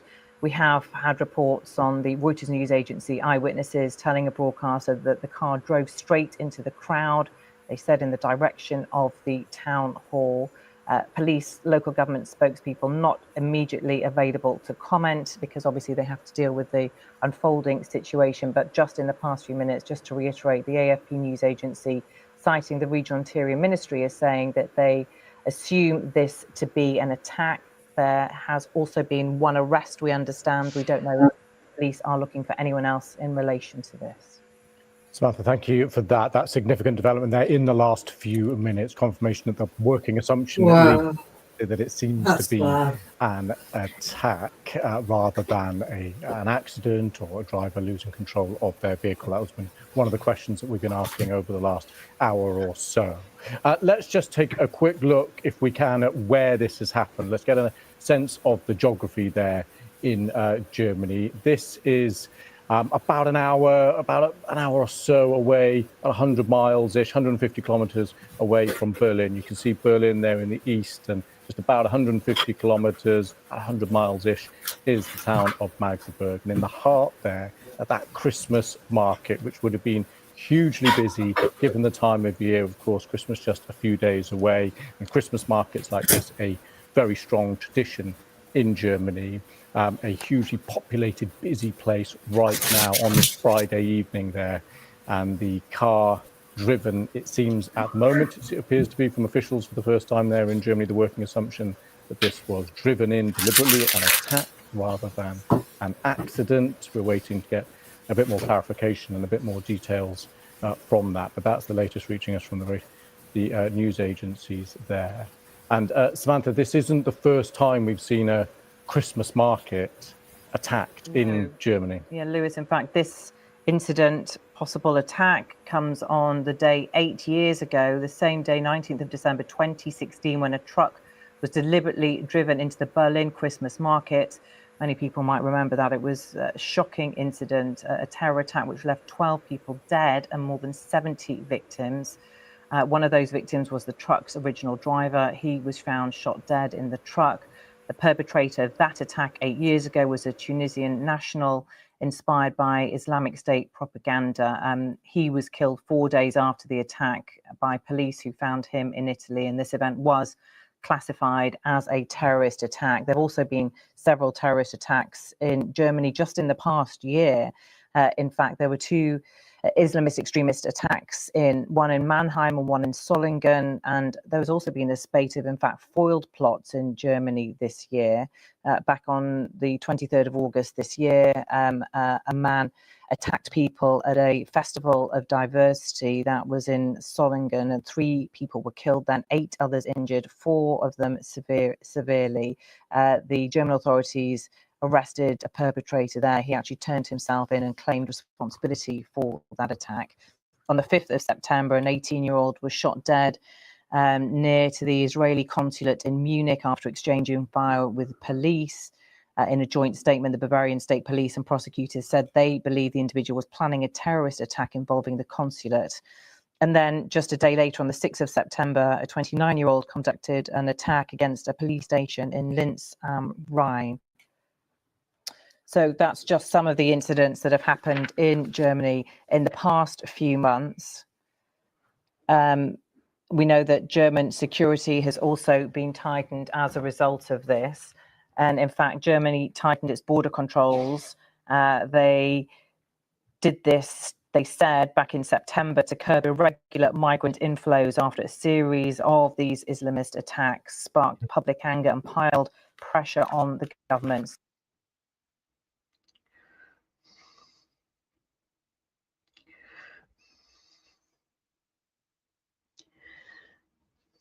Olaf Scholz has said in the past few moments, he's just been quoted on Reuters saying, the news suggests something bad. So no doubt he's made more of a statement, but we're just waiting for more of what he said. He said, my thoughts are with the victims and the family. So the government there, the Chancellor, giving a response actually quite quickly. We haven't actually had formal responses from the authorities, though, in Magdeburg, who of course will be dealing with a unfolding situation, and it appears certainly from the reports that we're getting on AFP that the regional interior minister is assuming this to be an attack and therefore not an accident. Yeah, Samantha, let's run through, if we can, just to be clear with people watching now, what we know and what we don't know. So one of the questions over the last hour was clearly about whether this was a deliberate attack or not. It seems to be the working assumption from authorities there in Germany is that it is. In terms of who is behind it and any possible motive, clearly we don't know that. In terms of the number of people killed and injured, just talk us through what we know and what we don't know about that. Yeah, again, no actual definite confirmation from the authorities, but some 25 minutes or so ago, the Reuters news agency quoted a local police officer as saying at least one person was killed and several injured. And since then, we haven't had an increase in the death toll, but we have had an increase, a significant increase in the number of injured. But again, no definite confirmation, but the AFP news agency suggesting that the number of injured could be between 60 and 80 people. That's according to a spokesperson for the local rescue service who told that to the AFP news agency. So one would have to assume that that is probably quite accurate, and given the huge number of emergency personnel on the scene and ambulances and the footage that we've seen, but as we said, we're not showing our viewers, it's extremely distressing of this vehicle ploughing into a crowd of people. But given the numbers that would have been there and the footage that we've seen, that is possibly in the right kind of figures, 60 to 80 people injured. Yeah, absolutely. That would seem to marry up, wouldn't it? Because the scale of the response here and the scale of the critical incident clearly is absolutely huge. And that number of anywhere up to 80 people injured would tally with that.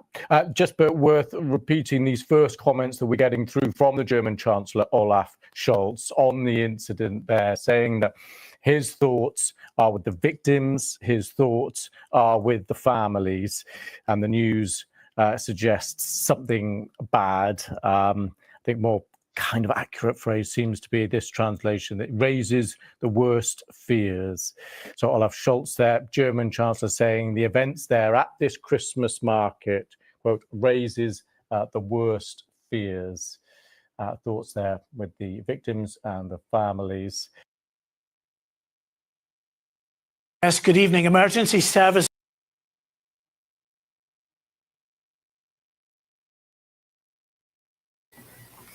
Wow, it's not good, is it? No. No, it's No. Well, I'm sure. Oh.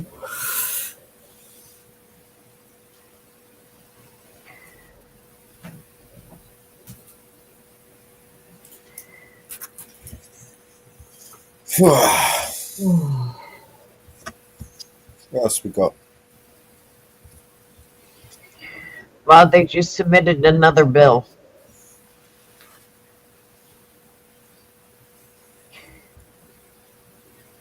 This one's 118 pages.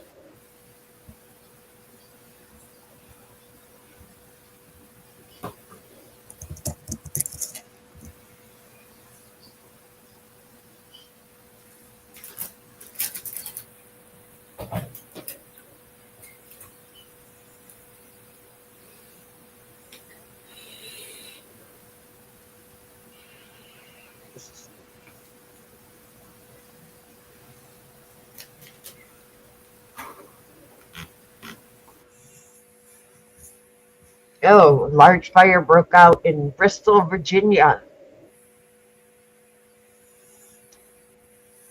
It took down a former campus in the college. It wiped out a whole college.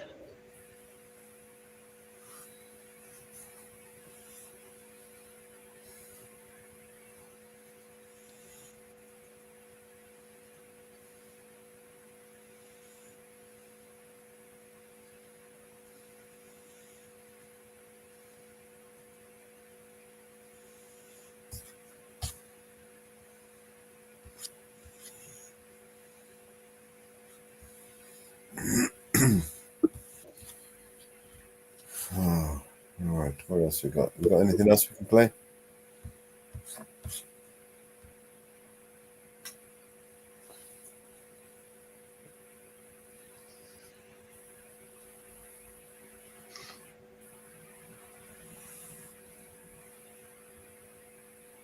$1 billion for Ecuador.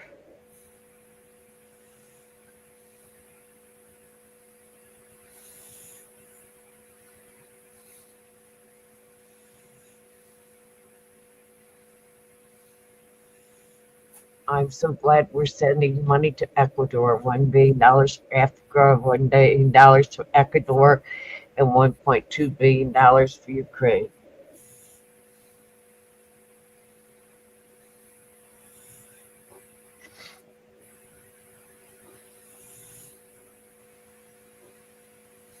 So humbug to the United States.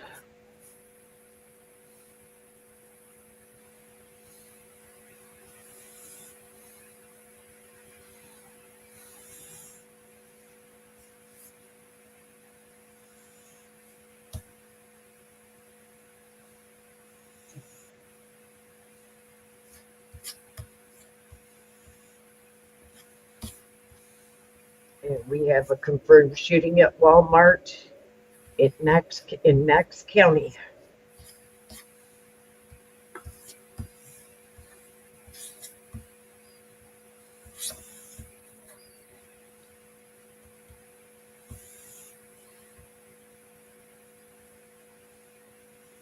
Bases near Chinese-owned farmland, reportedly seeing a surge in drone activity and sightings in recent weeks. We want to continue to talk about the mysteries in the sky. We're talking about the drone mysteries that are really prevalent across the Northeast. really all across the country. The sightings happening near bases in Hawaii and installations in Utah, California, Maine, and Florida. House Foreign Affairs Committee Chairman Michael McCaul has been warning about the drones in focus these last couple of weeks. That can't be the only one that China has. Coming into the U.S. less than 3 weeks. So really what we have here is the makings of a Chinese army, not in China, but in the United States itself. And the Biden administration is not tracking these people. It's clear what's going to happen. We are going to get, and we're not taking the necessary precautions to protect these bases and to protect the American people. When we're shutting down Air Force bases, Wright-Patterson Air Force Base gets shut down for a while. When commercial airlines are interfered with, they can't do their flight patterns because of these drones. That's weird. You can't tell me the government doesn't know what's going on here. And the fact they will not brief us, they will not level us with us, they won't answer questions in public, there's something really strange that's going on. Senator, what I think you're saying is that Rosie could be right. They could be aliens. Anything is possible. Okay. If aliens are here, and I think throughout your hearings, we've concluded that something is here. What are they doing? And maybe more importantly, why haven't they made contact? Locally, one man has seen drones in the Metro East. Fox News' Patrick Clark joins us live with video you have to see with your own eyes. Patrick. Yeah, that's right, Mandy. It seems apropos that we would be at the Science Center. We have Tom Friedman's Looking Up sculpture over my shoulder here. That's exactly what one man in Illinois has been doing. He's been looking up, and he caught some video with his phone that he's still trying to determine what exactly he saw. Take a look at this video that a viewer shared with us using his Galaxy S21 cell phone camera. He recorded this outside his home in Macoupin County, Illinois.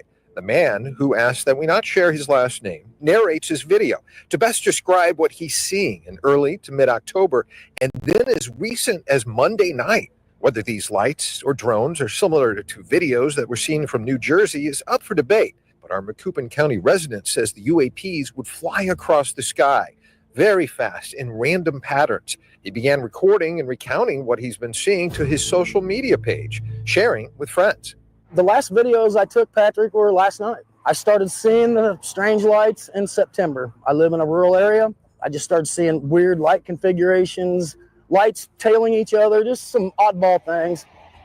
So I just started tailing. I just started following them around. No real optical equipment, just a cell phone. They were tailing each other, and I was seeing literally 50 different objects in the sky at night in October.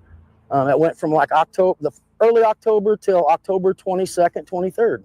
Tom says when he was observing UAPs in October, they seemed to have almost a cat and mouse like movements as if they were at battle. He stopped recording around November, but when he began watching the sky again in December, the drones or UAPs were more controlled in their nightly flights. It just depended, just different lights. What I'm seeing now is not near the activity. They're more stable. You do see them every night. I seen, I think, 7 last night. I videoed them last night. They're more stable lights. They're white as they hover. And then as they start to move, they'll fire up with colored lights. They're red and a aqua colored, like a light green, I would say. Yeah, so we as humans are learning more and more all the time. That term UFO is no longer used. It's UAP, which stands for Unidentified Aerial Phenomena, but that even has been changed because it did not include underwater items. And so now it is still UAP, but it stands for Unidentified Anomalous Phenomena. Whether you call it a drone, a UFO, or UAP, it's still some unanswered questions for you and me. But they have seen things they just cannot explain. A sheriff's lookout drone tethered to the ground captured this video. We had something coming at us, and as it's coming at us, it stops, it does like a 180 in the air and then drives away, and then comes back and does like a giant U around us. So that's not normal for aircraft. So this is really happening? We think so. It's definitely something that whatever we're seeing, we can't figure out what it is. It's about the drones over New Jersey. I saw this drone. There was one right over my farm. I don't want to sound paranoid that they were looking at me, but I looked at it. It looked at me, and then all of a sudden it took off anyway. Oh my goodness. The government is insisting, don't worry, it's nothing. Yeah. P.S. We don't know about it. And nobody believes that the government doesn't know about it. No, we really we were really, I mean, where we are in this country as Americans, and I don't care what we're Democrat, liberal, whatever you want to be, no one really believes the government. The bottom line is that civilian drones don't fly in controlled U.S. airspace over restricted areas. They're not supposed to. We're seeing a rash of this. I have videos on my phone from Andrews Air Force Base, Langley Air Force Base. I wish the Pentagon and this administration would be consistent with their messaging, because all it's doing is turning people really away from trusting their government at a time, by the way, where trust is already at a historical low. Okay. The explanation from all those drones over New Jersey. What's behind all of that? Nothing nefarious, apparently. But they're checking it all out. I think it's just one. There's a lot of drones authorized up there. I think one started and they all got it. Everybody's wanting to get in the deal. But we're following it closely. So far, no sense of the danger. And that was President Biden commenting last night on the drones flying over the Northeast. His administration claiming that out of the 5,000 plus sightings, fewer than 100 deserved an investigation, and that none present a national security or public safety risk. What about those 100 that need an investigation? Well, I think Chairman McCall's a smart guy, and when you look at the possibilities out there, they could be an adversarial set of drones out there.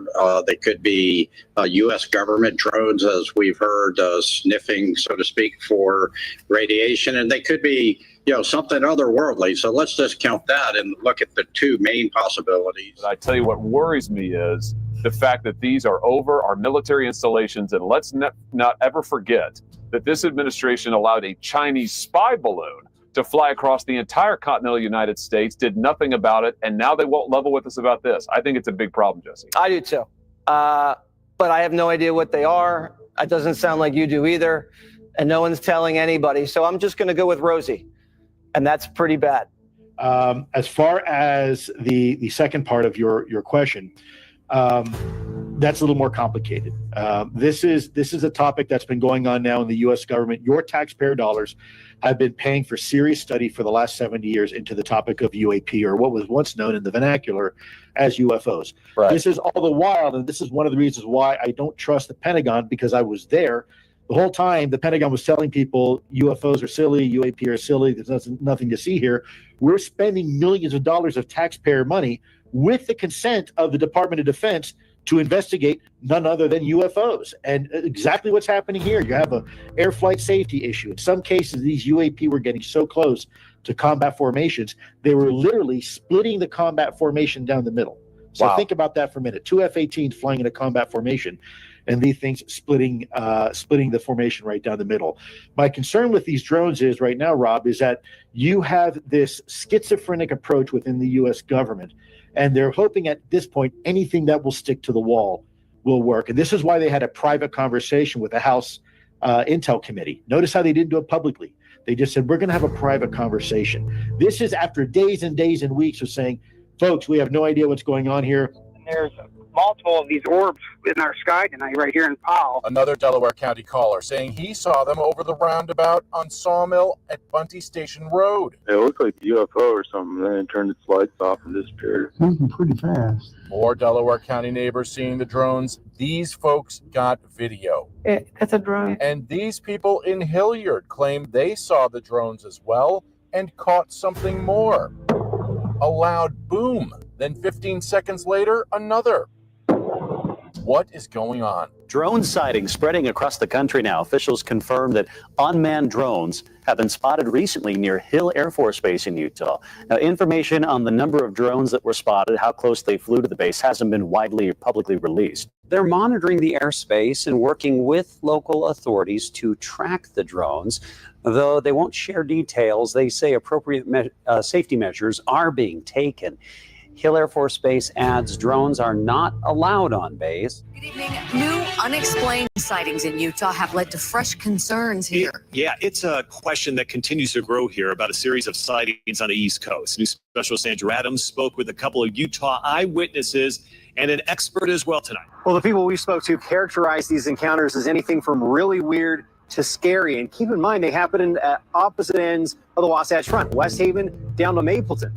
There's 4 of them. And now in Utah. What are those? Eyes are also turning to the skies with unexplained sightings of groups of drones from Mapleton to West Haven. Big, like, bright thing in the sky. Air Force brass confirming to us that small unmanned aerial systems were spotted between December 13th and 14th.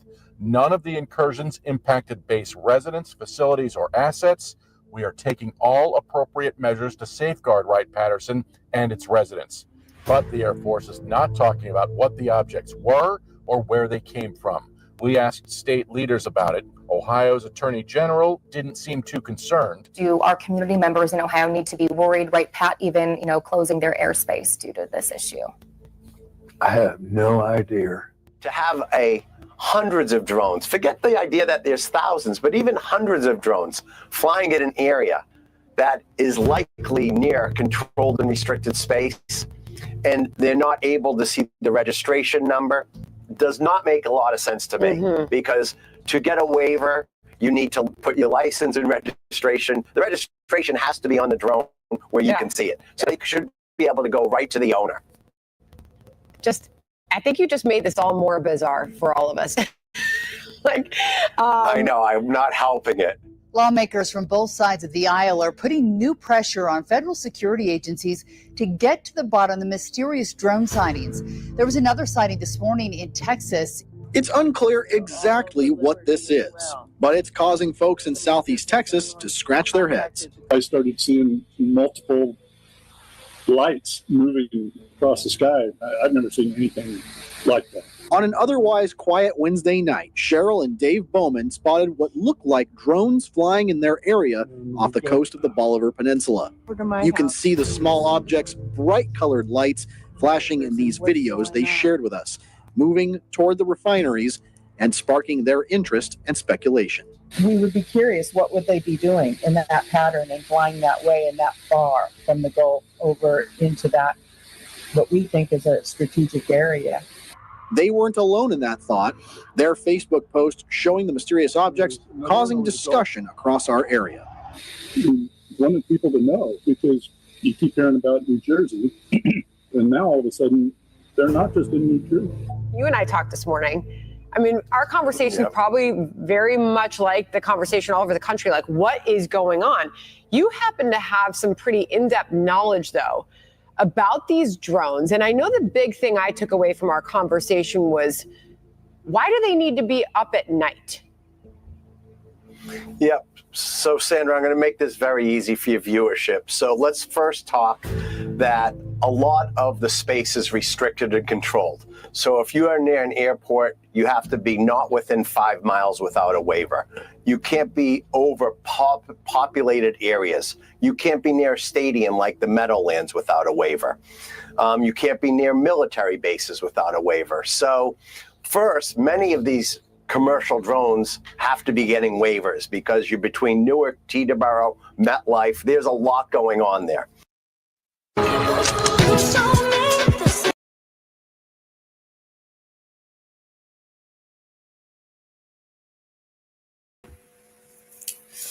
Well, there's little funny lights in the sky. Meanwhile, Christians are being slaughtered in the streets of Syria and nobody's paying attention.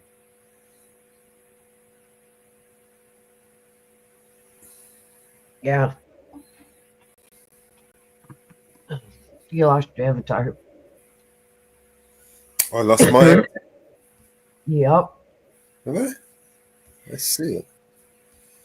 Let me drop out and come back in.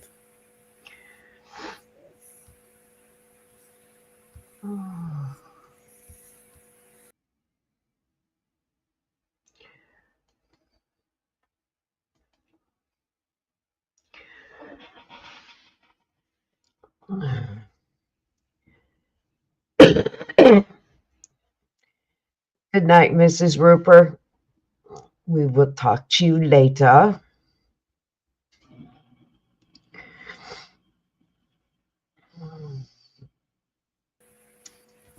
How's that? Now you got it. Yeah. You seem to have lost your avatar now. How does it look on YouTube?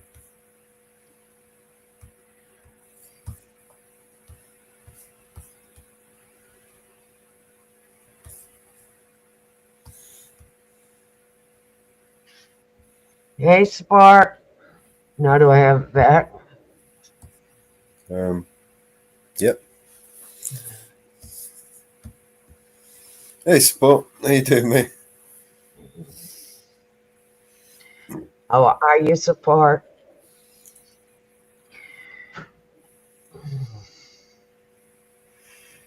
We're good. Yeah, I'm kind of tired too.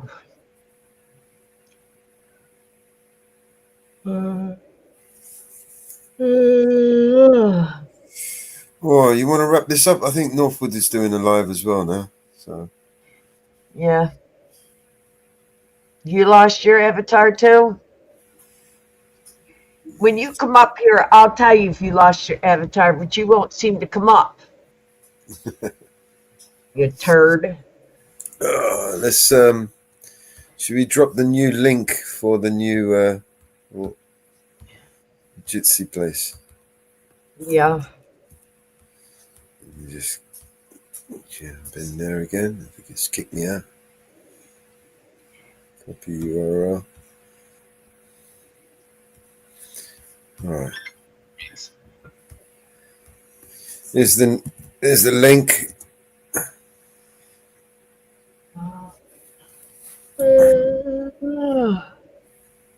Yeah. It's a little bit different.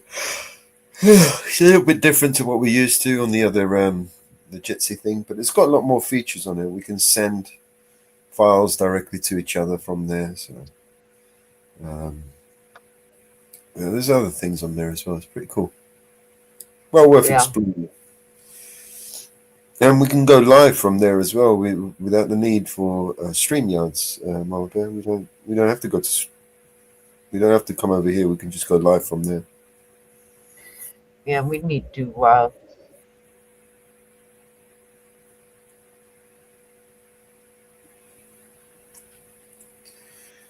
Yeah. We'll test it out anyway. If we don't like it, we can always go back to what we used to, you know? Yeah. So.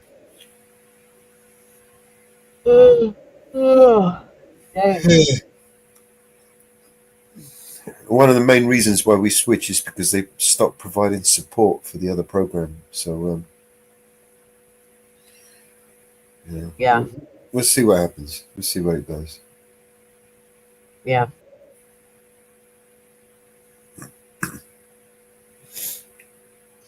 All right. What do you want to do? You want to shut shop? Yeah. Yeah. All right. We need to give Jab up a moderator. She's been with us long enough to give her a moderator over in Where'd you want it? Vigilante Media. She's in Vigilante. Yep. Drop her moderator. It's a moment.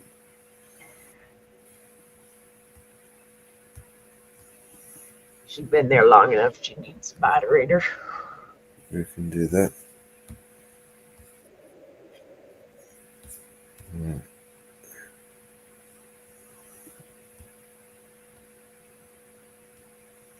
She's been there long enough.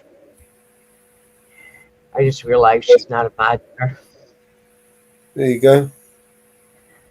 How's that? A bit better?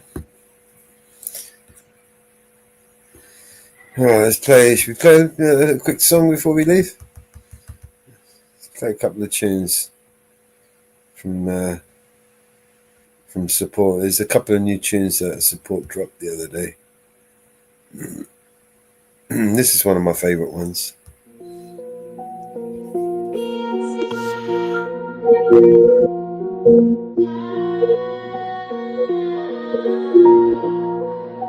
Let the healing begin. Open up and let the love flow in. Let hope and joy come and destroy your suffering. Let the healing begin. Cause we've been down for so long in Babylon. Got to be strong, time to move on. We can't afford the rent no more. Beating our fists upon the door. Won't take no more. Won't stand here waiting, contemplating on the shore. Cause we're ready for some change. It's time to rearrange. Things are getting so strange in this hour. Wicked men sit up in power while most cower. Choose to believe, to be deceived by these cowards. Yeah. So Babylon, I'm fading from your sight. Babylon, I'm fading from your sight. Because I know it's gonna be alright. If I give up this fight and get some sleep tonight. Cause fighting never did solve anything. And love is all that I, man, have to bring. Because I'd rather jump and dance and sing. And spend my time swimming in love everlasting. Cause if everything they say is true, then there's no hope for me, no hope for you too. So don't you believe a single word they say. Cause they're the ones who got us in this fix we're in. Let the healing begin. Open up and let the love flow in. Let hope and joy come and destroy your suffering. Let the healing begin. I have flown across the foreign lands and seen the inequalities forced on my fellow man. I have witnessed things that in my heart I just can't stand. And seen atrocities that have haunted me I can't overstand. Little children gone for weeks without a bite to eat. Grandmothers labor and broken blisters bloodied on their feet. People drinking sewer water cause they can't get nothing clean. All innocent victims of this money machine. Every single word I say is true. But I got hope for me, I got hope for you too. So don't you believe a single word they say. Cause we're the ones who come to fix this mess we're in. Cause if everything they say is true, then there's no hope for me, no hope for you too. So don't you believe a single word they say. Cause they're the ones who come to fix this mess we're in. Let the healing begin. Open up and let the love flow in. Let hope and joy come and destroy your suffering. Let the healing begin. I have flown across the foreign lands and seen the inequalities forced on my fellow man. I have witnessed things that in my heart I just can't stand. And seen atrocities that have haunted me I can't overstand. Little children gone for weeks without a bite to eat. Grandmothers labor and broken blisters bloodied on their feet. People drinking sewer water cause they can't get nothing clean. All innocent victims of this money machine. Every single word I say is true. But I got hope for me, I got hope for you too. So don't you believe a single word they say. Cause we're the ones who come to fix this mess we're in. Let the healing begin. Open up and let the love flow in. Let hope and joy come and destroy your suffering. Let the healing begin.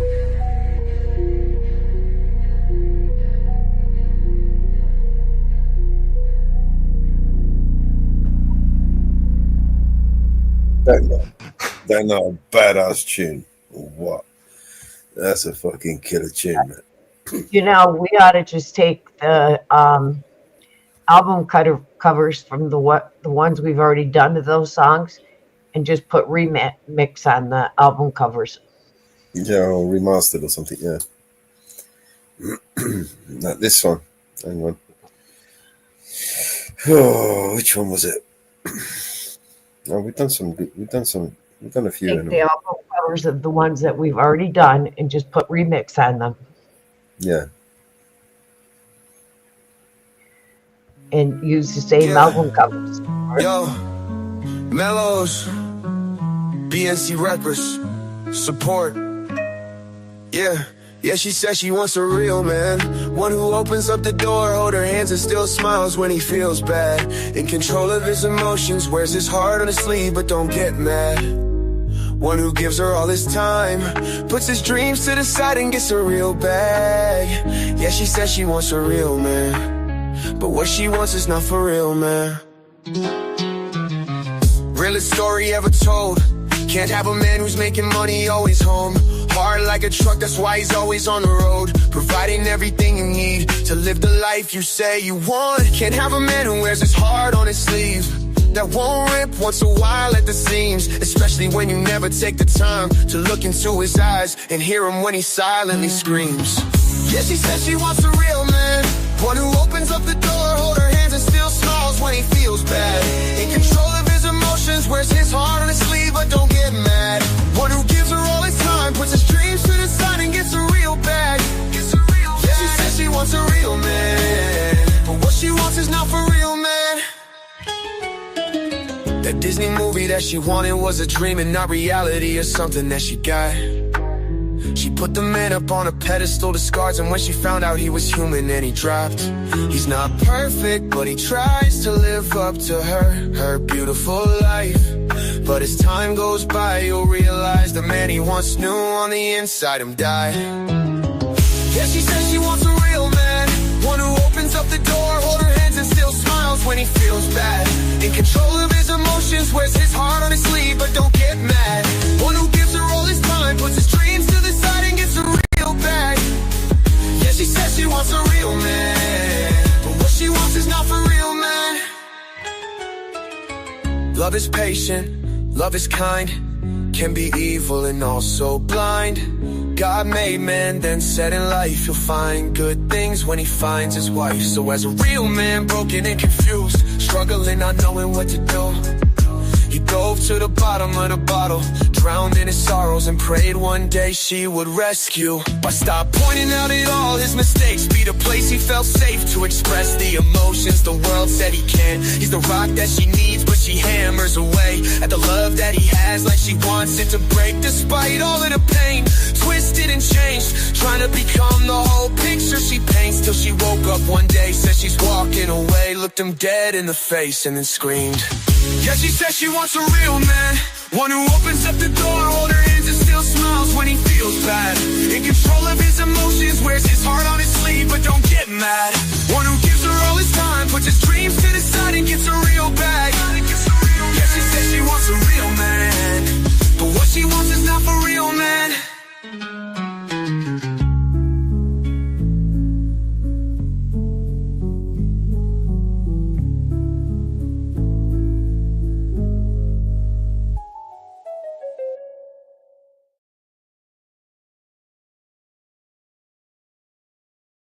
There was a little bit of confusion. Don't get it twisted now, this is Vigilante Media. It's BNC Vigilante season, you cunts. Still the same BNC song, just different BNC hook. Jeez! What you looking at? BNC Records.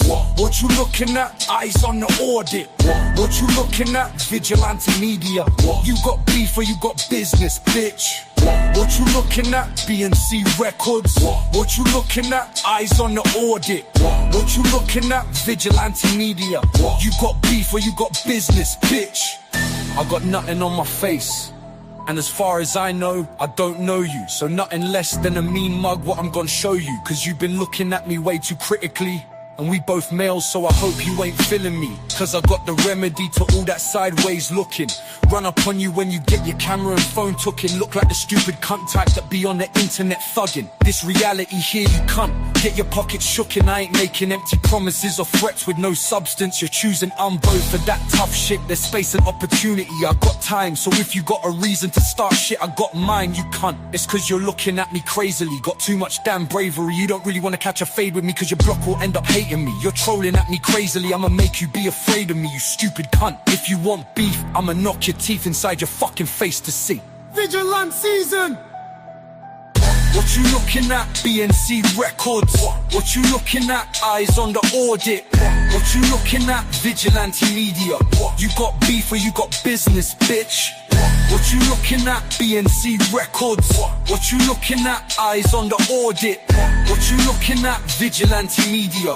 You got beef or you got business, bitch? Look, I ain't even the type to get mad or stupid, you cunt. Any sin for not having enough sense to quit with all that babbling. But hey, I've been having a bad day, and I have a habit of them. Now my actions get affected by what's happening today. So I suggest you keep on walking, cause I promise if you started it, then gon' be no stopping. BNC, you hear that hi-hat? You gon' hear my BNC boots more rocking, making contact with your head, that won't hear you chucking. So before you get cut like dope and I get to choking cunts and you get some broken bones, I suggest you look away, stupid cunt, for you get knocked in your dome for steady trying to provoke and ignoring what you're told. Pay attention when I say it's fairly simple. You got beef or you got business with us. I ain't even on the top, damn it, it's just simple to see you cunts. You're trolling hard, and look here, if you don't listen to me, you cunt. One other tooth, you gon' get lyrically or physically beat, you fucking cunts. What you looking at? BNC Records. What you looking at? Eyes on the audit. What you looking at? Vigilante media. You got beef or you got business, bitch? What you looking at? BNC Records. What you looking at? Eyes on the audit. What you looking at? Vigilante media.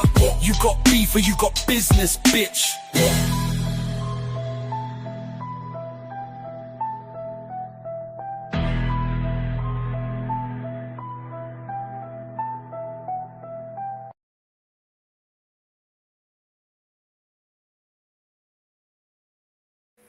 It's the one you wanted.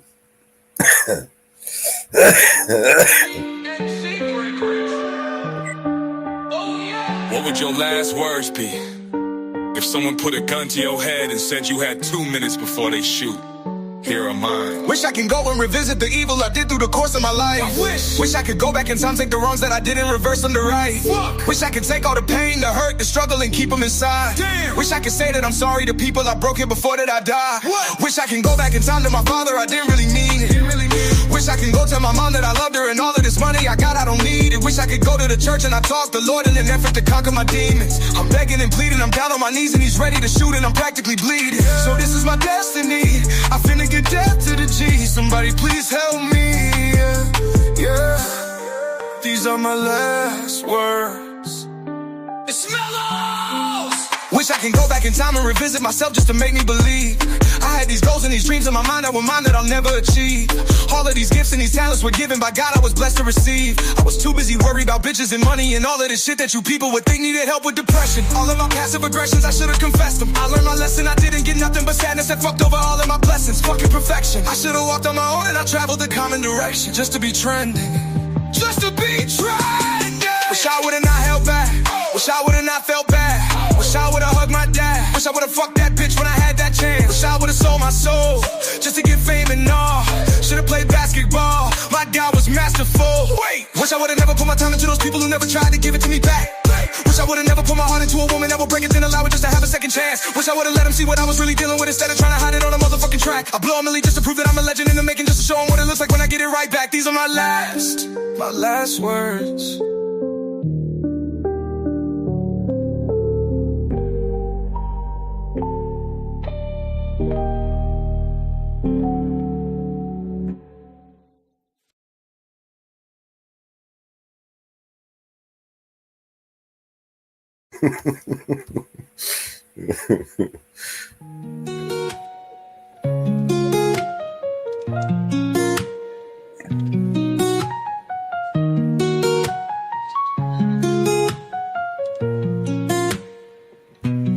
Oh my love, my friend, it's been a while, you see, without thinking of you, but the thought makes me free.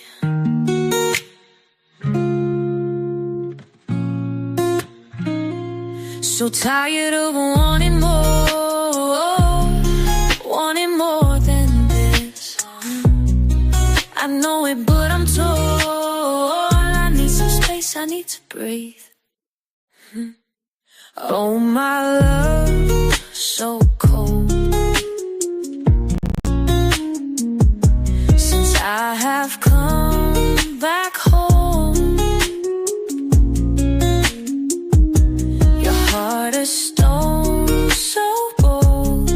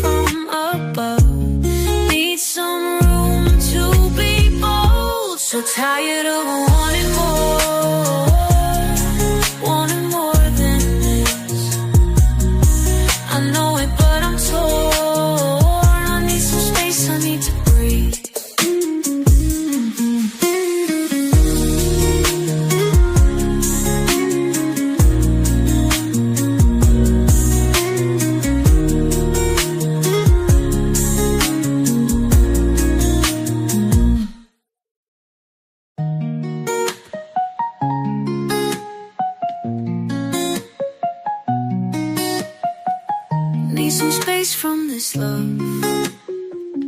Need some time to unfold.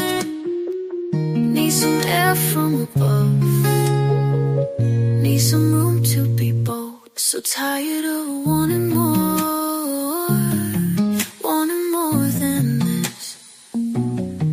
I know it, but I'm torn. I need some space, I need to breathe. So tired of wanting more.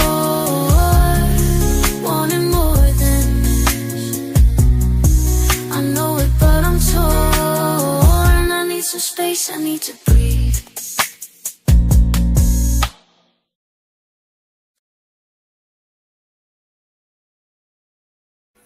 Some good numbers there. And I this forgot. one. Sorry? I forgot I had some images on my computer from when we were doing a whole bunch of Videos. yeah, and when we were doing the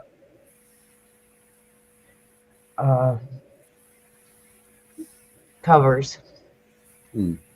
I had some very funny images of support for when we did the Monster Mash. Hmm. And I had some really funny BNC records. Remember? And I forgot I had some of the funny ones on my computer. And I just sent one of them to support.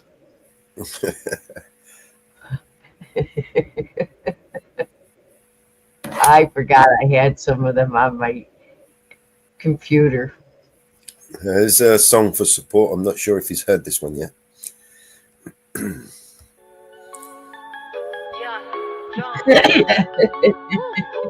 Welcome to the world, baby boy. I'll paint you red and white and blue. The indoctrination starts as soon as you come out the womb. Pretty quick, we'll make you stupid with curriculums at school. And if the classroom doesn't do the trick, we'll make you watch the news. Pick your team, right or left. Pick the red pill or the blue. You can vote, but even if you win, still everyone will lose. Don't forget to buy designer, because Gucci makes you cool. We prioritize material belongings over truth. Get a job that you can't stand so you can buy some cans of food. Go overseas and die for freedom. There's some oil we could use. Our democracy exists so that you think that you could choose, but our algorithms make you do what we want you to do. What's the problem? You're depressed. Society has you confused. We got medication for you that you'll probably abuse. Go get married to a lady who also don't have a clue, and pump out a few babies that are just the same as you. Welcome to the system, everyone's a victim. Doesn't matter if you're black or white, it hates you all.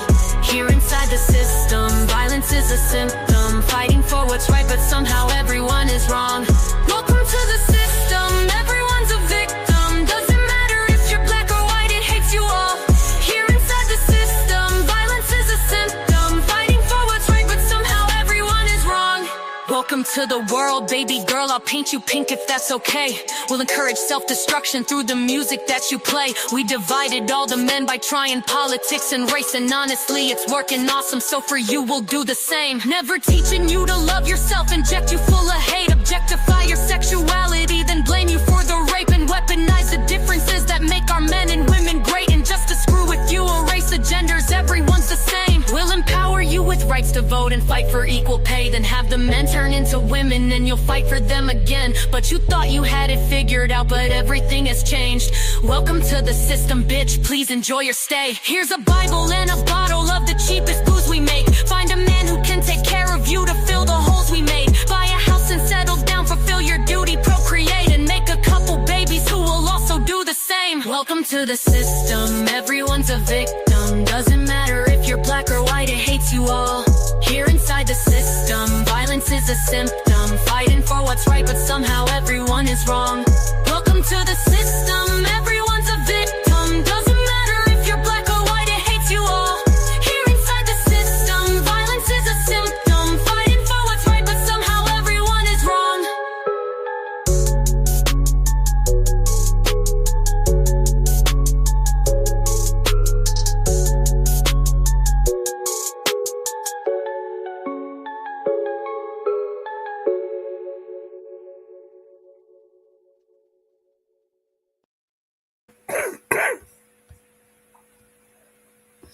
Welcome to the system.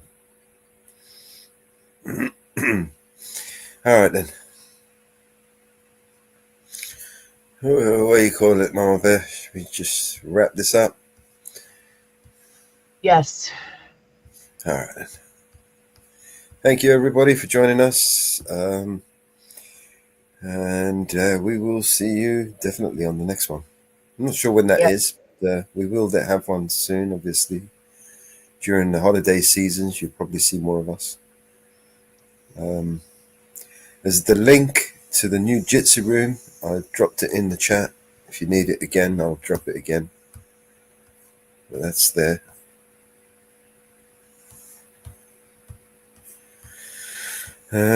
What else is there? Not much. That's it. Thank you, everybody. And it's a good night from us. And we will see you on the next one. Let me just switch over this. Yes. Let's bring it back over here. Good night. And have a great one.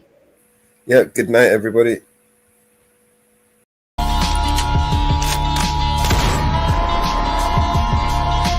This is your emergency broadcast system.